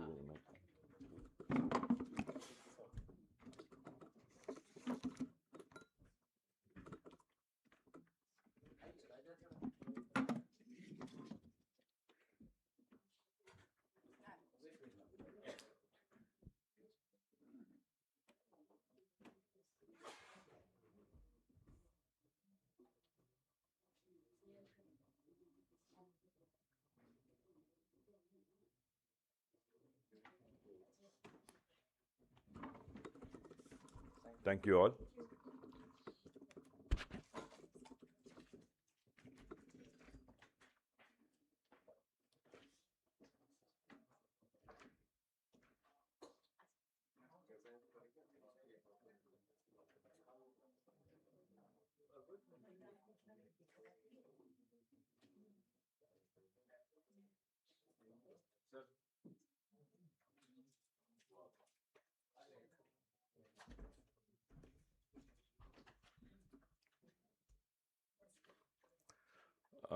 May I request Honorable MP Mallu Ravi Garu to on the dais, please.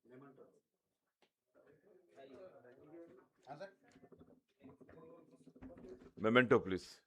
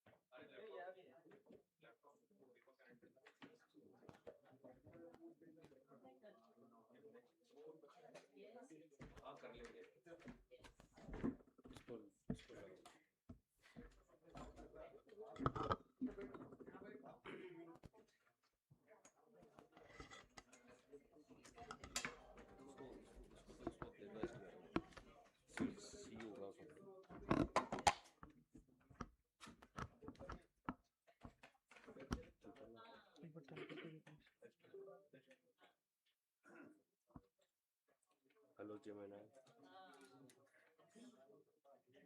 Audible रहता है कि सुन रहा है क्या तुमको कैसे करें ये बोल रहा हूँ हाँ कि ये यहाँ से कोई बंदा वहाँ पे बैठ के हाँ पूछेगा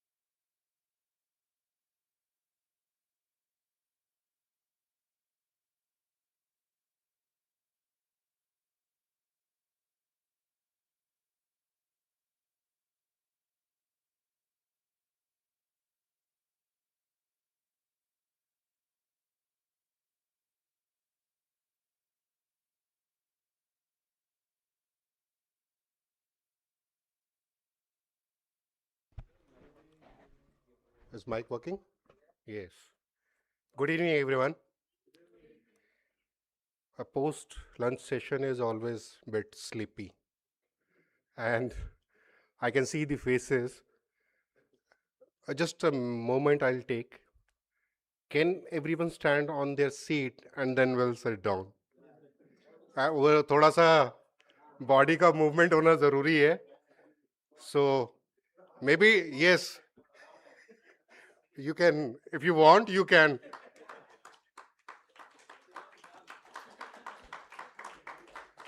I know it's very childish thing, but to start a session with this, it's a good one. Please be seated. My name is Naveen Bharti. I am the Delhi Dicky Chapter President, and I'm going to invite for the next session, which is Infrastructure, Data, Digital, Public Goods for Inclusive AI. For this, I like to call upon the moderator of this session is Mr. Siddharth Parikh, Head Strategic Alliance and iCreate. I like to give a welcome round of applause to Mr. Siddharth Parikh. The panelist of this session is Dr. Chris Mers, Senior Vice President of Security. Been a seasoned entrepreneur and a founder of CBI Analytics, which was acquired by Adani Group. And with over 20 years of experience, he's been helping enterprises leverage AI and ML for actionable insights and global efficiency. He has been an advocate of responsible AI and generative AI adoption. We have Dr. Jones Matthew, who is the principal at the Grey Clates Institute of Management, Gurgaon. He's a distinguished academic leader with extensive experience spanning both industry and academia. And his work in marketing, consumer behavior, and management education has combined with widely published case studies and global thought leadership that also offers a valuable lens on AI impact on business and as society at large. And we have also Ms. Maitri Kamble, who's the national convener of Dicky Next Gen, youth platform of Dalit Indian Chamber of Commerce and Industry that's focused on enabling the young marginalized entrepreneurs to converge ideas, collaborate, and build leadership for inclusive economic growth. So I'd like to welcome all our panel members and would walk in straight into some thoughts that we'd like to unpack with their insights. So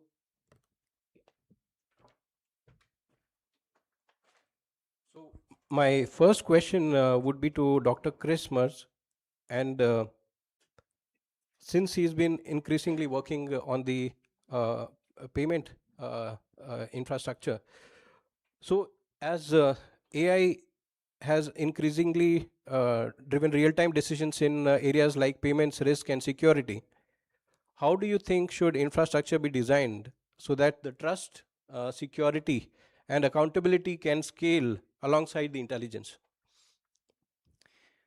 Thank you. I think I'll start with a quote I borrowed yesterday from our CEO, which was, if it's not inclusive, it won't scale, and if it won't scale, it doesn't matter. And that's been the driving force behind our success as a standards-based entity where, we've leveraged open standards for authorization and authentication for decades. So I guess the three key aspects of it that we focus on are security by design,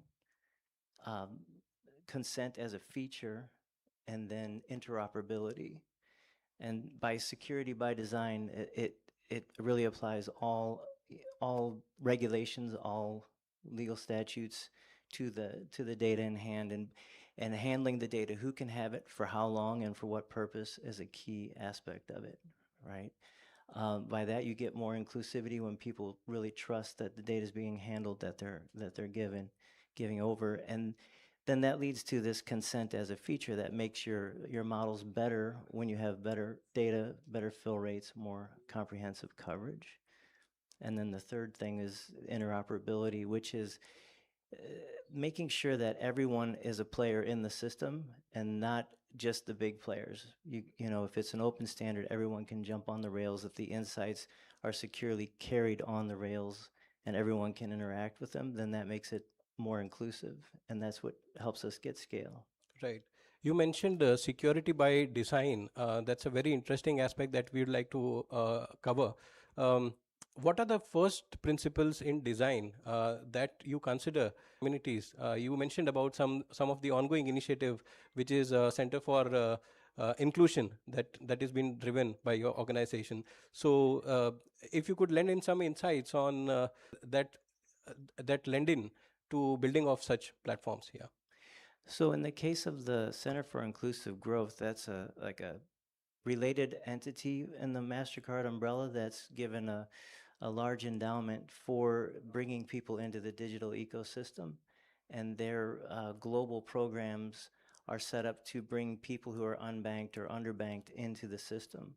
And the various programs that they have are global, but there is one called Strive, and the instance of Strive in India is called Strive India.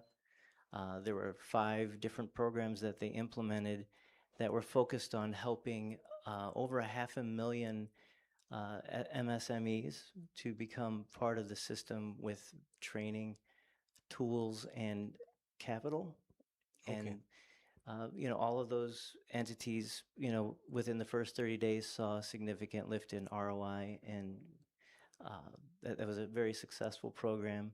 Another one we were talking about is actually featured in our booth, which actually brings over 130,000 gig workers into the economy by giving them the ability to earn a much larger wage by doing things like verbally labeling images and then actually writing down the words that they spoke so that can be used as training data to make large language models more inclusive in the sense that they pick up on all the various dialects, and that's impacted over 130,000 workers. That's also another big success for the center.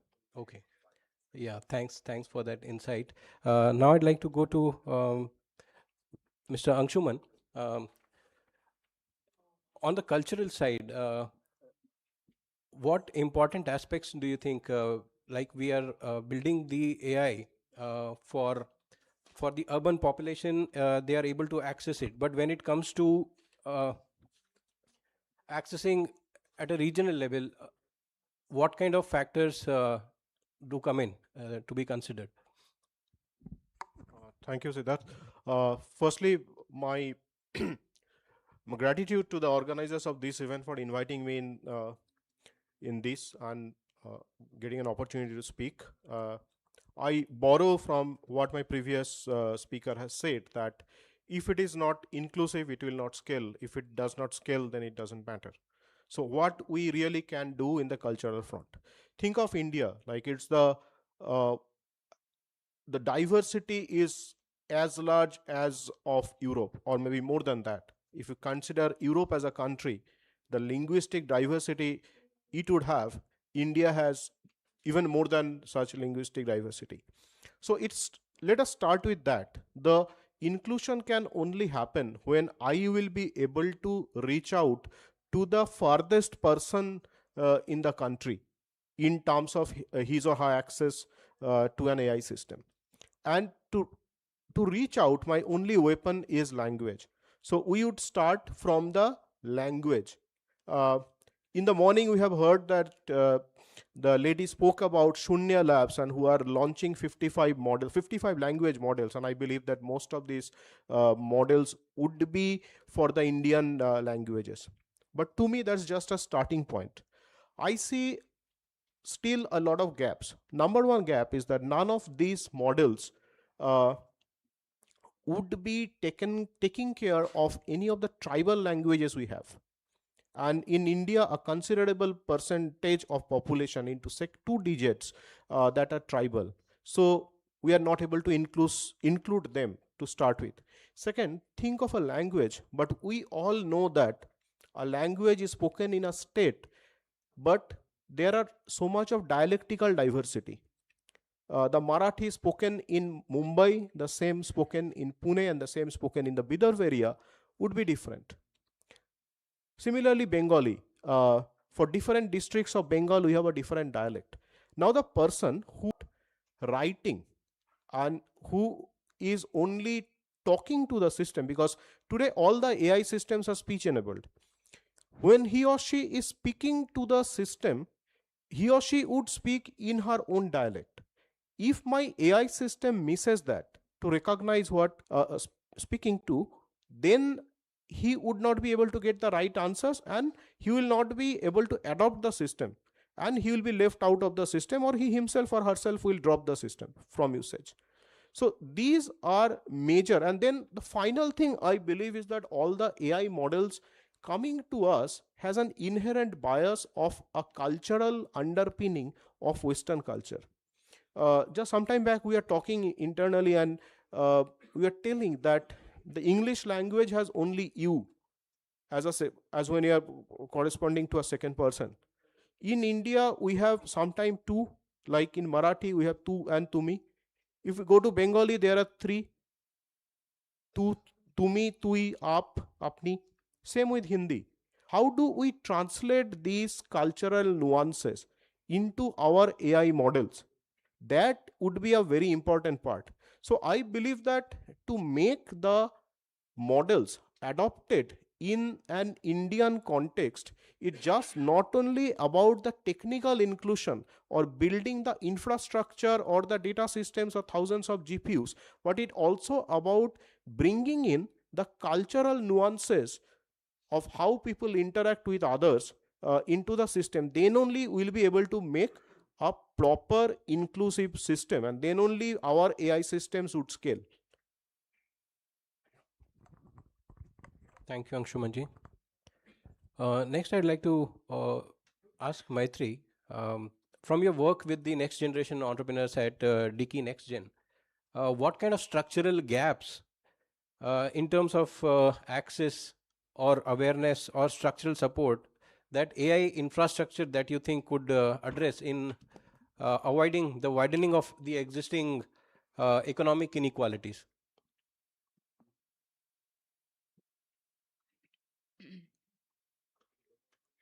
Uh, to honestly begin with, at Dickey NextGen, we started doing this not specific to AI, but to other technologies, which were sustainable technologies. And we brought together like-minded people, and we made them talk about their ideas, share and exchange more of what is happening, what are their perspectives. And that pushed them to emerge into a better business and to grow faster, to because they were having more knowledge about how to go about this business. They could scale, and I think scaling is a really important part, as we have already established as a panel. That I believe that should also happen with AI. And when we talk about democratizing AI, that is what it is, right? Everyone has a right to work with it, to have access to it, to build something with AI. And similarly, I think somebody who is a first generation entrepreneur does not have a lot of mentoring support, even though he comes from a technology background. Still, to build a business, he needs more than just knowing tech, right? So in that case, we need a lot of flush from the industry, from the people who understand this better, or who can work on this or create open source platforms to come together to again ideate more on this, and have a sort of common. So we I would like to call it a digital halma. So I don't know if there are some people from MP who know what halma is. Halma is it's a tribal concept in Jhabua. It's a very native to Bhil community, Bhil tribe in Jhabua, and they come together as a community to solve a common problem. And that is what we also need in, I think, digital infrastructures, or in terms of what this marginalized community can also participate into. So that's what I think. Yes. Dr. Matthew, aside of the infrastructure for the public good infrastructure, what are the complementary systems do you think would be essential and must evolve for AI for public goods to truly reach the diverse population? Thank you, first of all, to Dickey for having me here on the panel. A very important question. I think we've all been deliberating on this AI phenomenon, and we've all come to a conclusion, rightly so, that this is not a passing trend. this is probably the next frontier of human civilization. Something which is probably going to upend, put everything what we know on its head, in the way we communicate, in the way that we learn, in the way we set up businesses, or in the way we even do social interactions. So there's a lot of effort and inputs which have come in from outside, from international companies. The government of India has very rightly realized and put in place a lot of initiatives and missions to take this journey forward. Now, coming from the academic background, one of the challenges is always to, since my moderator asked me what complementary systems, one is, of course, the technology stack. The other one is about the readiness of the new workforce to. One of the challenges of this, one of the themes of this conference is inclusivity. And all of us know the dangers of algorithms which are biasly written, or codes which are written in a way which is, kind of vested interests, which could exclude a huge number of people and keep them outside this and create another divide, like the internet divide or the digital divide. So the complementary systems are, of course, going to be education, awareness, government guidelines, policies that have to be put in place. And like one of the earlier panel members mentioned before lunch, it's like the cops and robbers story. The technology moves much faster than policy guidelines and guardrails that we can put in place. In fact, governments and bodies which are looking at how to manage and control AI has always been a couple of steps behind, given the speed at which this technology is developing. So I think it is very important for our country to put in place systems which ensure that we don't throw the baby out with the bathwater in this whole case. We've got to be very careful about what we allow and what we don't allow. Although free economy advocates will always say, don't try to control it, let it flow. There will be some mistakes which are made. That's okay. We will learn from it. But in the case of AI, the mistakes could be catastrophic. And there are early examples in many fields where it's becoming very clear that just as much as it has a lot of positive potential, it also has a lot of scope for causing damage at multiple levels, at social levels, economic levels, military levels, and so on and so forth. So those are my original, early thoughts on this topic. And of course, we can discuss it further. Thanks. Sure. If I can ask a question related to what you've mentioned, what we see is that in terms of the skilling, in terms of skilling penetration here in India, we have seen good success. And according to some research that I did, we have reached a score of 2.8, in which we beat US in terms of AI skill penetration. But for the AI adoption to translate into the national productivity gains, what kind of KPIs do you think, if you could share any thoughts on KPIs that we could measure for adoption versus translation into real outcomes? How do we measure the conversion? Well, I haven't really thought deeply about this, about the KPIs for AI adoption. But I think easy metrics would be, or key metrics would be per capita hours of AI training that we achieve.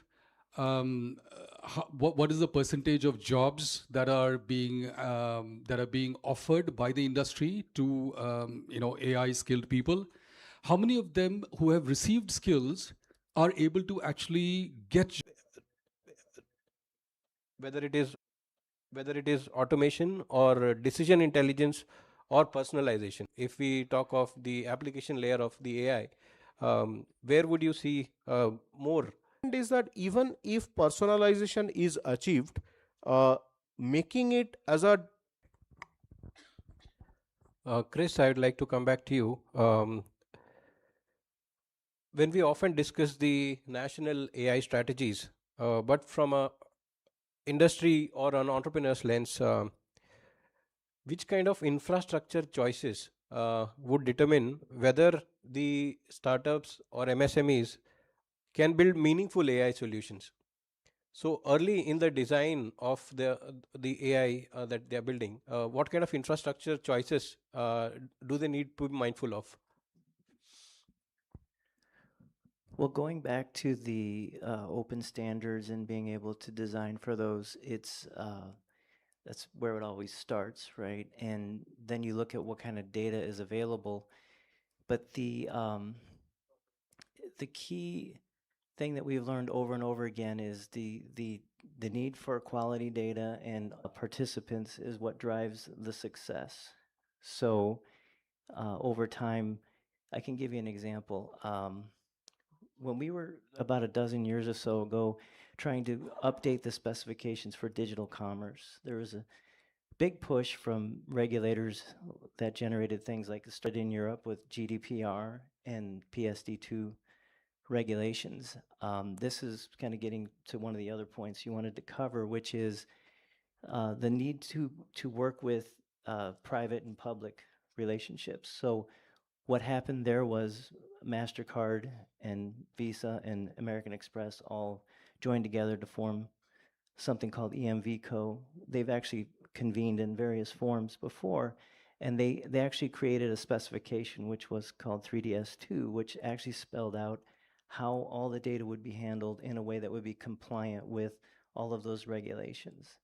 And I think, you know, having been part of a global organization, but having this conference be focused primarily on India, it's possible to be blindsided that to be a part of inclusion, it has to be global, right? So if you're an entrepreneur here who wants to take on business that's outside of India, you have to be compliant with all those same regulations. So I think a key aspect of the infrastructure is actually being, you know, from the very beginning, conscious of all those different regulations so that you can become a global player and be able to leverage all those open rails. And, you know, one of the things we learned early on there was engaging with those regulators. It's not just a matter of, you know, setting up the standards, but actually engaging with them all along the way. Because what we would find is, you know, regulators would come back and say, hey, we're going to change the standards. Will you be able to live up to these standards? You know, at this level of frictionless authentication, can you have 85%? And can you have this low bit of fraud? Those were all interactions, right? So it's early design and participation in setting up those regulations and that infrastructure that will help you in the long run. Just, you know, think slow and then act fast when you go to the implementation phase. Yes. So I'd like to bring in participation from the audience at this stage. We don't want the panel to be limited by the understanding of the moderator.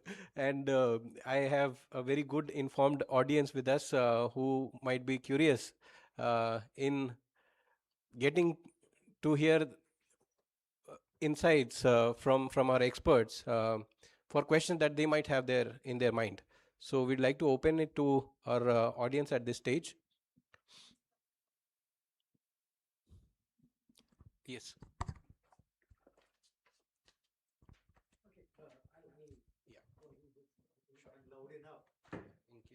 One of the questions that I have is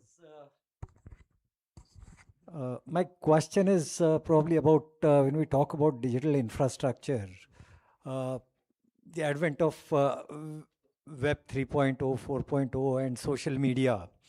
A lot of personal data was exploited, used by corporates both inside the country, and a lot of data was taken out of the country.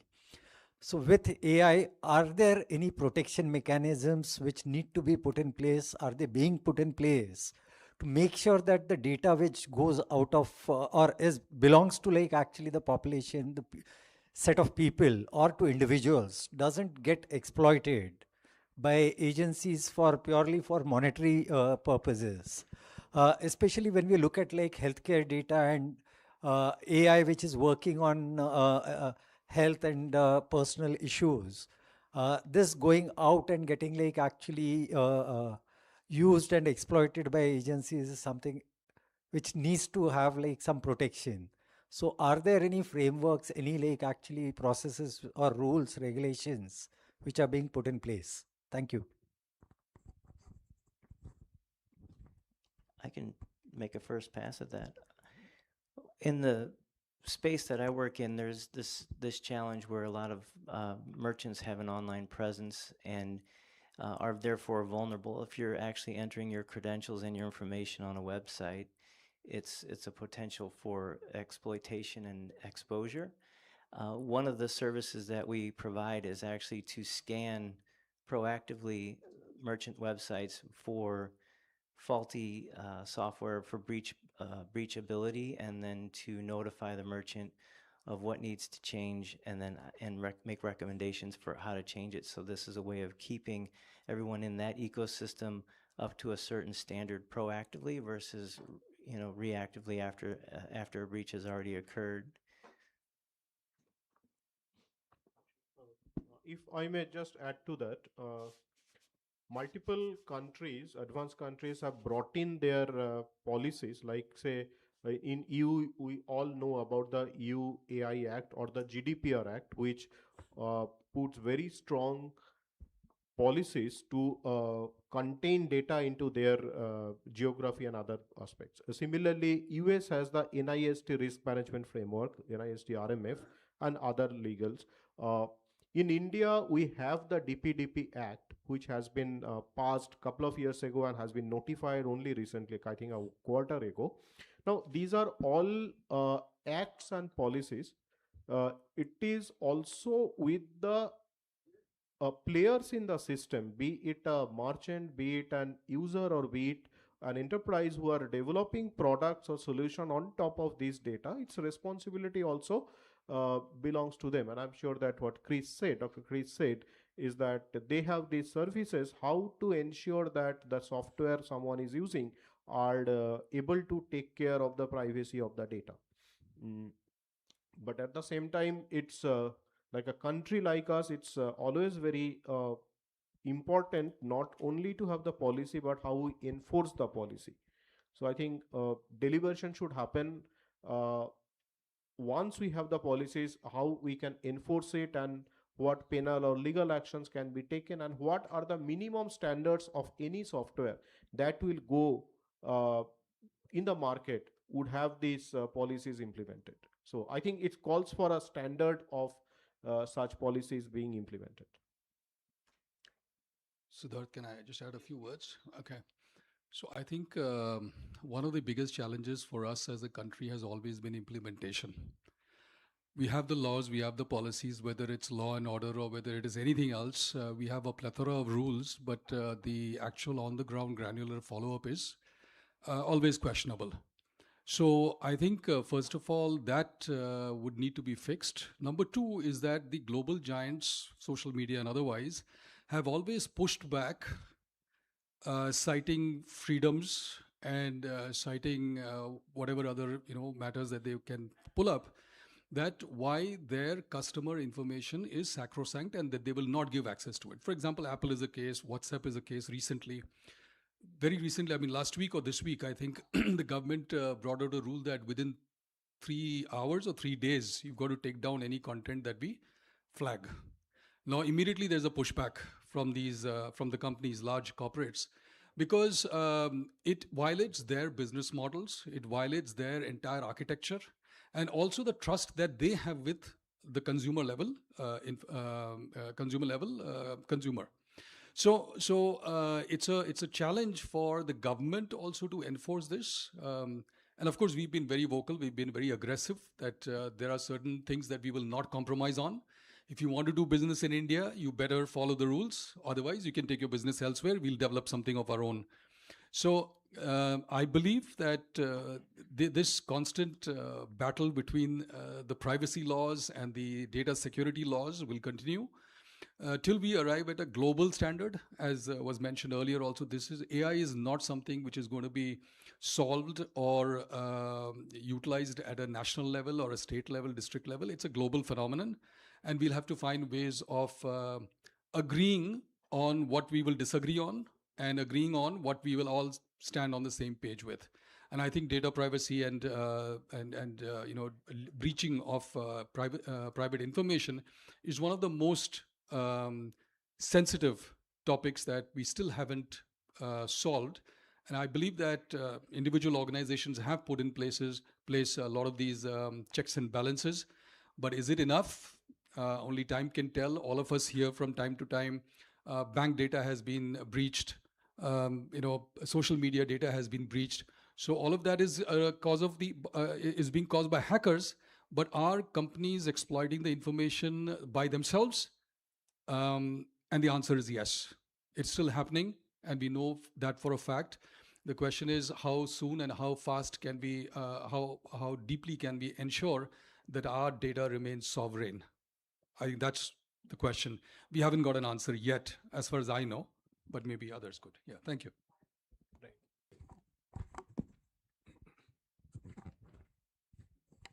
Yeah, hi everybody. This is Akash Pratap Singh. I'm advocate Supreme Court of India.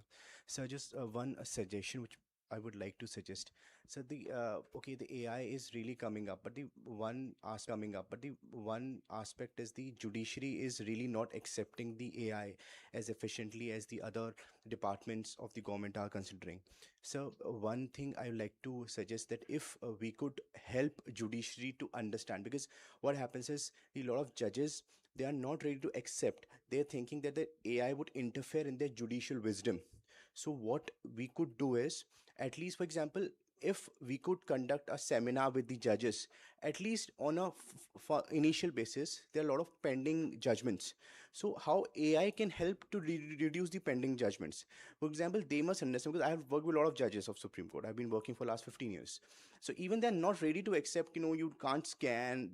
The same tendency is still running among all the judges. I'm not saying even except one, the previous CJI was very much acceptable to the technology. But the upcoming judges are not ready to accept the artificial intelligence, and that's a fact.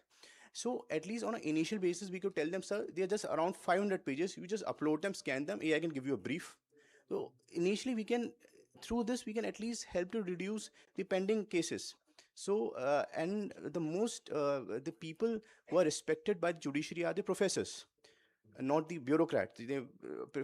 Mostly the professors are highly respectable, they really love them. So I would at least seek your assistance and help if we could integrate this into the judiciary, sir. Yeah. If with your permission, if I can reframe that question. Yes. To something which could be tangible, and then pose it to our panel here. While designing the AI systems, at which point do we decide the autonomy that is system driven versus a point where a human intervention is required? So are there frameworks to guide such nuanced decisions where, if there is one to deal with resistance, that something which is seen as being imposed, so what could be better adoption if we suggest some remedial measures, and are there any frameworks that are applied to decide between how much autonomy versus where human intervention would be required? No, this is definitely a challenge not only to India, but I have read that across the globe, major economies, major countries also faces the same. As they say, the proof of pudding is in eating. If there are few startups who come up, take some old cases and their judgments and build their models on that, and prove that the judgments that were actually delivered and the judgments that their AI system is able to generate are very similar, I think that will be a good proof to create a case for such adoption. And of course, every case, I believe that there are personal sentiments and which you cannot measure economically, but at least certain cases, maybe in the company laws area, maybe below a certain value, if I'm sure by now such historical judgments and their documents are available publicly. So I think government or any other institution can take up this, put up like a hackathon challenge, let companies build this solution and prove it before the judges that this really works, at least on a first level. At least it can recommend certain judgment. Maybe that is could be a starting point. And we are working here with Dicky, and maybe Dicky can take this up in a very small scale and see what the outputs are. Okay, I would like to say something, if I'm allowed.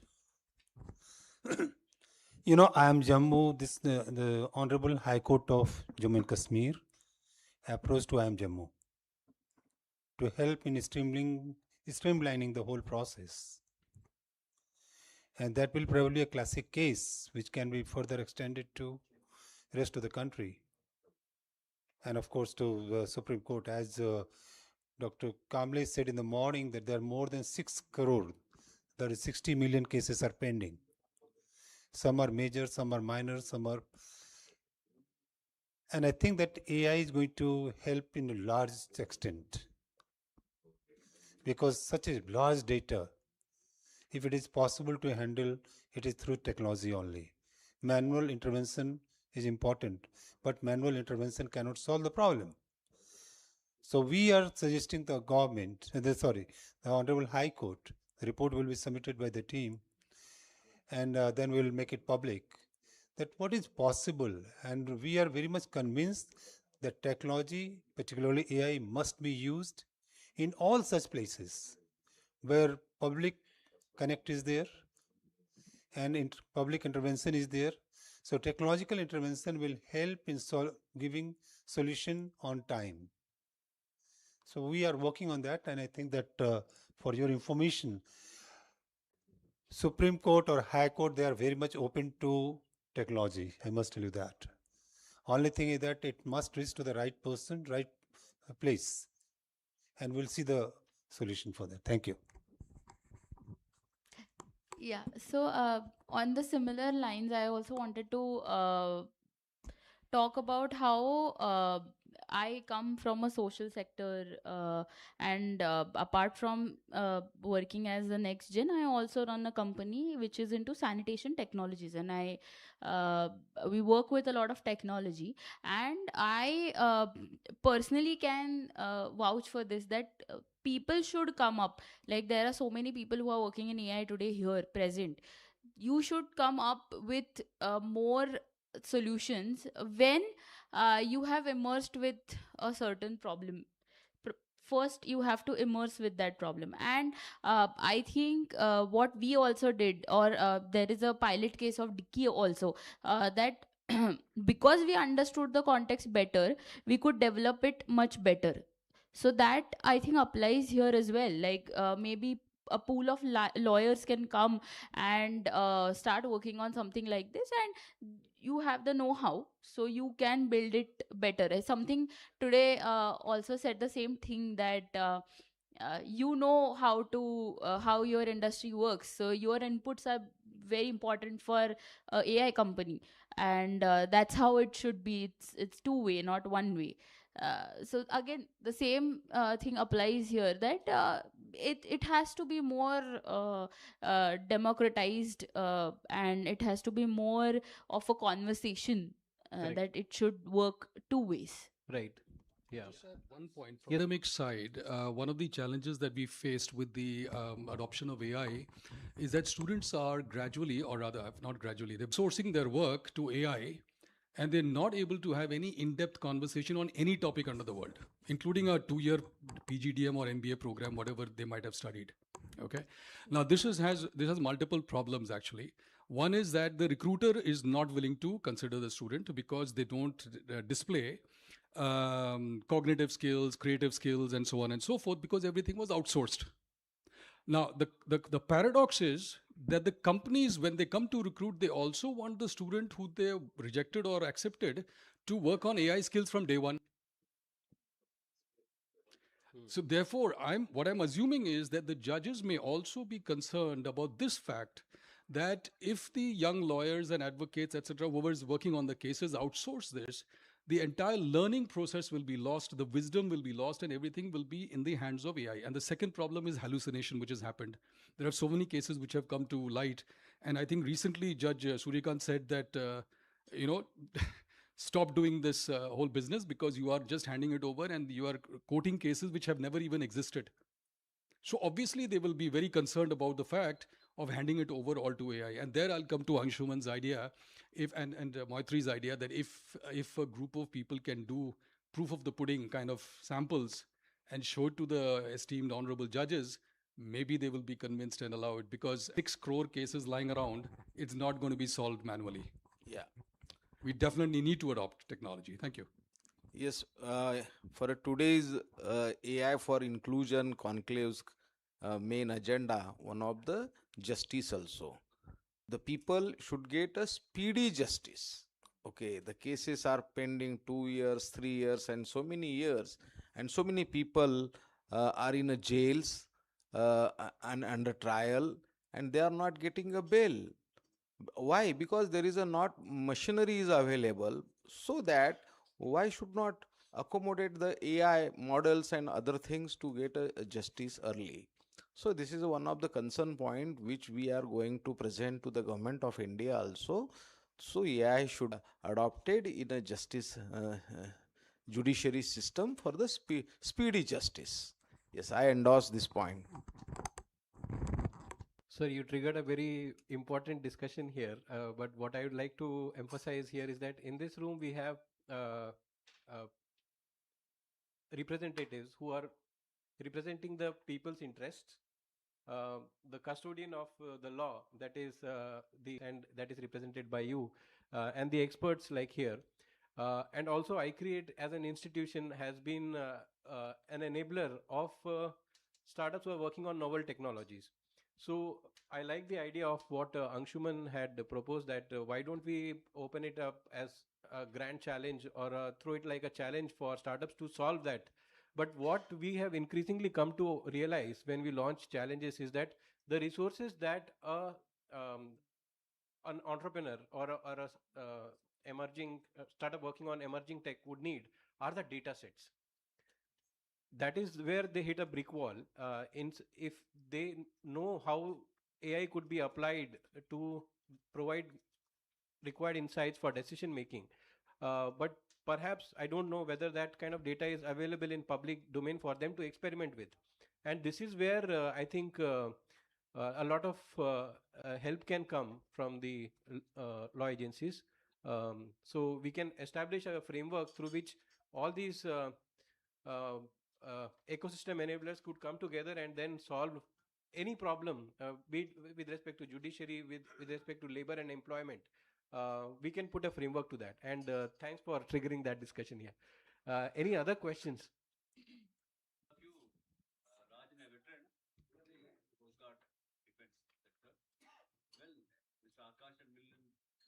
He has taken up the right perspective on AI.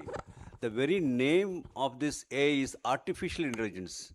Can you take over the organic or the natural intelligence, which is prudent and which is jurisprudence, which is going on for years? But innocent victims, as he said, are in the jails.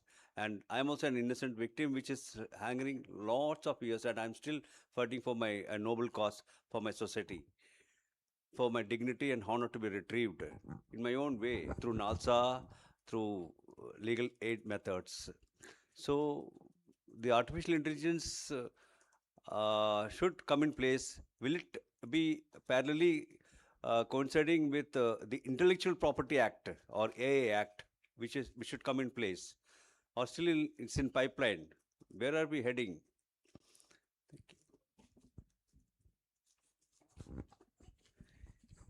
I think that's a question that needs a more deep thought. Within this forum, I don't think we'll be able to conclude with come back to you with a conclusive answer to this. But it's indeed a deep thought. And my life has been a struggle for natural intelligence. And when we have in an age where we are seeing the upsurge of artificial intelligence, we see it as only augmenting to the natural intelligence for now. Whether it would replace it, it's a very far thought as of now. Yes. Any more questions from the audience? So with this, we'd like to thank all our esteemed panel members for sharing their time and insights with us. And we'd like to build on what conversations and discourses we unfolded in this session and see that we could deliver some tangible outcomes with these insights coming in. Thank you. Thank you, everyone. Thanks.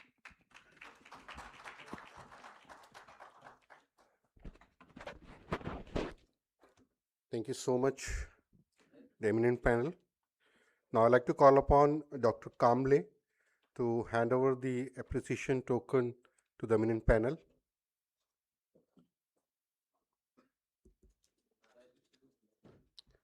I'd like to call upon the National President, Sri Ravi Kumar Naraji.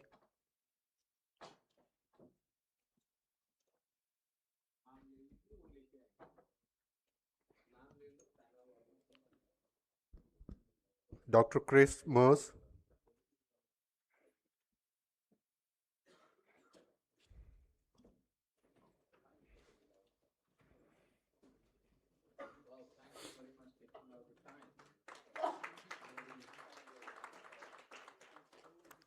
Mr. Anshuman Bhattacharya.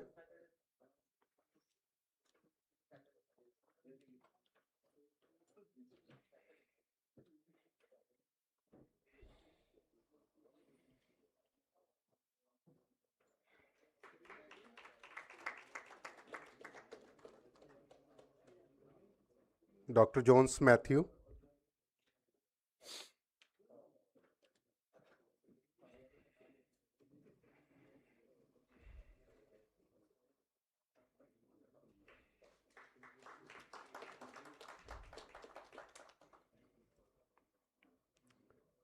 Ms. Maitri Kamble.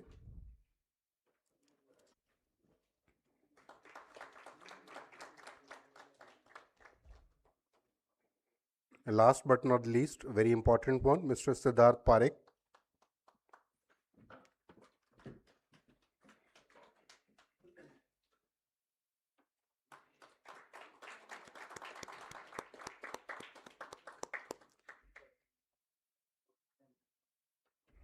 Can we stand up for a group photograph, please?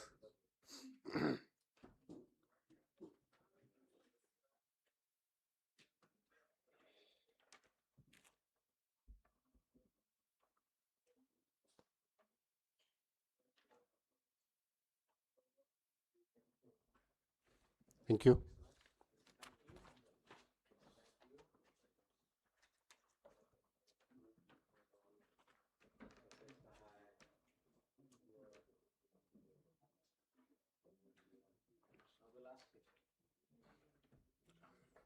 I think break.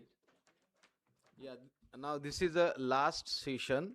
I invite on the dais all the organizers, Ravi Kumar Naraji from Professor Sahai, Avinash Punekar ji. Where is Parikshit? Parikshit is not here.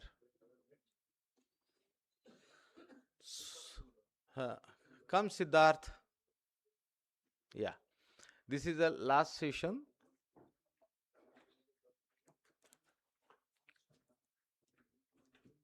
From the audience, they want to contribute some thoughts, quick thoughts.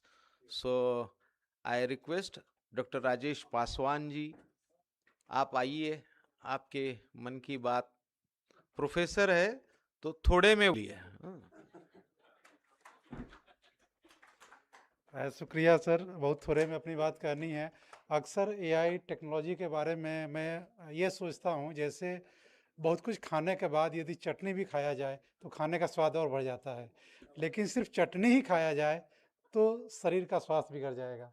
तो technology भी हमारे लिए, हमारे स्वाद को, मेरे पास यदि सब कुछ है, हमारे पास प्रॉपर भोजन है, तभी टेक्नोलॉजी हमें फ़ायदा पहुंचा सकती है. तो बस इसी बात को कहने के साथ मैं अपनी बात समाप्त करता हूँ. शुक्रिया sir.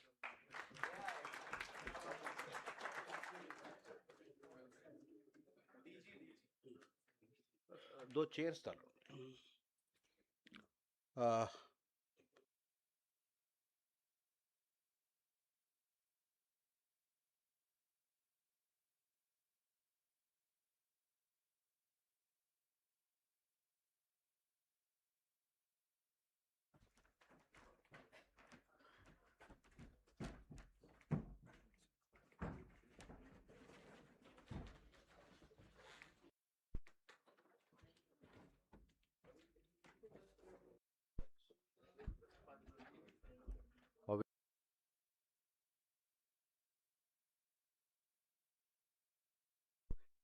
and what we call it as the Delhi Declaration.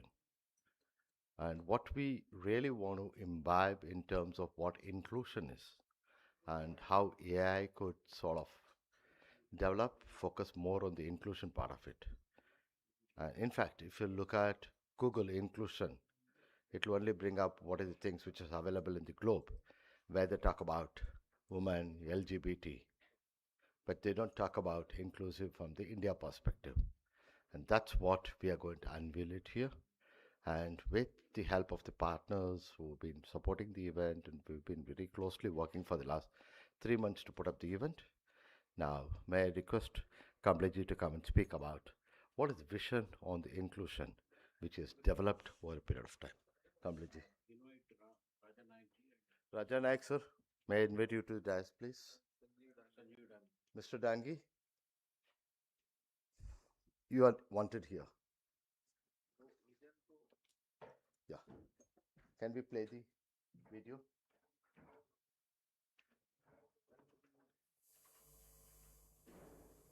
There are 2 videos. Yeah. Good afternoon. I am Milind Cambly, and today I stand before you not merely to speak about technology, but to speak about transformation rooted in inclusion, dignity, and opportunity. Artificial intelligence is not just a technological breakthrough, it is a civilizational moment. And like every great civilizational shift, its true value will be measured not by how powerful it is, but by how inclusive it becomes. The Delhi Declaration that we present today is not a document of ambition alone. It is a commitment that AI must serve humanity, especially those who have historically been left at the margins of growth. Let me articulate the pillars of this declaration. In agriculture, AI can assist small farmers with crop forecasting and fair price discovery. For millions of farmers, uncertainty is the greatest enemy. With AI-driven predictive insights and transparent market intelligence, we can replace uncertainty with empowerment. In healthcare, AI-based diagnostic services can reach rural and tribal communities. Access to quality healthcare must not depend on geography. AI-powered diagnostics, telemedicine, and early detection tools can bridge the urban-rural divide. In education, AI tutors can support first-generation learners in their own languages. For the first-generation learner, language and access are barriers.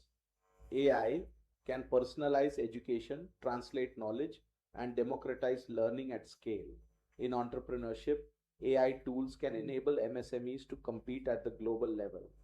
India's MSMEs are engines of employment. With AI-driven automation, marketing intelligence, and financial forecasting, they can compete not just locally, but globally. In the justice sector, AI can help deliver speedy and effective justice. Technology can streamline case management, reduce backlogs, and make legal access more efficient and transparent. In financial literacy, AI can provide financial knowledge and awareness to all. From budgeting to credit access, AI can simplify complex financial systems and make informed decision making accessible to every citizen. And for unorganized workers, AI can play a significant role in skill development and upskilling.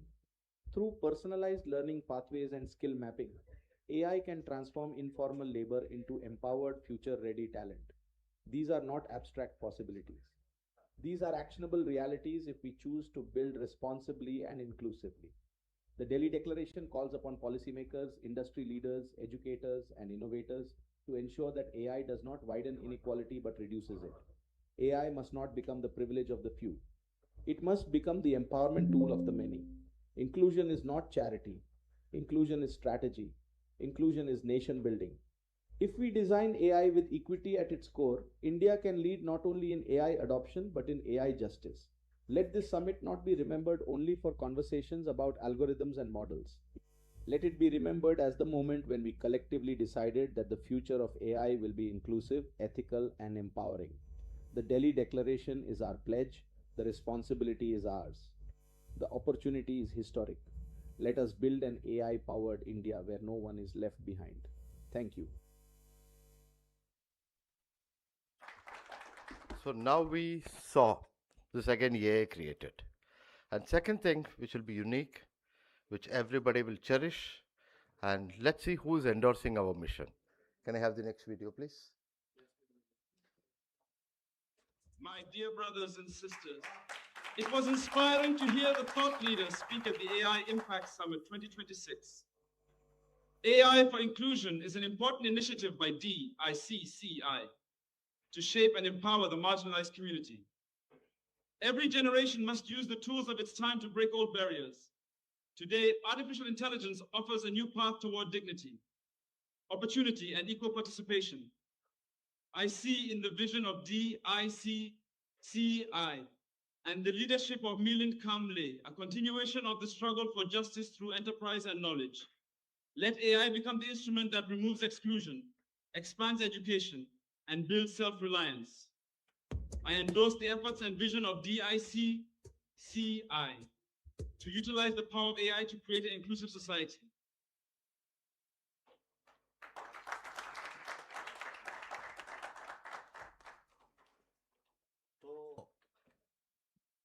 अभी जो भी दोनों भी AI का ये है, अभी से आप लोग मिलिंद सर का कभी फोन नहीं मिले तो आप उनका अवतार से बात कर सकते हैं। milind.in milindkamble.in और वो अपने डिक्की वेबसाइट से भी आप बात कर सकते हैं। तो जितने भी इंडस्ट्री रिलेटेड डाटा जो है ना, वो मिलिंद जी का अवतार का रूप में है। तो आपको कुछ डाउट्स है तो उनको फ़ोन करके, उनको गूगल में ये करके आप बता ले सकते हैं। दैट इज सो ऐसी अभी अपने को डिक्की को आर्टिफिशियल इंटेलिजेंस यूज करके डिक्की ऑर्गेनाइजेशन को कैसे मजबूत बना सकते, उसके ऊपर बहुत सारे विचारधारा चल रहा है। और आप जब एआई को अपडेट नहीं कर लेते हैं, फिर आप आउट ऑफ वर्ल्ड हो जाता है। डिक्की जो फंक्शनरीज है, please from today while going you have to take a oath that I will become a AI expert. आजकल सोशल मीडिया में AI for 60 and above people training का programme चल रहा है, डेली घंटे का। Within 24 days you can have the how to use the AI। वैसा डिक्की अब वैसे एज 50 एंड अबव का भी एक प्रोग्राम डिजाइन करे है। ये सब AI से चल रहा है। तो अगर अपन AI को नहीं समझ सके और AI को इस्तेमाल नहीं कर सके, फिर आपके बच्चे बोलेंगे आपको ये मेरा बाप को कुछ नहीं मालूम है, मेरा बाप से ज़्यादा दिमाग मेरे को है। तो आप ये डिसाइड करना है कि आपका पिता, आपका जो चिल्ड्रन है, वो मेरा बाप भी मेरा बराबर है। वो ऐसा अगर करना है तो ये सब सीखने का इस नीड ऑफ द आवर है। This you need to understand. That is the message we wanted to give it to the first for our members from this conference. उसके बाद में जो अपना एजेंडा है, जो भी पैनल डिस्कशंस हुआ है, डिफरेंट पैनलिस्ट जो ओपिनियंस बोला है, वो सभी को हमने एआई से इंटीग्रेट करके और इसका जो प्रमोशन 1 month तक चलते रहेगा। And we want all the panel speakers' opinions to reach to the maximum people, and for that we are using the AI. तो ये आप समझने का कोशिश करना और अपने अपने चैप्टर्स में भी how you can do best to learn AI और अपने मेंबर्स को पूरा इसकी पहले अपन अडॉप्ट कर लिए तो और दूसरे लोग और आगे आएंगे। So this is what we message we wanted to give. अभी जो नारा जी ने बताया, तो Milind Kamle is here. Come I am a Milind Kamle. He is not a avatar, he is also a Milind Kamle. Come he is a graduate, engineering graduate from NIT Nagpur. He completed his masters from IIM Shillong 10 years back. He worked 10 years, different US companies. Recently, he was in a Simply Learn. Now he's a AI startup in education. तो जो मैंने सुबह morning आपको बताया कि आज की तारीख में तो एआई के माध्यम से you can reach out to the number of people, और एजुकेशन में ही is a building a best tutors, वो सिखाने के लिए लोगों को।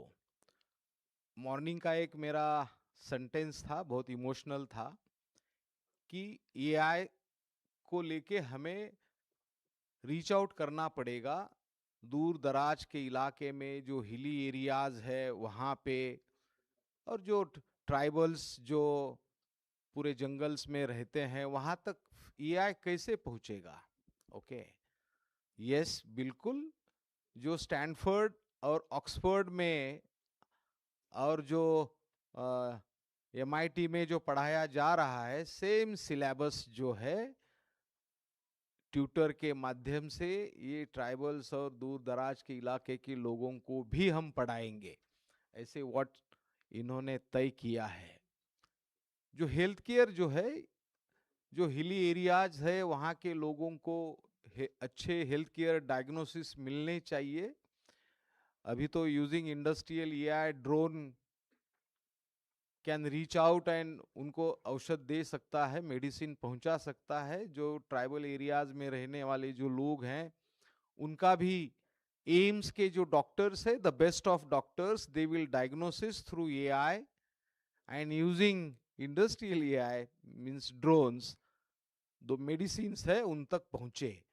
अगर नहीं होगा तो फिर डॉक्टर पासवान जी ने बोला कि ये चटनी के जैसे यूज करना है, नहीं तो चटनी का भी कुछ बढ़ाने के लिए, ह्यूमन को असिस्ट करने के लिए, स्पीड बढ़ाने के लिए इसका उपयोग होगा। जॉब्स के ऊपर भी बहुत डिस्कशन है। जॉब्स में पर्टिकुलरली इंडस्ट्रियल एआई जो है उसके माध्यम और ये सब ऑलरेडी सो मेनी फैक्ट्रीज में रोबोट्स काम कर रहा है, तो इफेक्ट होगा। दूसरा, जो बीपीओज और केपीओज और जो भी इस टाइप के जो सर्विसेज प्रोवाइडर्स है हमारे देश में, जो आईटी कंपनीज है, उस पर असर होगा। मगर फिर ये कहाँ नए अपॉर्चुनिटीज क्रिएट होंगे, तो जीसीसी में, ये ग्लोबल कैपेसिटी सेंटर्स जो है। तो मुझे लगता है कि फर्स्ट एग और चिकन वाली स्टोरी है, ठीक है ना। फिर टांगा आया, फिर टांगा आने के बाद फिर साइकिल वाले आ गए, फिर उसके बाद में रिक्शा आ गया, रिक्शा आने के बाद बोले कि टांगे वाले का क्या होगा, रिक्शा आने के बाद ओला उबर आई तो रिक्शे वाले का क्या होगा। लाइकवाइज ये जो इवोल्यूशन है वो चलते रहेगा। तो कुछ जॉब जाएंगे, कुछ नए जॉब क्रिएट होंगे, मगर गवर्नमेंट के पास तो स्ट्रांग डेटा है। ओके, अभी government of India is feeding 80 crore of people, कोई भूखा नहीं रहेगा। सो वो व्यवस्था हुआ है, ये ध्यान में रखिए what I am telling you. तो सबको फीड करने की व्यवस्था तो है, भूखा कोई नहीं रहेगा। आपका जो टैलेंट डिक्लेरेशन जो हुआ, हम थोड़ा तो भी हम एआई की कॉन्फ्रेंस कर रहे हैं, तो उसकी एक झलक जो है वो होनी चाहिए। And doctor Baba Saheb Ambedkar ji also endorse what is our outcome, और जो हम सरकार को देने वाले हैं। Thank you very much. Okay Milind, have a seat. ते दोन गोष्टी रे आपण बोललो काय?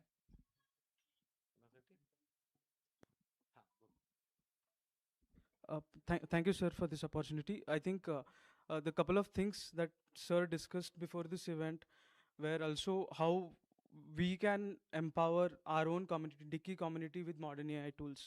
So that idea also came from sir, where we are planning to have 2 interns aligned to every Dicky organization who is part of it. They'll also get to, the Dicky entrepreneur will also get to learn modern AI tools for 2 months, right? Apart from that, 2 interns will help them scale their businesses, right, with the help of modern AI tools.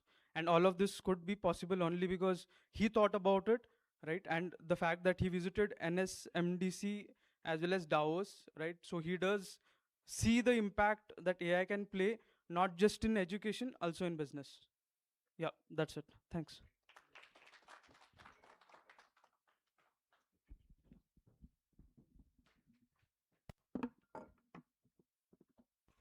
Okay, now it's time to sort of understand the vision. How did we arrive at this concept? How did we take it up to this level?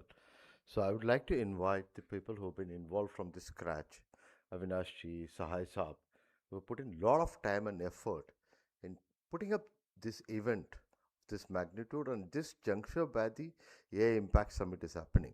In fact, to bring to the knowledge of everybody, when we called upon Dr. Milind Kamble, President Naraji, we went and met the Secretary of MITI. Somewhere they realized the Government of India has forgotten the agenda of inclusion, and we have started it. So this is where we make a change and we bring a change in the society. Now, may I call upon Dr. Sahai and his team. Basically, when we we sat on the drawing board to understand what are we trying to do. We looked at various reports. And meantime, that was the time the Niti Aayog report was also coming. So is there a sort of bridge are we building, or are we taking some pointers from there, or are we doing something different? So we did a lot of drawing board work which has happened before we start off it. May I request Dr. Sahai to talk a few words about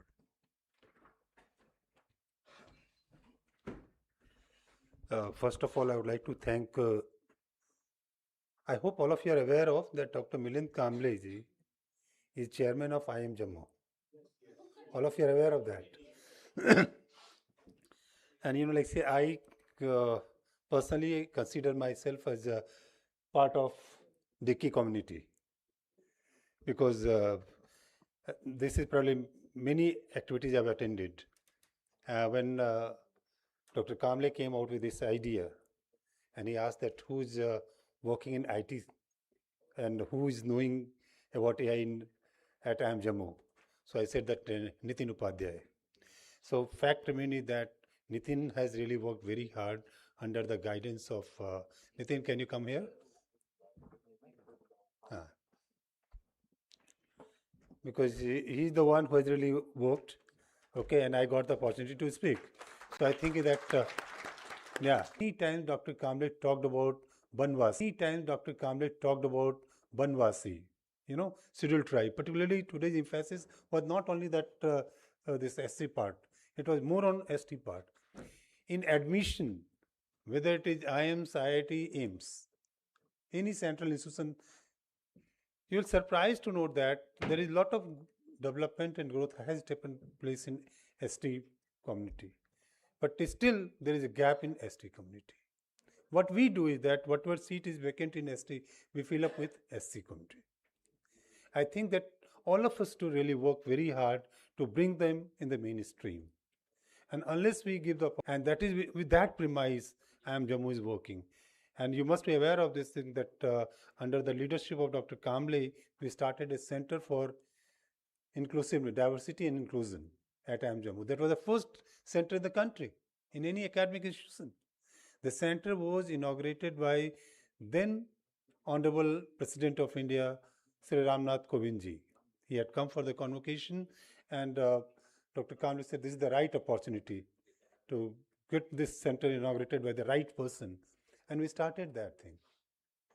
And everybody's, like say, when we talk of, people keep talking about that, this in employment. There are two things which are really important for all of us. One is that creating employment, and another is that admission. IIM Jammu, we have made sure that we comply to 100% the guidelines, the policy of Government of India. And for that, Ministry has also said that thing, complemented that thing. That was possible because Dr. Kamble was there, his full support was there. And I think that when this whole team itself, and kudos to Milindji, because he was always accessible, approachable, on phone calls and meetings all the time. One thing we always envisage about very closely that, when we talk about a Viksit Bharat 2047, it's not that it's just a plan. it has to be onto a milestone-based, tangible-based outcomes, and how this could be foreseen based upon the interactions and making a very tangible outputs. We have already heard about that inclusion is one of the very core agenda, and we started this conversation and linking that how we can provide a very, very tangible outcome and artifact of what could be the potential way of looking at how this is going to shape India, and not just India, but also global leadership agenda for the world itself. Our conversation started from how we bring elements on the panel, what would be the composition of the panel, how we are going to have a voices that could bring the part that could deliver a kind of outcome which we all need, which is silent itself. And that's why you could see the variety of conversation happening across different kind of agenda that could shape the complete roadmap for India itself. I'm very thankful to Dicky, the whole team of iCreate, Infisim, for providing such a great opportunity to IIM Jammu. IIM Jammu is it's working in its 10th year. It has created Leaf and Frog, a lot of different accreditations, accomplishment, setting up its own legacy, one of the top tier institute, not in India, but it's going to be the one top institute in the world as well. You're going to see that IIM Jammu is going to look at how AI could bring knowledge, which is more inclusive in nature, and we are very, very sure about that with the guidance of Milind sir. We will do much better in this space of knowledge type. Thank you so much. Thank you, Nitinji. Now, I would like to call Mr. Avinashji, because how many nights we spent on the calls, right? And Avinash and Siddharth. To be absolutely honest, I did not spend as many nights as probably Shankarji and Siddharth from iCreate. And also along with Siddharth, support from Vijay and others was there. So rather than me, I would ask Siddharth to like actually give his like ringside view of like the event. Siddharth.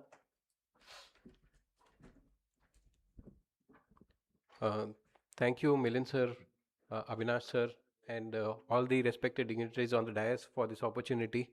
The first thing that I noticed when I came on first call with Milind sir and team was the sheer energy and the clarity of thought that was put behind the outcomes envisaged under this conclave.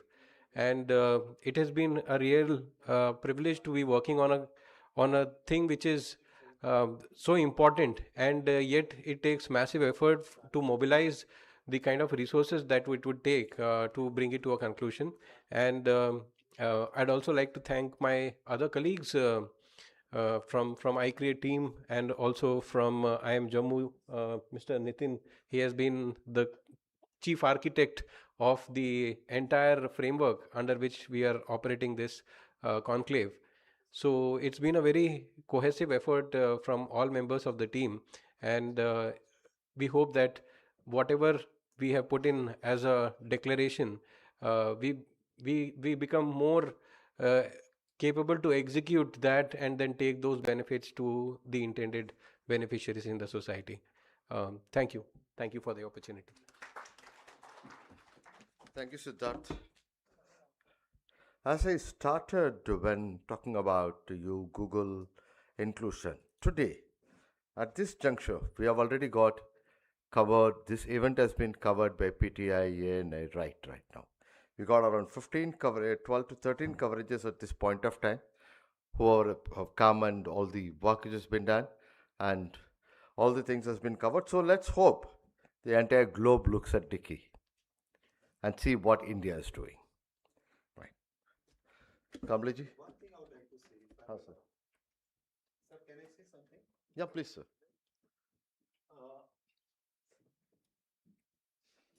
If you really want to make Dicky to be recognized world over, there are more than 12,000 members.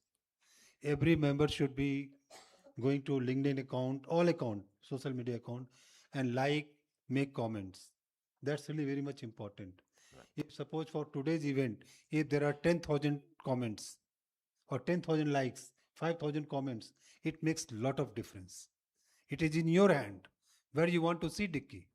So start your work right away. Thank you. And similarly, on the YouTube channel, it's going live. So if the 10,000 members start liking it, our YouTube rating will go high and YouTube will come to us rather than we are putting it to them. Great. The person who's been quietly sitting since morning, Mr. Dangi, few words, please.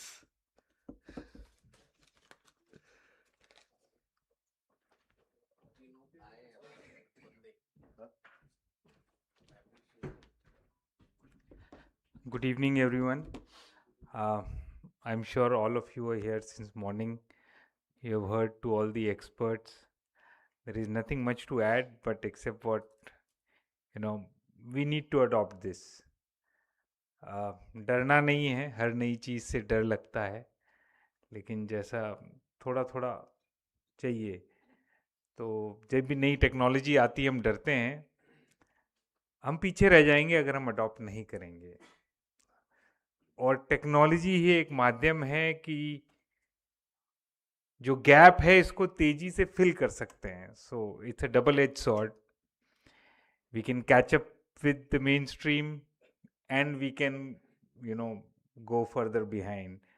So wherever you can, whatever you can in your businesses, in your life, wherever you can adopt a little bit of AI, please do. Thank you. Good, we heard everybody speaking. Now it's time to recognize people. Man behind the scene, our Rajasthan President, Mr. Devaki Nandan Goda. May I request Chairman to give a moment to, please? Abhishek ka paas.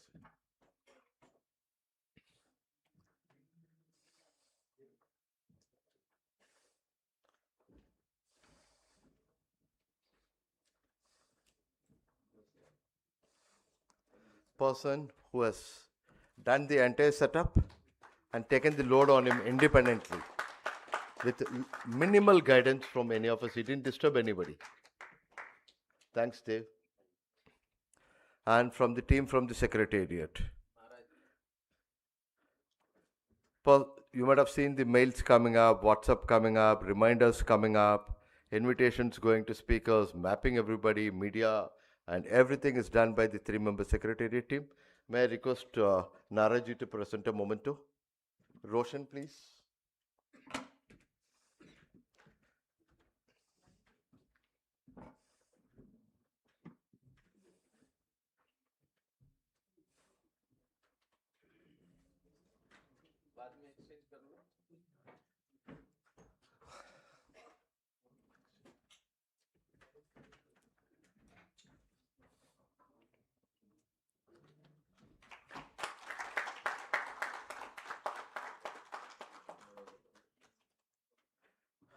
Anmol.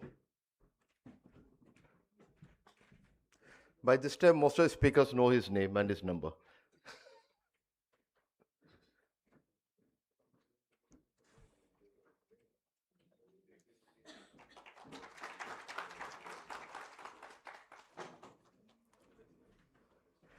Nitesh, he made the complete seamless registration today. The list and everything was prepared and updated by him on an everyday basis.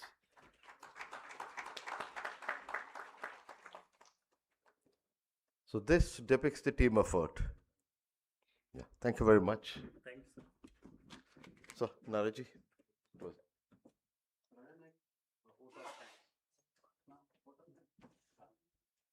Naraji, yeah. It's okay. Yeah. Raja Naik, please.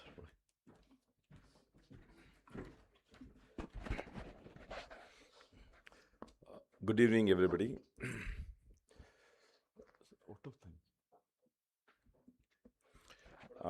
Before extending my word of thanks, this was a wonderful opportunity today created by Dicky National Team, Milind Kamble sir and Nara sir. Because today the entire India national team is here, my request is that because it is a very new thing to us, like Narasar was telling, 60 plus, maybe 60 plus, maybe I have to learn now.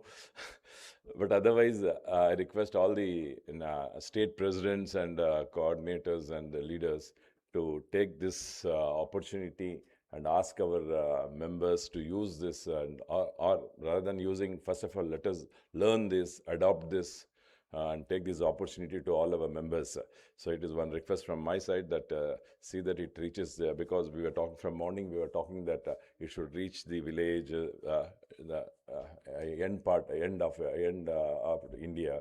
So if it has to reach the villagers or the tribals or the Dalits, so we have to work. We have to take this forward.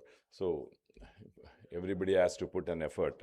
So thank you for that. So once again, from morning, with patience, everybody heard, and it was a very wonderful intellectual talks, and we are a lot of learning was there.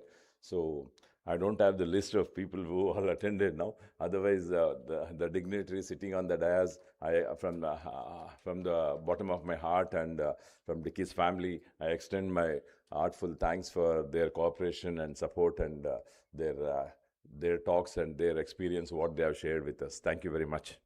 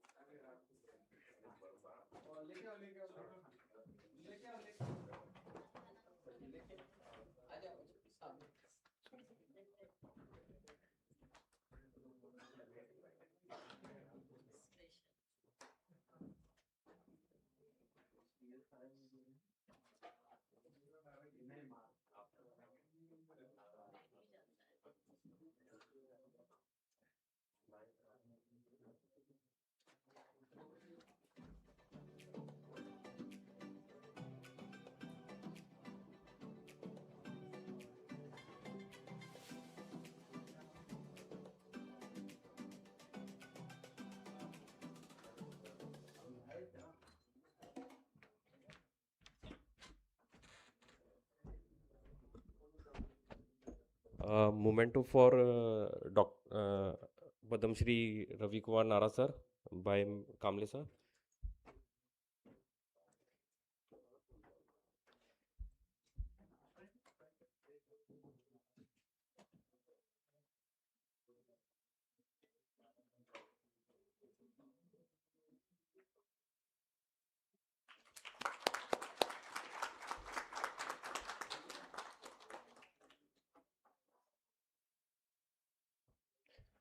Memento for Sanjeev sir and Raja Naik sir from Ravi sir and Kamle sir.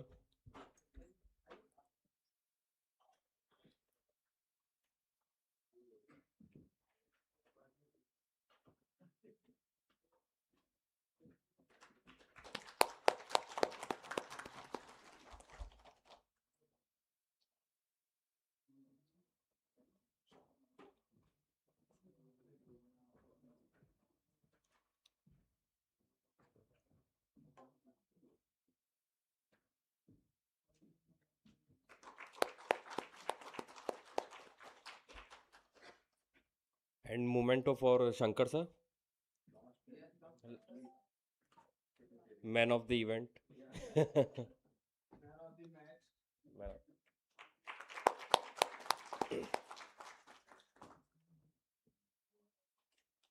Can we have the group photo? So.